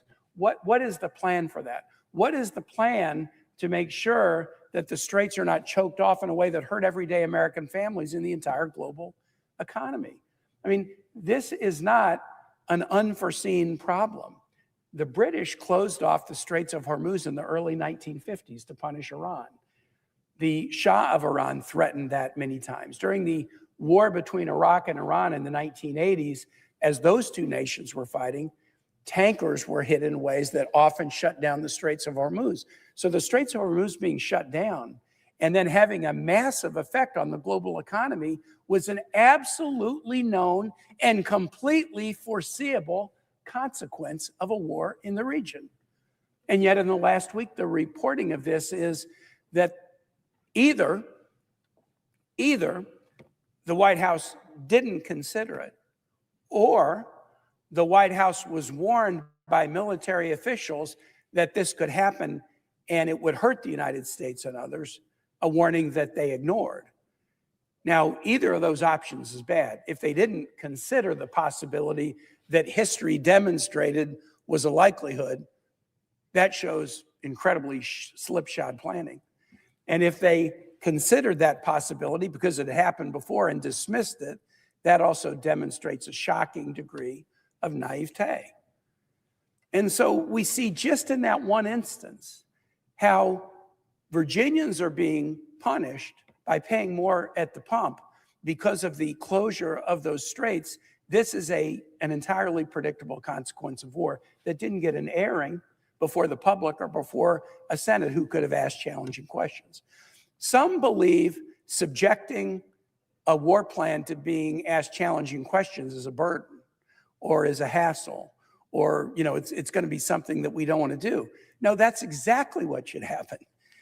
Any proposal of this magnitude that's going to risk the lives of our troops should be subjected to the most searing examination that we would do of anything in this body. Mr. President, I want to conclude because there are others who want to speak, but I'll just take it back to Virginia. Hundreds, if not thousands, of Virginians are currently deployed on the USS Ford Carrier Strike Group. That was a strike group based in Norfolk that deployed in June. When it deployed, the normal deployment for a carrier strike group is 7 months. So the expectation of all who deployed was they would be home by the holidays. They would be home with their family by the holidays. Instead, at the end of last year, the president ordered that the deployment be extended so that the Ford that was positioned in the Middle East could come into the Caribbean or Pacific to assist in the effort to ultimately invade Venezuela. And so they extended the deployment another 2 months. And then the Ford was told that it needed to deploy back across the water to provide support for the invasion and the attack of Iran. And so the deployment has been extended further. The Ford's about to set the record for the longest deployment ever, but this has a cost. The Virginians and others who were deployed with the strike group thought they were going to be home at Christmas. And now it's being extended more and more and more. And the Ford Carrier is suffering significant maintenance challenges that threaten the actual lives of those on board. First, it was threatening quality of life with problems with the toilet systems and other onboard systems on the carrier that are not hard to predict when you run a carrier at a much greater length than was planned for the original deployment. And these affected basic quality of life and morale. But it got more serious. Last week, we learned that a fire started in the laundry facilities on the Ford, that it took 30 hours to put out, and 200 sailors on the Ford suffered smoke inhalation injuries because of that fire. Now, recently, the Ford has been pulled out of frontline combat support activities and taken back to Crete for repairs. But again, these sailors aren't coming home anytime soon. And that ship that was supposed to be out there for 7 months is now into the 11 months. Well, I guess it would be now coming up on 9 months with more to come.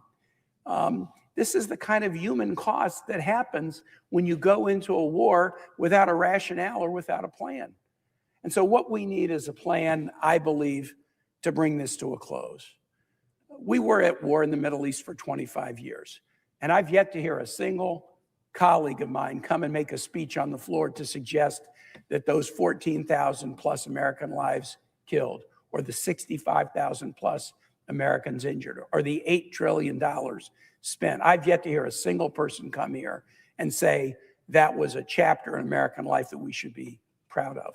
We should have learned something from it.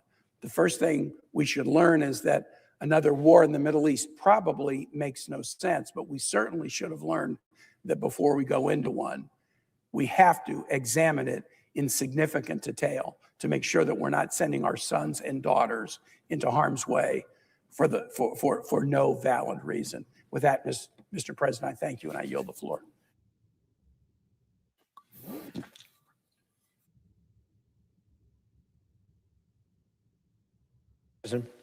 Senator from Idaho. Mr. President, I'm not going to speak for a long time. I've given this speech over and over again. Some people say the definition of insanity is doing the same thing over and over again and expecting to get the same results. The Democrats here have been doing the same thing over and over and over again, and they are going to get the same result again tonight. Look, the conflict that we're in with Iran right now was not started by the United States. It was started by Iran. When the Iranian regime took prisoner our staff at the embassy in Tehran 47 years ago, held them for 444 days, and then over the next 47 years have continued to kill Americans by the thousands, not by the hundreds, but by the thousands. And they do it in the most insidious ways with roadside bombs and that sort of thing, simply because they're Americans and they're present in the Middle East. The President of the United States said, we have had enough. He had very good reason to pull the trigger at the time that he did. And of course, those, as time goes on, will come out more and more. The fact of the matter is, we are in conflict. We have our brave young men and women on the ground. We have our brave young men and women fighting for the United States of America. So we need to back those people. We need to back the President of the United States. We all know this isn't going to go on very long, but it needs to be done. And our friends around say, you need to get this done now that you're there, complete the job. The President is going to complete the job. I'm going to end this with a couple of messages, same message I've been given for a long time. The first one is to the Iranians. This is over. You people have lost. You have no Navy. You have no Air Force. You are running out of missiles and other material to fight this. This is going to be over very soon. The other message I would have to the Iranians is no one has come to help you. And breaking news, no one is coming to help you, with one exception. And I'll talk about that in a minute. First of all, let me tell you who's not coming to help. The Chinese are not coming to help. The Russians are not coming to help. The North Koreans are not coming to help. The Cubans are not coming to help. The Venezuelans are not coming to help. The worst actors on the planet who are friends of the Iranians are not coming to help. This is all on you, Iran. No one's coming to help you, except there are 47 people over here who want to help you. They cannot help you. They've tried and tried and tried. They cannot help you. What is going to happen here on the floor today is on our side of the aisle, we're going to stand behind the commander-in-chief. Most importantly, we're going to stand behind our fighting men and women on the ground because they're involved in a kinetic battle. When this happens, whatever happens, we, every American, should stand behind our fighting men and women. They need to continue on. They need to complete the job. The President of the United States is going to do this. So, to my friends on the other side of the aisle, stop this. Don't try to help the Iranians. You're the only entity on this planet trying to help the Iranians. Stop it. Vote with us. This is going to fail tonight, and it would be nice if you joined us in standing behind our fighting men and women as we try to end the regime of the last bad actor in the region. I yield the floor. Thank you.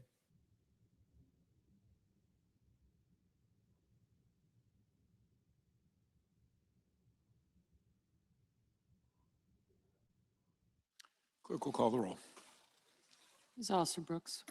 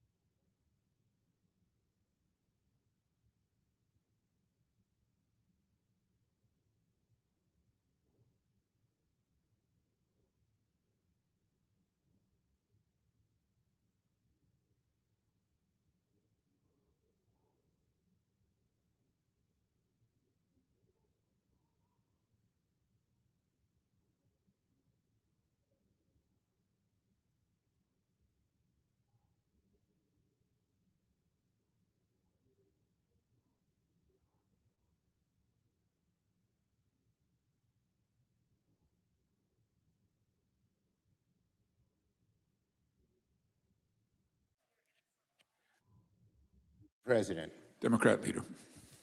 I ask unanimous consent the quorum be dispensed with. Without objection. Now, I thank Senator Murphy for his great leadership on this issue, for speaking so clearly and fiercely about the need for this resolution. This war has dragged on for long enough. It's long past time for it to come to an end. And today, with this resolution, the Senate must assert its power on matters of war and peace. This is the third time that Republicans have been given a chance to do the right thing and end this war. It is the third time, though, they stick their heads in the sand and pretend this war does not exist. But the war's expanding. The Senate has an obligation to step in. I say to my Republican colleagues, if there was ever a time to stand up for the authority of the Senate, stand up for the powers given to us through the Constitution, the time is now. 13 servicemen have been killed, American servicemen, thousands more injured, energy prices above $100 a barrel. And now the Wall Street Journal reports the Pentagon will deploy another 3,000 soldiers from the 82nd Airborne. Enough. The War Powers Act allows questions to be asked, allows the public to be drawn into the discussion. That's the way to end endless wars. Not to tell no one what's going on, not to keep it secret, not to give anyone else any authority. That's a loser. And it'll be a loser for the American people. The American people are tired of sending our sons and daughters to fight endless wars. Americans are exasperated every time they go to the gas station and pay $4 a gallon. They're tired of Donald Trump making outrageous and deluded statements like saying he does both have a plan and does not have a plan. This is who's leading the war effort?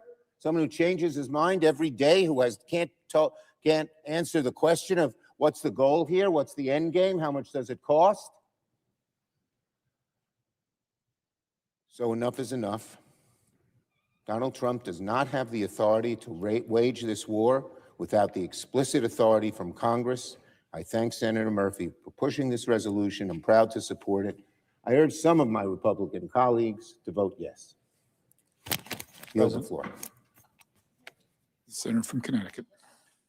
Mr. President, whatever you think about this war, it should be unacceptable to all of us that we have not had a single public hearing, a single opportunity for the American people to hear directly through their representatives the justification and the end game for this war.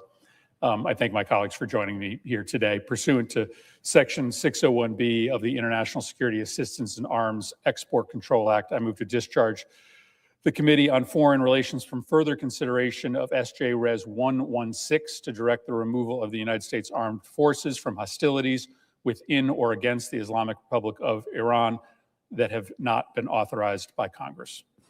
The clerk will report. Motion to discharge SJ Res 116 from the Committee on Foreign Relations. Mr. President, I know of no further debate. Is there further debate? Hearing none, the question is on the motion to discharge. Is there a sufficient second? There appears to be. The clerk will call the roll. Ms. Also Brooks.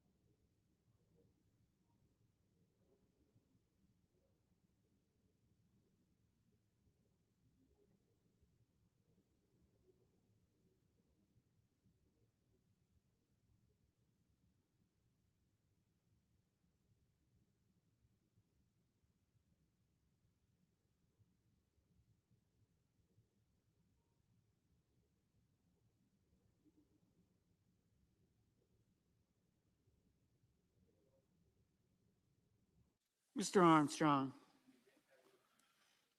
Ms. Baldwin, Mr. Banks, Mr. Barrasso.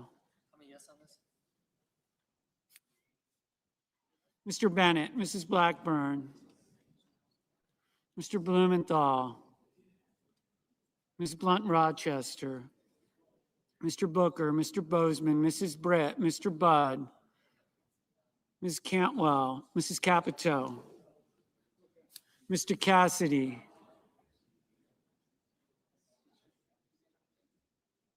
Ms. Collins, Mr. Coons, Mr. Cornyn, Ms. Cortez Masto,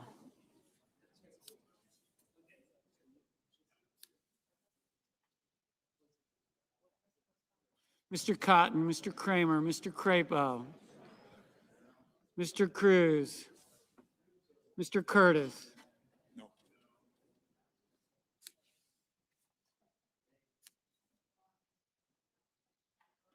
Mr. Daines, Ms. Duckworth, Mr. Durbin, Ms. Ernst, Mr. Fetterman, Mrs. Fisher,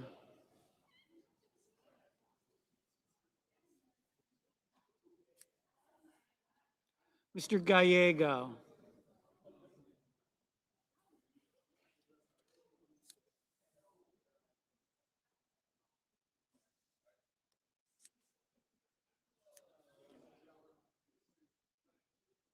Mrs. Gillibrand,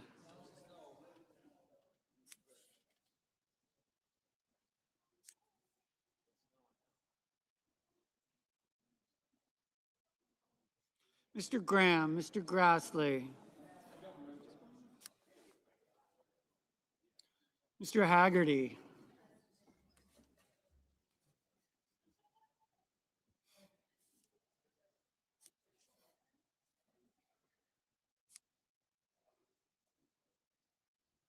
Ms. Hassan, Mr. Hawley, Mr. Heinrich,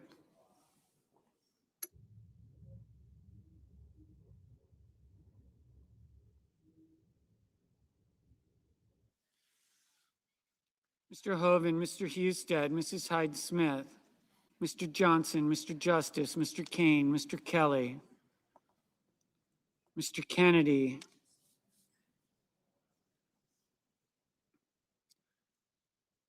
Mr. Kim, Mr. King, Ms. Klobuchar, Mr. Langford, Mr. Lee,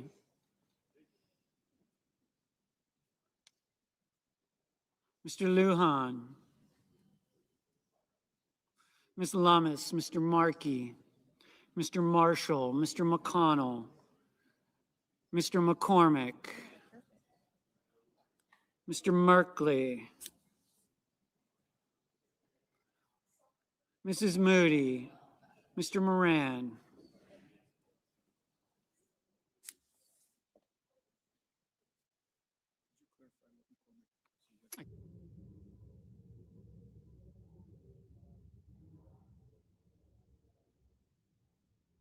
Mr. Moran,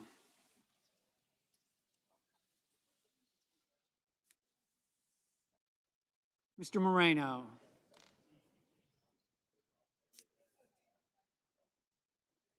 Ms. Murkowski, Mr. Murphy, Mrs. Murray, Mr. Ossoff, Mr. Padilla, Mr. Paul, Mr. Peters, Mr. Reed, Mr. Ricketts, Mr. Risch,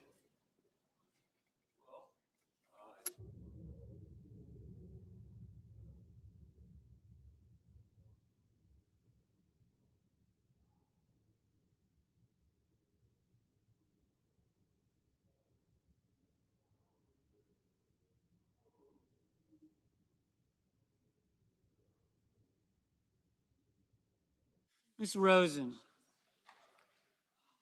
Mr. Rounds, Mr. Sanders, Mr. Schatz, Mr. Schiff,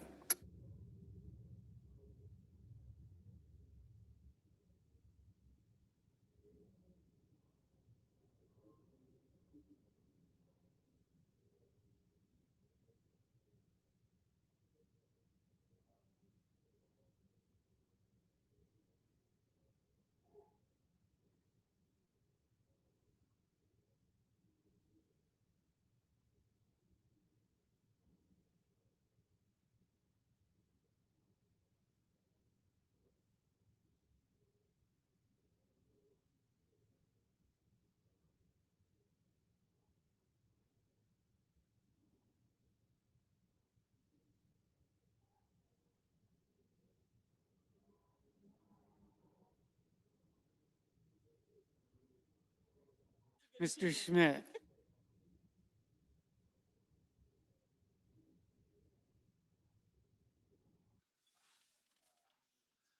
Mr. Schumer, Mr. Scott of Florida, Mr. Scott of South Carolina, Mrs. Shaheen, Mr. Sheehy, Ms. Slotkin, Ms. Smith, Mr. Sullivan, Mr. Thune, Mr. Tillis, Mr. Tuberville, Mr. Van Hollen, Mr. Warner, Mr. Warnock, Ms. Warren, Mr. Welch, Mr. Whitehouse, Mr. Wicker, Mr. Wyden, Mr. Young.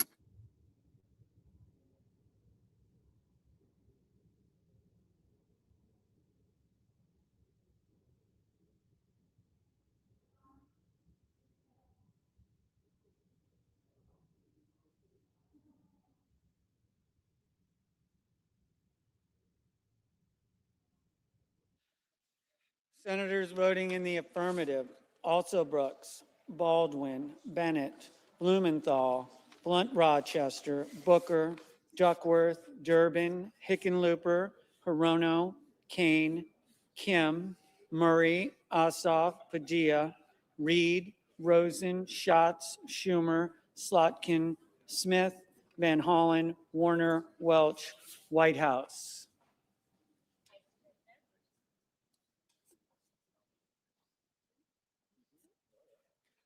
Senators voting in the negative: Armstrong, Banks, Blackburn, Britt, Budd, Capito, Cassidy, Collins, Crapo, Curtis, Daines, Fisher, Graham, Grassley, Haggerty, Hawley, Husted, Hyde-Smith, Johnson, Kennedy, Langford, McCormick, Moody, Risch, Rounds, Schmidt, Scott of Florida, Scott of South Carolina, Tillis, Tuberville. Mr. Lee, no. Mr. Sullivan, no.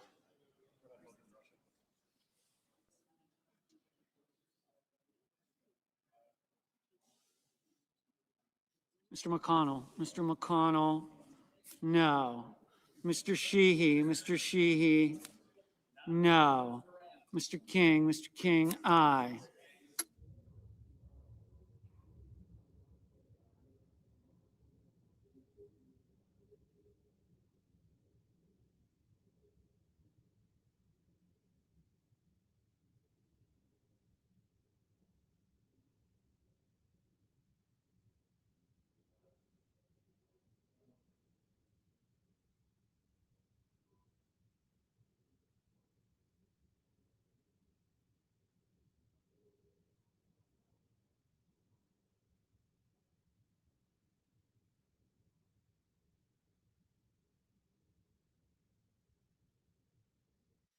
Mr. Fetterman, no.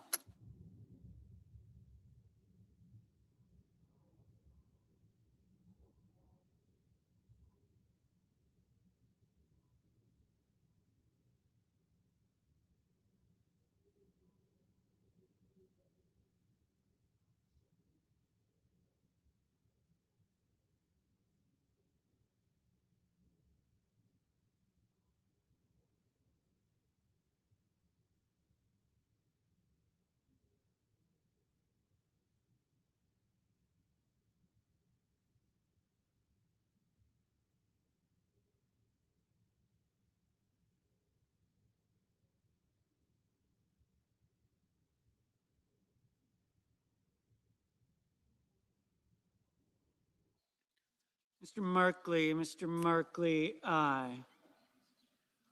Mr. Schiff, aye.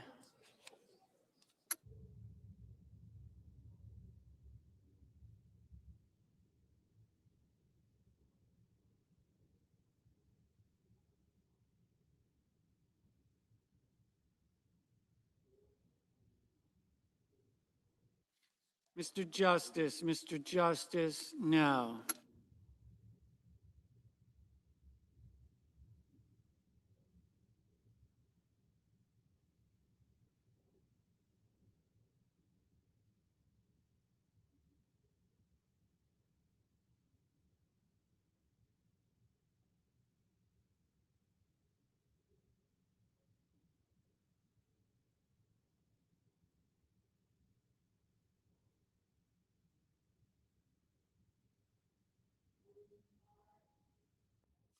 Mr. Wyden, aye. Mr. Marshall, no.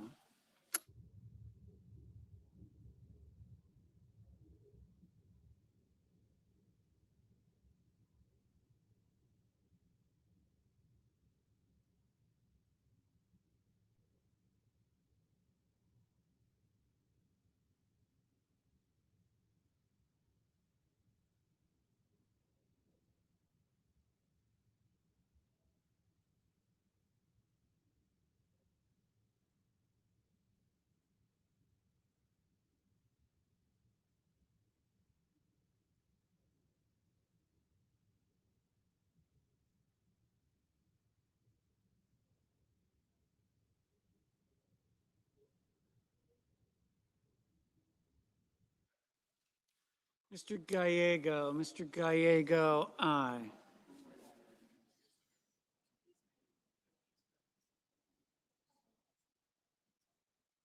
Mr. Murphy, aye. Ms. Warren, aye. Ms. Hassan, aye.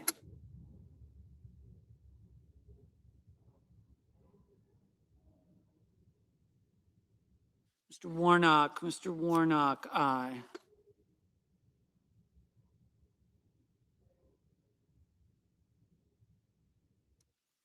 Mr.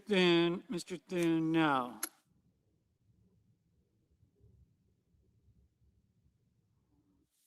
Mr. Cruz, no.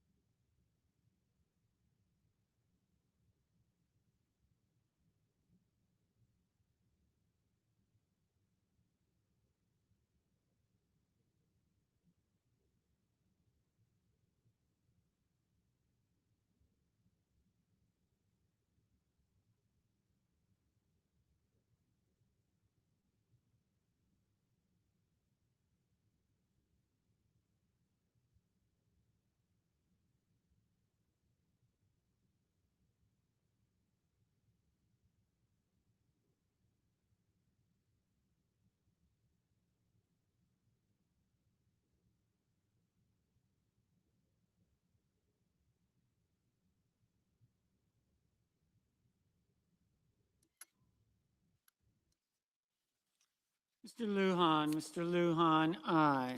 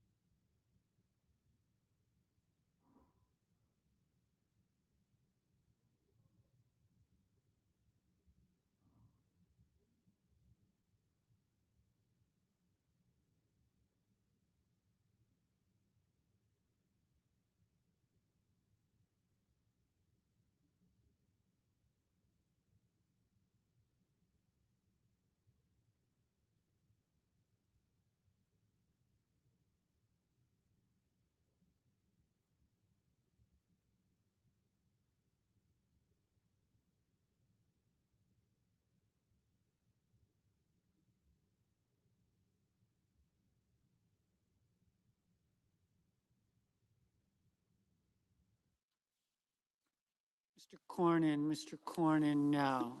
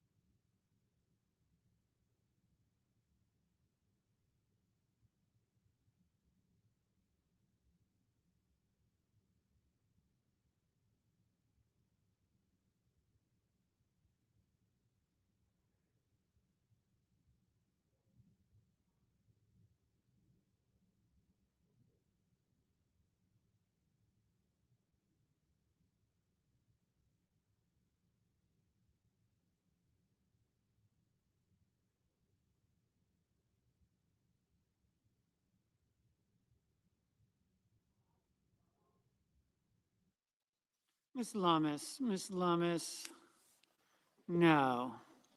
Mr. Barrasso, no.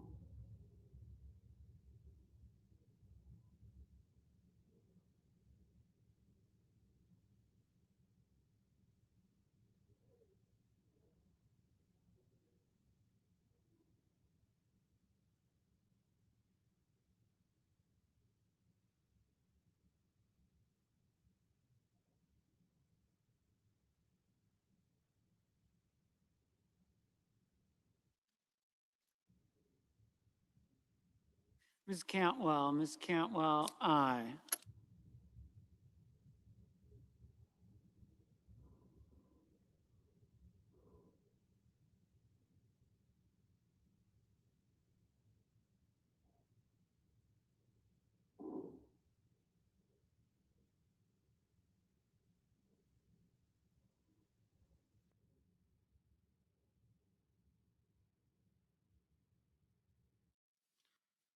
Mr. Markey, aye. Mr. Bozeman, no.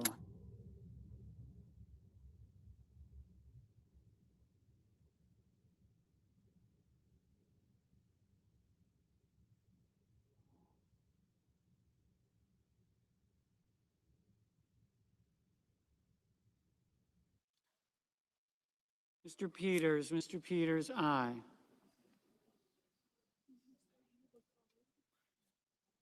Ms. Klobuchar, aye.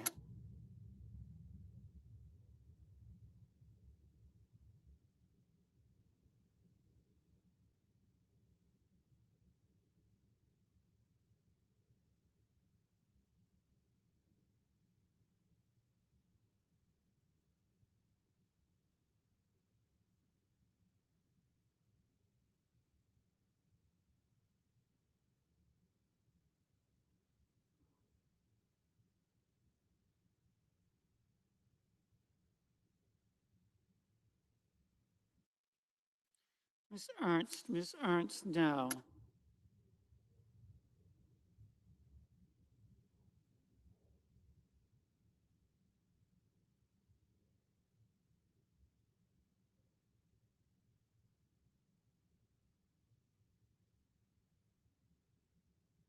Ms. Cortez Masto, aye.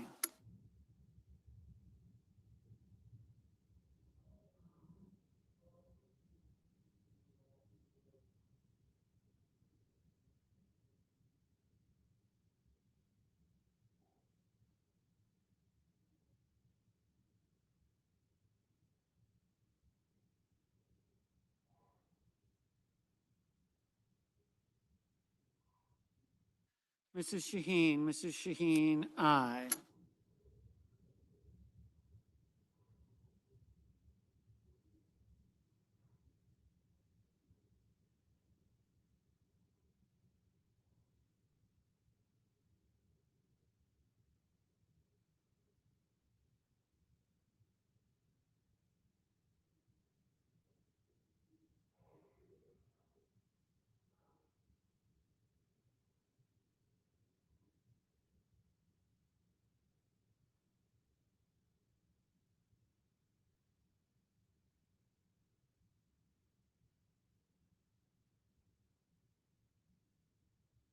Mr. Wicker, no. Mr. Sanders, aye.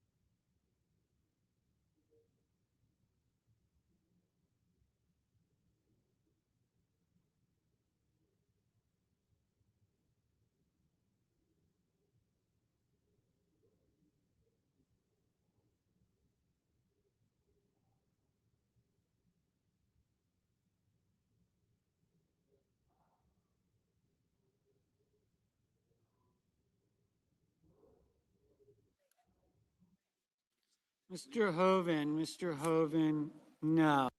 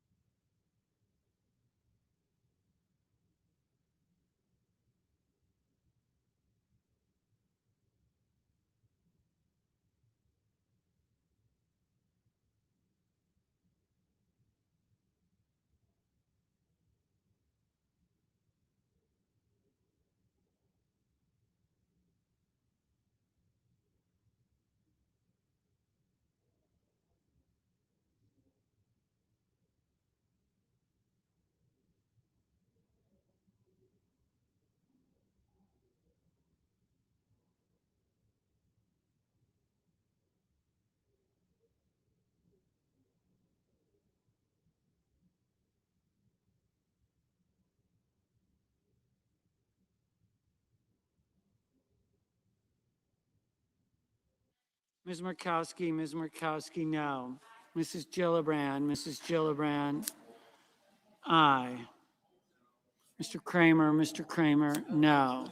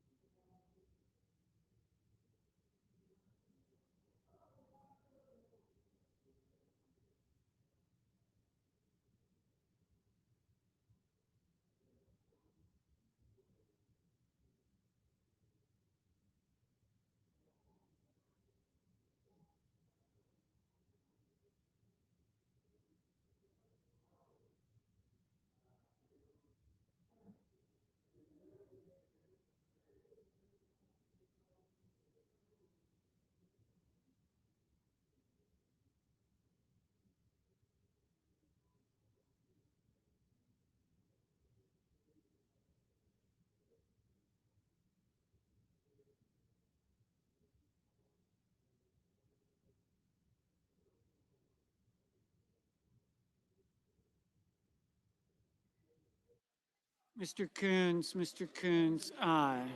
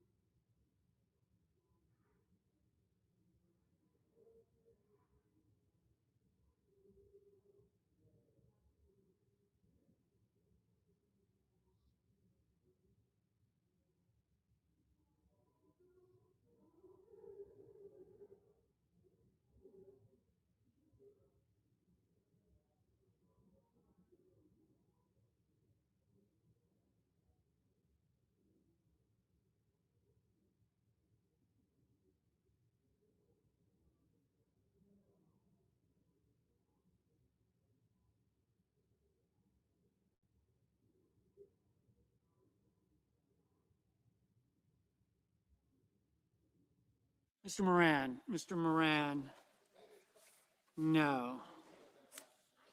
Mr. Heinrich, aye.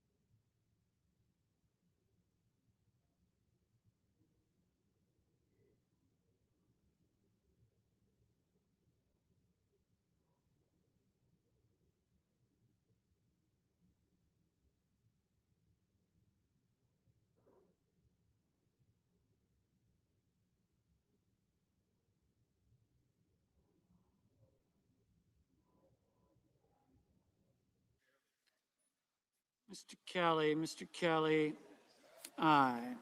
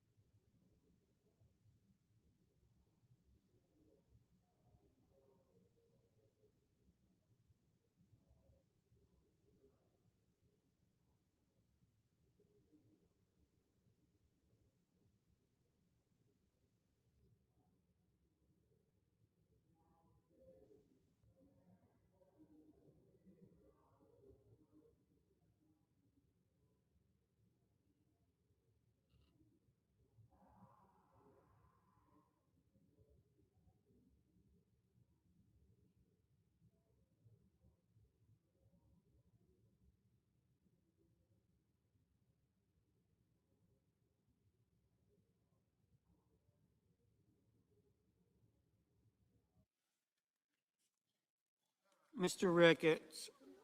Mr. Ricketts, no.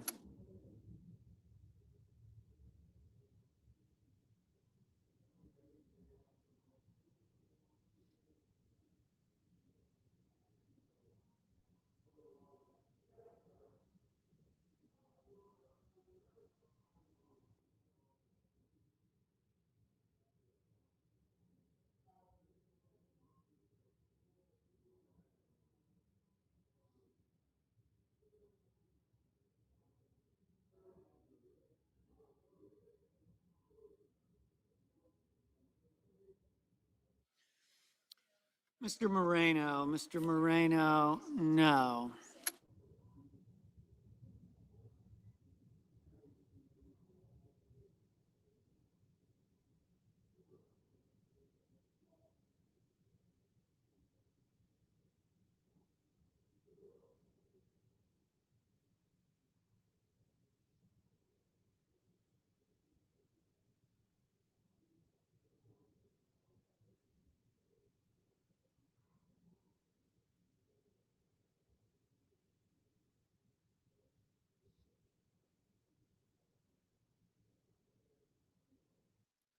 Mr. Cotton, no. Mr. Young, no.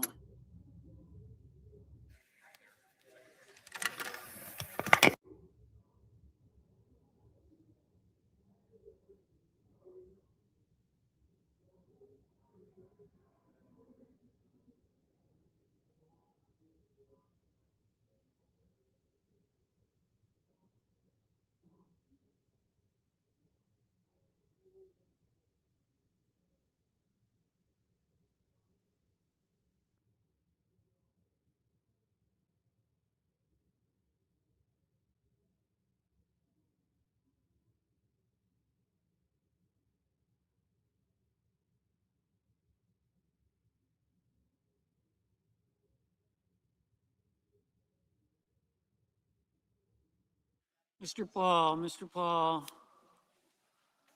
aye.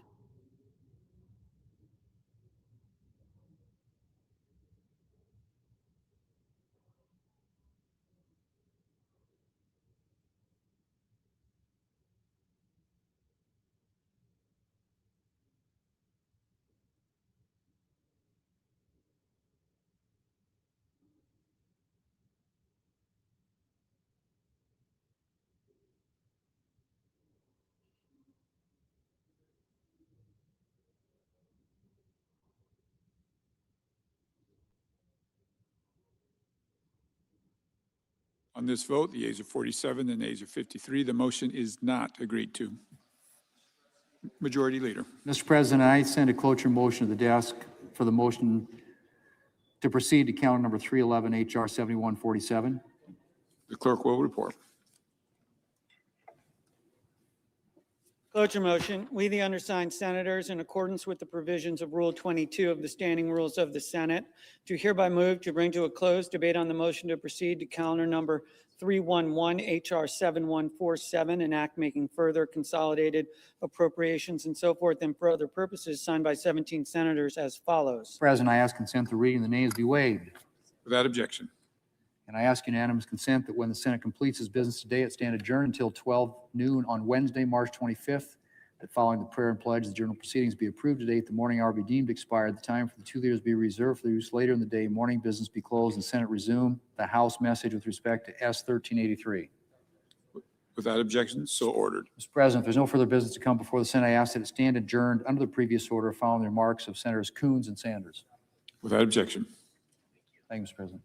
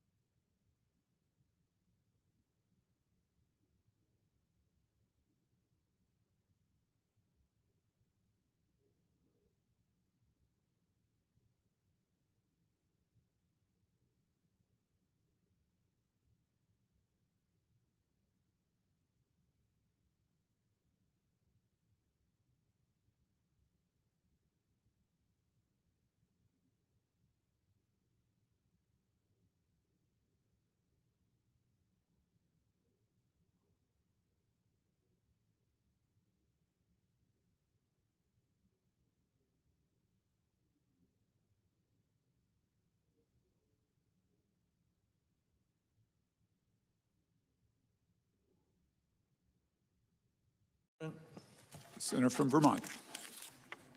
Thank you, Mr. President. Mr. President, we are at the beginning of the most profound technological revolution in world history, a revolution which will bring unimaginable changes to every aspect of our society.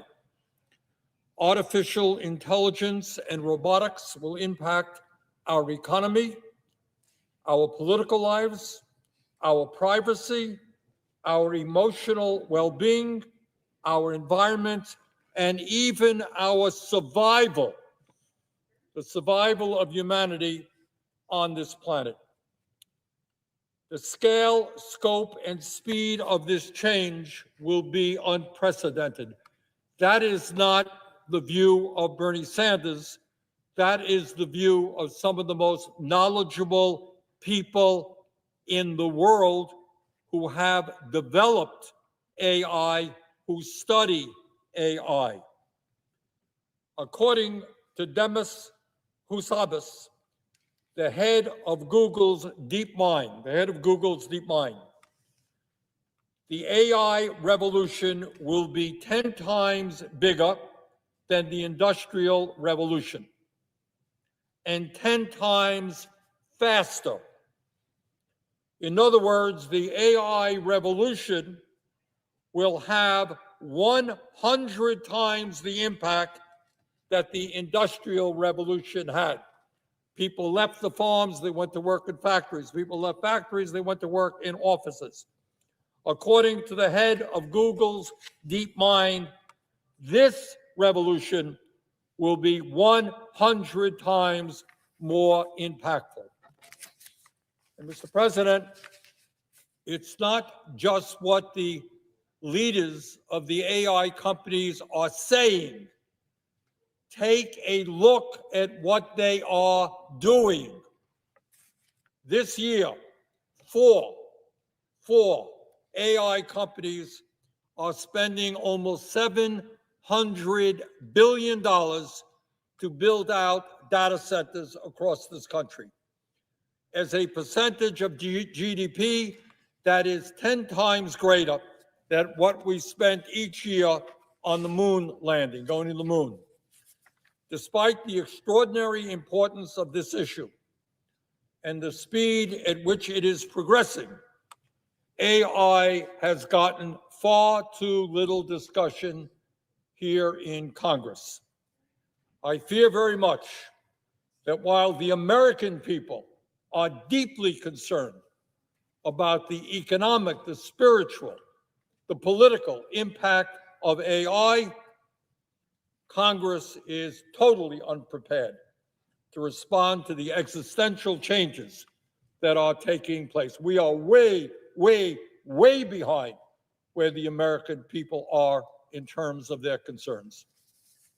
Here are, in my view, a few questions, just a few, that members of Congress and the American people should be asking. Question number one, a rather obvious question. Who is pushing the AI and robotics revolution? Ordinary people going up and saying, hey, we got to automate factories, we got to do this, we got to do. Who's pushing it? Well, I think we all know what the answer is. The answer is Mr. Musk, Mr. Bezos, Mr. Zuckerberg, Mr. Ellison. These are some of the wealthiest people in the world.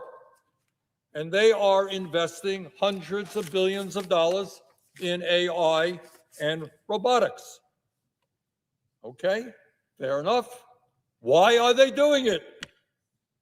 Why are these multi-billionaires investing huge sums of money into these new technologies?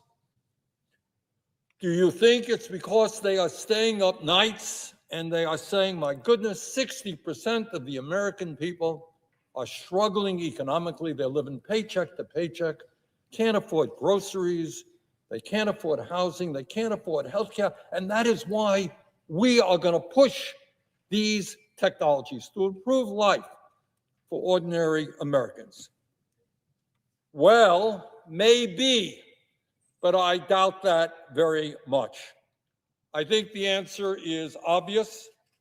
These multi-billionaires are investing in AI and robotics because those investments will increase their wealth and power exponentially. They will make massive profits. In other words, the richest and most powerful people on earth will become even richer and more powerful. And another question I think that we obviously should be asking is, what will the impacts of AI and robotics be on our society? How is it going to impact us? Pretty obvious question.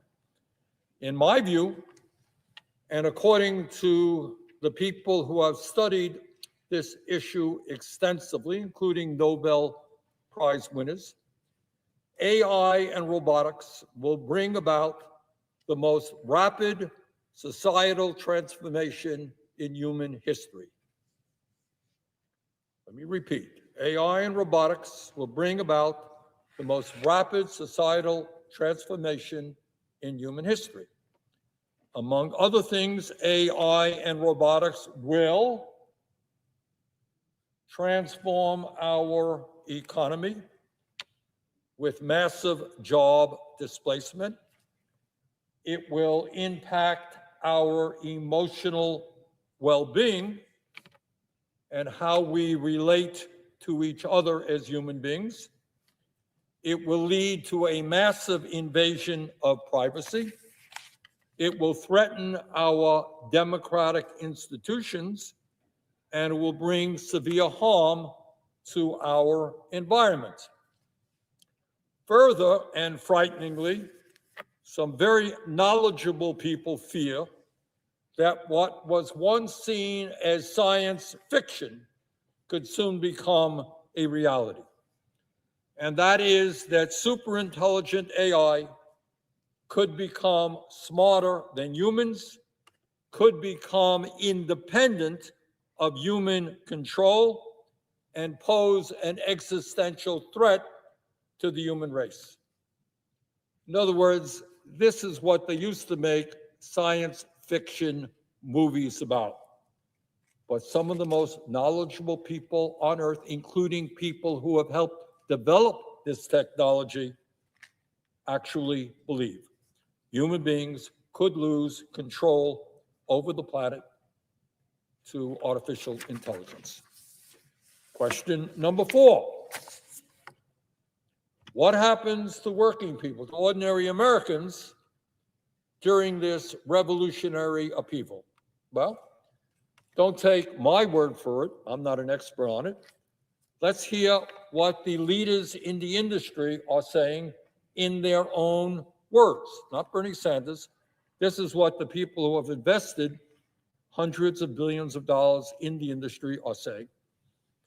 Elon Musk, who has made massive investments in AI and robotics, recently said, quote, AI and robots will replace all jobs, end quote. Now, is Mr. Musk exaggerating? Is he wrong? I don't know. But I think you might want to take a listen to one of the most powerful people on earth who is investing very heavily in these technologies. Bill Gates, another multi-billionaire investing heavily in AI, he predicted that humans, quote, won't be needed for most things, end quote. Mustafa Suleyman, the CEO of Microsoft AI, said most white-collar work, quote, will be fully automated by an AI within the next 12 to 18 months, end quote. Not 12 to 18 years, 12 to 18 months. That is the CEO of Microsoft AI. Somebody might be a little bit concerned about that here in Congress. Last week, the Wall Street Journal reported that Jeff Bezos, the 4th richest man alive, who's worth over $200 billion, is seeking to raise $100 billion to purchase factories all over America, okay? One of the richest guys in the world is seeking to raise $100 billion to purchase factories all over the country. His goal, replace the millions of workers who are employed in these plants with robots.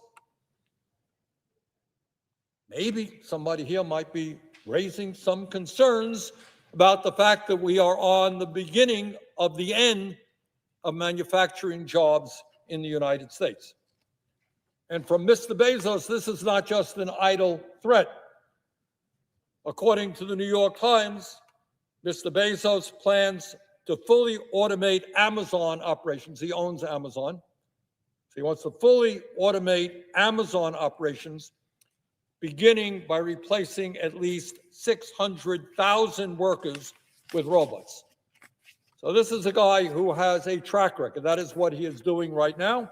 And he wants to expand that vision all across the country. Basically wipe out manufacturing jobs in America and get rid of millions of workers. Why does he want to do it? Well, the answer is fairly obvious. Because AI and robots will cost employers far less than human labor. Robots work 24 hours a day, 7 days a week. Robots do not need sick days or health care. They don't take Christmas or New Year's Day off. They will end up costing employers a fraction of what human labor costs. As Dario Amodei, the head of Anthropic, has said, AI, quote, isn't a substitute for specific human jobs, but rather a general labor substitute for humans, end quote.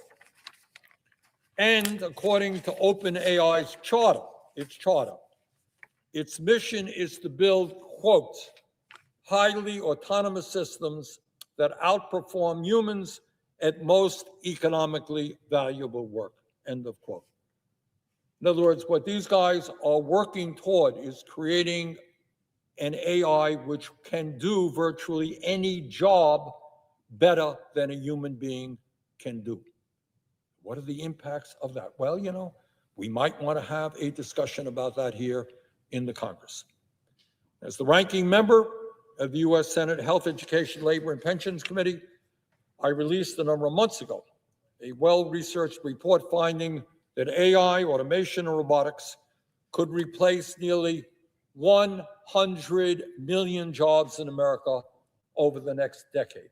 100 million jobs, including 47% of truck drivers, 64% of accountants, and 89% of fast food workers, among many other occupations. There are towns and cities in America who are already seeing a lot of driverless vehicles. In Texas now, you have 18-wheelers going down the road, and nobody's driving those trucks.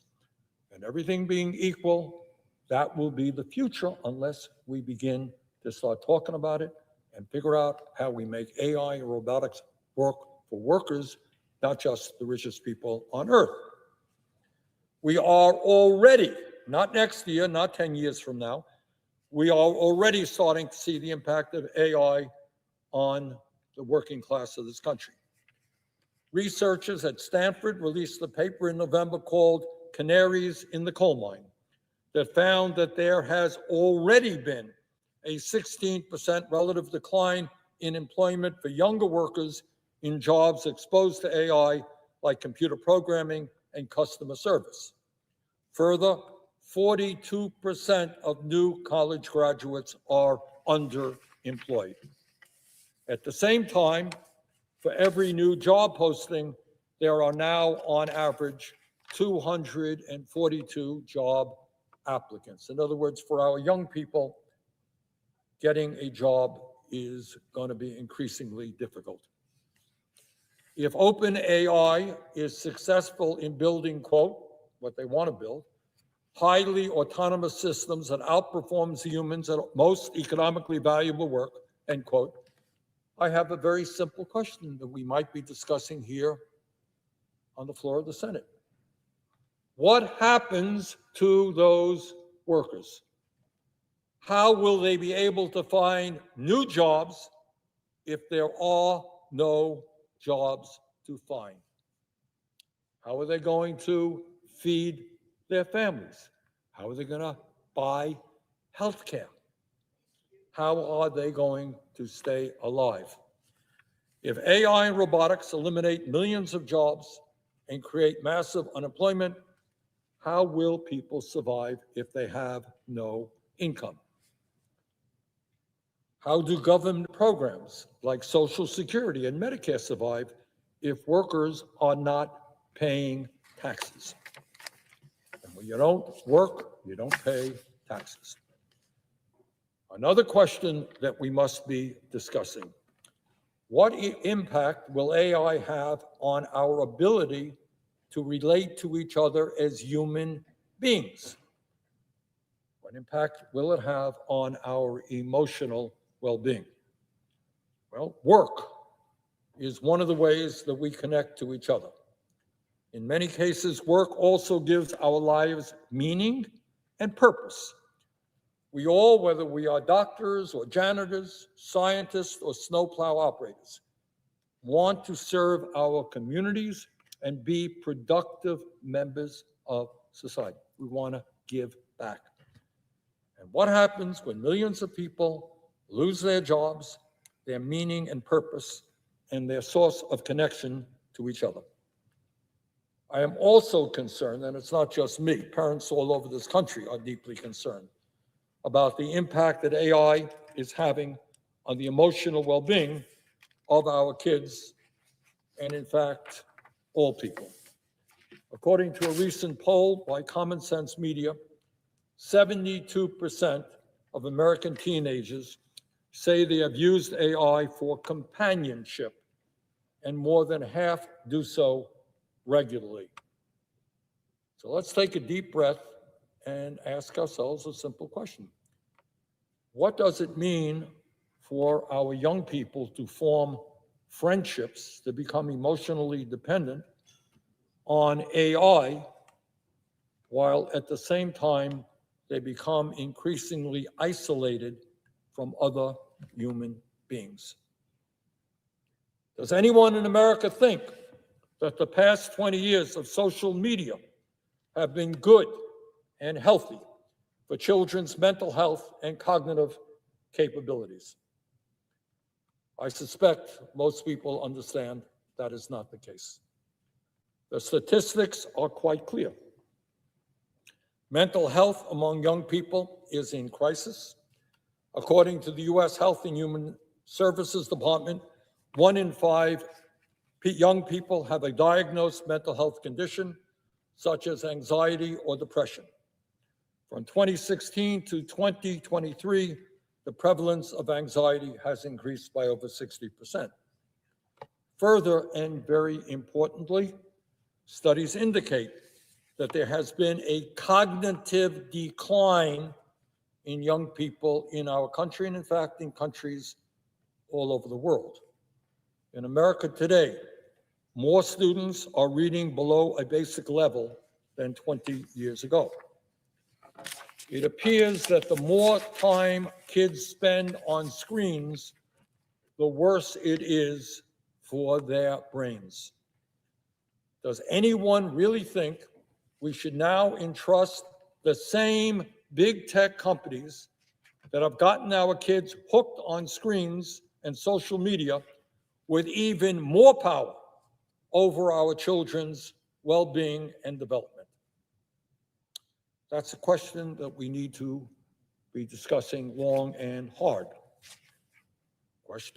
Another question that I think we should be asking: will AI result in a massive invasion of our privacy and our civil liberties? For decades, companies have been collecting our personal information, what we search for online, where we visit, who we talk to, what we purchase. Now, AI makes it possible for someone to quickly analyze all of that disparate information, find patterns, and create profiles of us. Larry Ellison, the second wealthiest person on earth and a major investor in AI, predicts an AI-powered surveillance state is coming, where, quote, citizens will be on their best behavior because we are constantly recording and reporting everything that is going on, end of quote from Mr. Ellison. Last week, in my office, I had an extremely interesting experience. I spoke with Anthropic's AI, Claude, about the privacy risks posed by AI. And here is what Claude told me. This is a quote from Claude. When companies and governments have detailed profiles of millions of people, they have power over those people in ways most Americans don't fully grasp. They can manipulate your choices, predict your behavior, and influence your thinking. End of quote. That's from Claude. I don't know if it's supposed to quote AI, but that is what AI said. In other words, with AI, we will reach the stage where every phone call, every email, every text, every bank and medical record could be analyzed in a matter of minutes.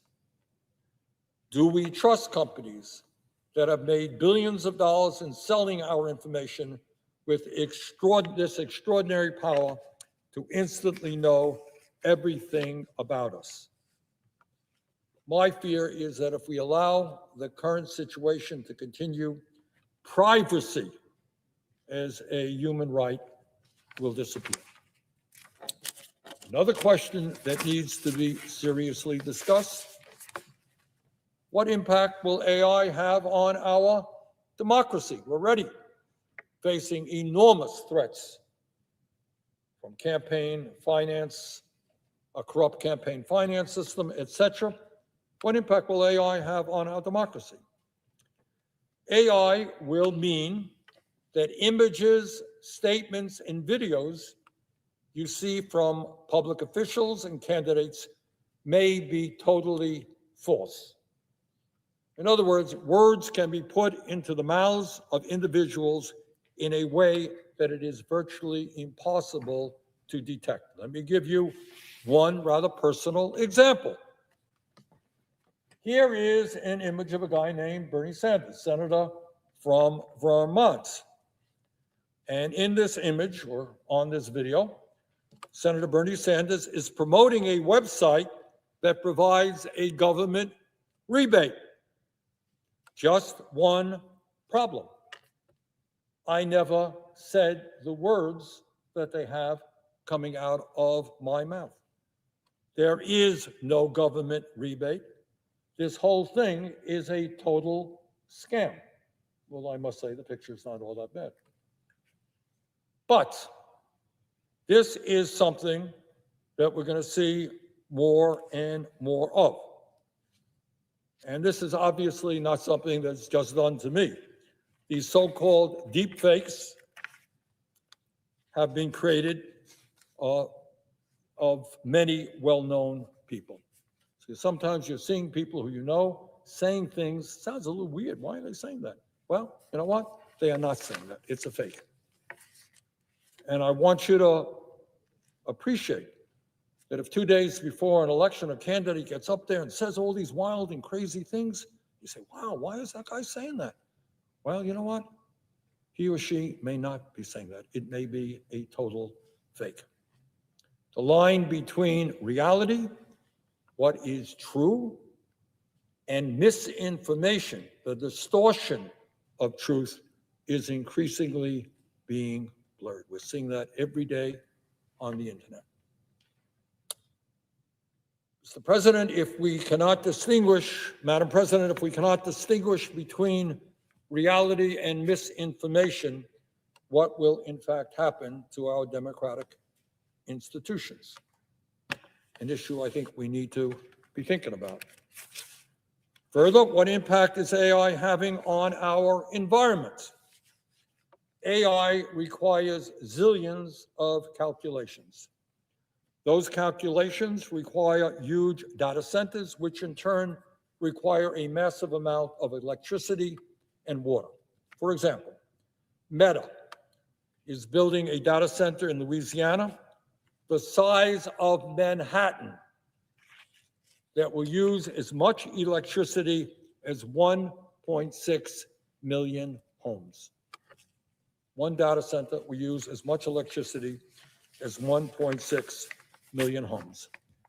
The increased demand for electricity is leading to higher electric rates.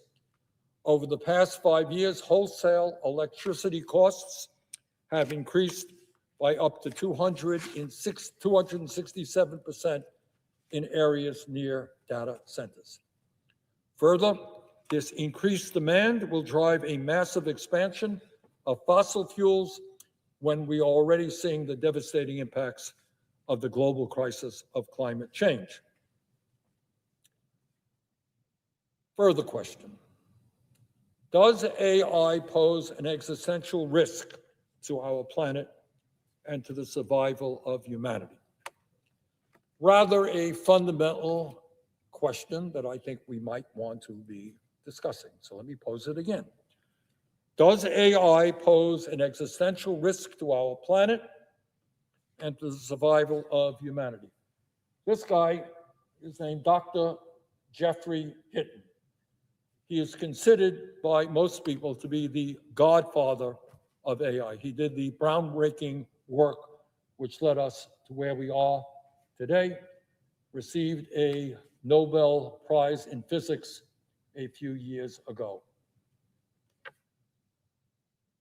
And what Dr. Hinton says, 10 to 20% chance they wipe us out. AI, many of the most knowledgeable people on this issue believe that AI will become smarter than humans. It's not a question of whether that will happen, it's a question of when that will happen. AI has already developed concerning patterns. AI today can lie, it can cheat, and it can blackmail. In other words, we already are beginning to lose control of AI. Now, what happens when AI becomes smarter than we are? This concern about superintelligence is why leading experts like the godfather of AI, Dr. Jeffrey Hinton, have warned there is a real chance that AI could wipe out humanity. I don't want to get people too nervous, but that is what some people are saying. There are a number, and it's not just Hinton. There are a number of leading people. I was in California last month talking to a number of people in the industry. And the idea that humans can lose control of AI, that AI can act independently and cause extraordinary damage to the human race is not just science fiction. It's what many of these guys believe. That leads to my final set of questions. Where is the Congress? Now, it's hard not to imagine that these issues that we're talking about are of enormous consequence to every man, woman, and child in this country. And this is not new news. Poll after poll shows the American people are deeply concerned about the economic impacts, the impacts on their kids, the existential threats, etc. So where is Congress? What exactly has the House and the Senate done so far to address the extraordinary challenges posed by artificial intelligence? The answer, not much. Well, why has Congress been totally ineffective on this issue? And the answer will not surprise the American people. We have a corrupt campaign finance system, and too often members of Congress are worried about their campaign contributions rather than the needs of their constituents. The AI oligarchs, some of the wealthiest people in the country running enormously profitable and well-funded companies, have already spent over $150 million buying influence. $150 million telling Congress, leave us alone. We got it. Don't get involved in these issues. We will determine, we, the wealthiest people on earth, will determine the future of humanity. Meanwhile, last week, the Trump administration put out a comprehensive legislative framework on AI that is all of 4 pages long, not quite so comprehensive. In the midst of a massive and unprecedented attack on the working class of this country, the Trump administration solution says, quote, Congress should not create any new federal rulemaking body to regulate AI, end of quote. Leave the multi-billionaires running the industry alone. They make a lot of campaign contributions. The rich are getting richer. Leave them alone. In the midst of a massive and unprecedented attack on our humanity, the Trump administration solution says, quote, states should not be permitted to regulate AI development, end quote. In other words, instead of the United States Congress representing the interests of ordinary Americans, the Trump administration and many members of Congress, in both parties, by the way, want to allow a handful of billionaires to race forward to develop AI for increased power and wealth for themselves. That is the bad news, and it's pretty scary news. Now, here is the good news. The American people, despite the inactivity of Congress, the American people are fighting back. In community after community, Americans are organizing against data centers that are powering the AI revolution, and they are winning, taking on very powerful corporations. And many of these communities are deeply red, conservative, some are progressive.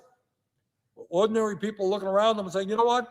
We don't think these data centers are going to do our community any good. They're going to raise our rates, put pressure on our water, destroy the local environment. We don't want them. More than 100 local communities around the country have enacted moratoriums on data centers, and 12 states are pushing forward with statewide moratorium proposals. And here's an important point that I think has not gotten anywhere near the discussion that it deserves. 3 years ago, in March of 2023, more than 1,000 leading AI experts, including Elon Musk, Joshua Bengio, and Stuart Russell, and many, many others, these are leaders in the industry, called for AI labs to, quote, immediately pause for at least 6 months, end quote, and if such a pause were not enacted, called on governments to, quote, step in and institute a moratorium, end of quote. They recognize that, quote, advanced AI could represent a profound change in the history of life on Earth and should be planned for and managed with commensurate care and resources, end of quote. And then these experts, again, these are some of the most knowledgeable people on AI in the world. They asked a series of questions. Quote, should we let machines flood our information channels with propaganda and untruth? Should we automate away all the jobs, including the fulfilling ones? Should we develop non-human minds that might eventually outnumber, outsmart, obsolete, and replace us? Should we risk loss of control of our civilization? End quote. These are some of the leading and most knowledgeable people in the AI industry 3 years ago. They concluded, quote, such decisions must not be delegated to unelected tech leaders. Powerful AI systems should be developed only once we are confident that their effects will be positive and their risks will be manageable, end of quote.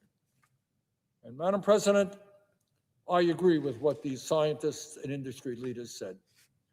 We need to slow down the development of AI to give democracy, to give ordinary people a chance to catch up.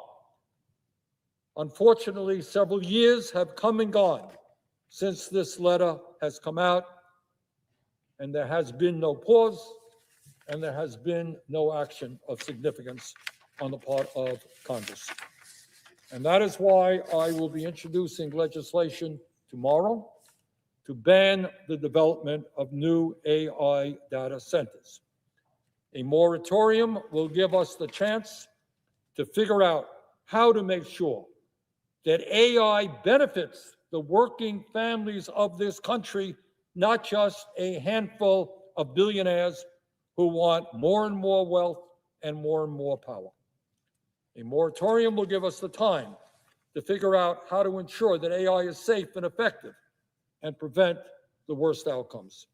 A moratorium will give us the time to figure out how to make sure AI does not harm our environment or jack up the electric bills that we pay. Bottom line, a moratorium will give the American people the time to determine how we can make AI and robotics work for them, not just a few very wealthy people. We need to pass this moratorium here. We need to slow down the development of AI around the world, and we need to bring the international community together to address the risk posed by AI. And I can tell you that in China, in Europe, in countries all over the world, there is deep concern about the safety of AI and the possible loss of human control over AI. So, Madam President, we are looking at the most sweeping and impactful technological revolution in the history of humanity. It will impact all of us in so many ways. And yet Congress remains too busy raising campaign contributions from the industry rather than standing up for the needs of working people. That has got to change. And I look forward to working with my colleagues to make certain that we finally pass a moratorium, slow this down, and make AI and robotics work for all of us, not just a few. Madam President, thank you. I yield the floor.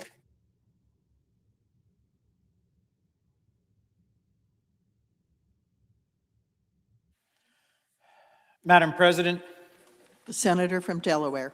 Madam President, the business of this body today has been the so-called Save America Act, a legislative proposal from my colleagues in the Republican Party that is presented as a simple voter ID law.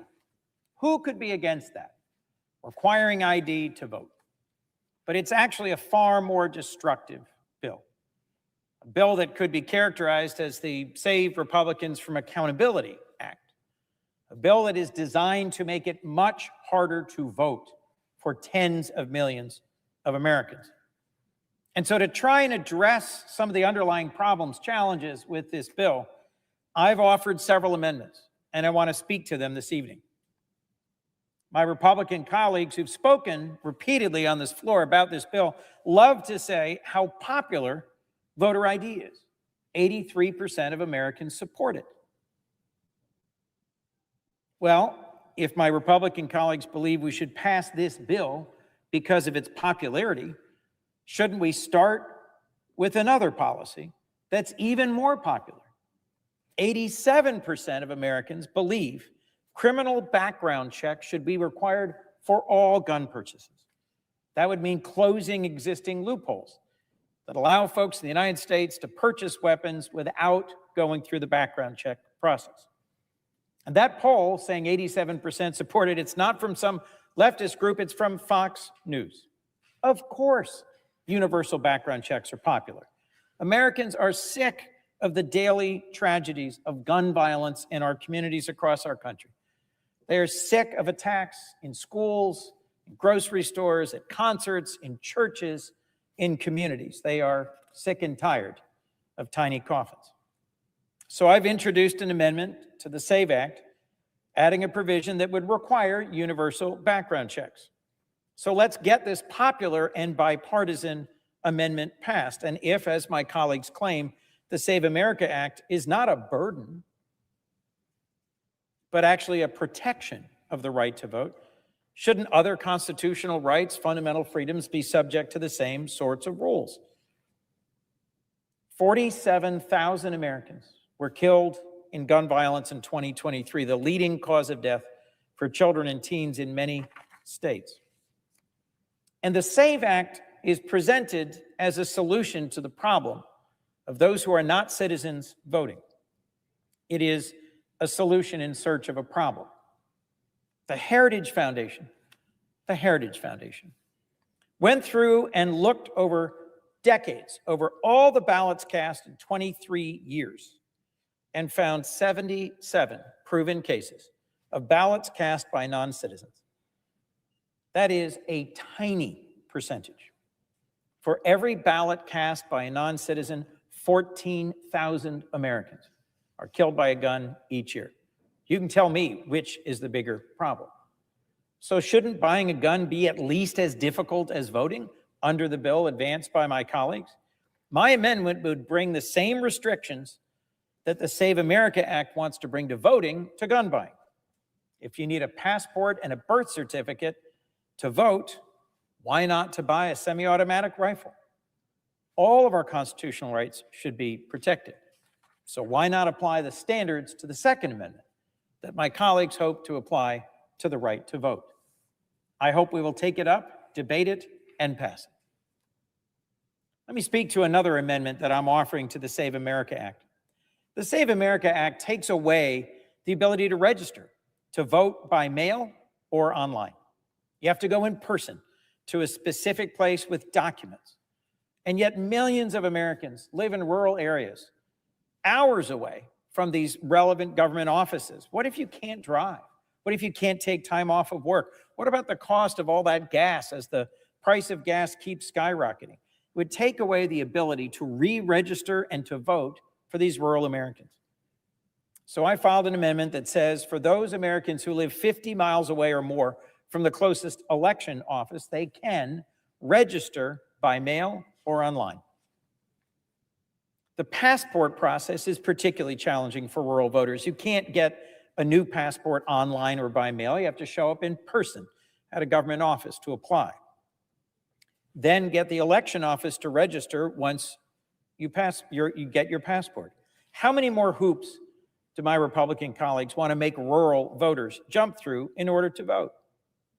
My amendment would permit those who live 50 miles or more away from a passport office or an election office to apply for their passport online or by phone. The cost of living keeps going up. To get a passport doesn't just take time and travel, it costs $165. So I filed an amendment that would make passports for the purposes of voting free for American citizens. The Save America Act has another basic flaw. It would make it difficult to vote for the nearly 70 million American women who changed their name in marriage, where their current name is different than the name on their birth certificate. That includes, obviously, many people of concern, but particularly my wife and my mother have different last names today than they did the day they were born. One of the things that is, I think, a fundamental flaw to the Save America Act is it allows those women to vote if they have a passport. Yet millions of Americans do not have passports, and the cost and the difficulty of getting them, I think, is too big a barrier to voting. What about veterans? Will we actually make them drive for hours to re-register? I'm working on an amendment to partner with the VA to make it easier for veterans to administer. And so, frankly, I have many amendments I'd like to discuss, but these are the few I'll bring up this evening, because before we get to a final vote on the Save America Act, we need to perfect it, because the right to vote is a sacred right in America, and this is a bill in search of a problem, not solving that problem. Madam President, the Trump administration owes my constituents money. It owes a lot of Americans money. The administration owes you $166 billion in illegal tariff revenue. Just over a year ago, in what he called Liberation Day, President Trump imposed wildly irresponsible tariffs on virtually every country on earth, including our closest allies and those with whom he'd concluded trade deals, like Canada and Mexico. It's damaged our relationships abroad. It's harmed our national security. And frankly, it's imposed what is the equivalent of a national sales tax on hundreds of millions of consumers. Well, after a year of litigation, the Supreme Court ruled in February by a 6-3 majority that those tariffs are illegal, that under the Constitution, the tariff power, the taxing power is assigned to the Congress, not to the president. Trump promised Americans he'd bring down costs on day one, but through tariffs did the exact opposite. If someone had taken money, stolen money out of your wallet, out of your family's bank account, you'd want it back. The average American household has paid $1,700 in tariffs, now declared illegal by the Supreme Court. Our president took that money out of the pockets of Americans and should now give it back. So I'm here demanding Delaware's money back for Delawareans. I'm a proud co-sponsor of a bill to do just that. Families need that money back now because they're increasingly struggling. Because of the war in Iran, gas in Delaware was $2.87 a gallon just over a month ago, is now today $3.79. The cost of groceries have gone up, the cost of healthcare have gone up, the cost of electricity have gone up, the cost of gas has gone up. Why are these costs going up? Partly the reckless war with Iran, but also tariffs. After the Supreme Court struck down the IEEPA tariffs, that's the law on which they were based, Trump proposed and put in place a new 10% global tariff. One of the things I get called about the most is the cost of housing. Our little state of Delaware needs to build 24,000 new homes by 2030 to meet the demands for housing. Yet many of the key inputs, lumber from Canada, drywall from Mexico, fixtures and features, the faucets and bathroom vanities imported from outside our country, face stiff tariffs. The costs of homeownership and housing keep going up. And my Tariff Exclusion Act would eliminate those tariffs and bring those costs back down.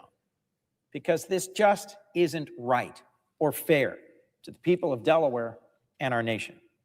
Folks who are building and innovating, folks who are farming, folks who are launching small businesses, folks who are just trying to put food on the table, clothes on their kids' backs, and send them to school and keep them safe. They have paid too much in tariffs, and our president should pay our people back. With that, Madam President, thank you, and I yield the floor. Under the previous order, the Senate stands adjourned until 12 noon tomorrow.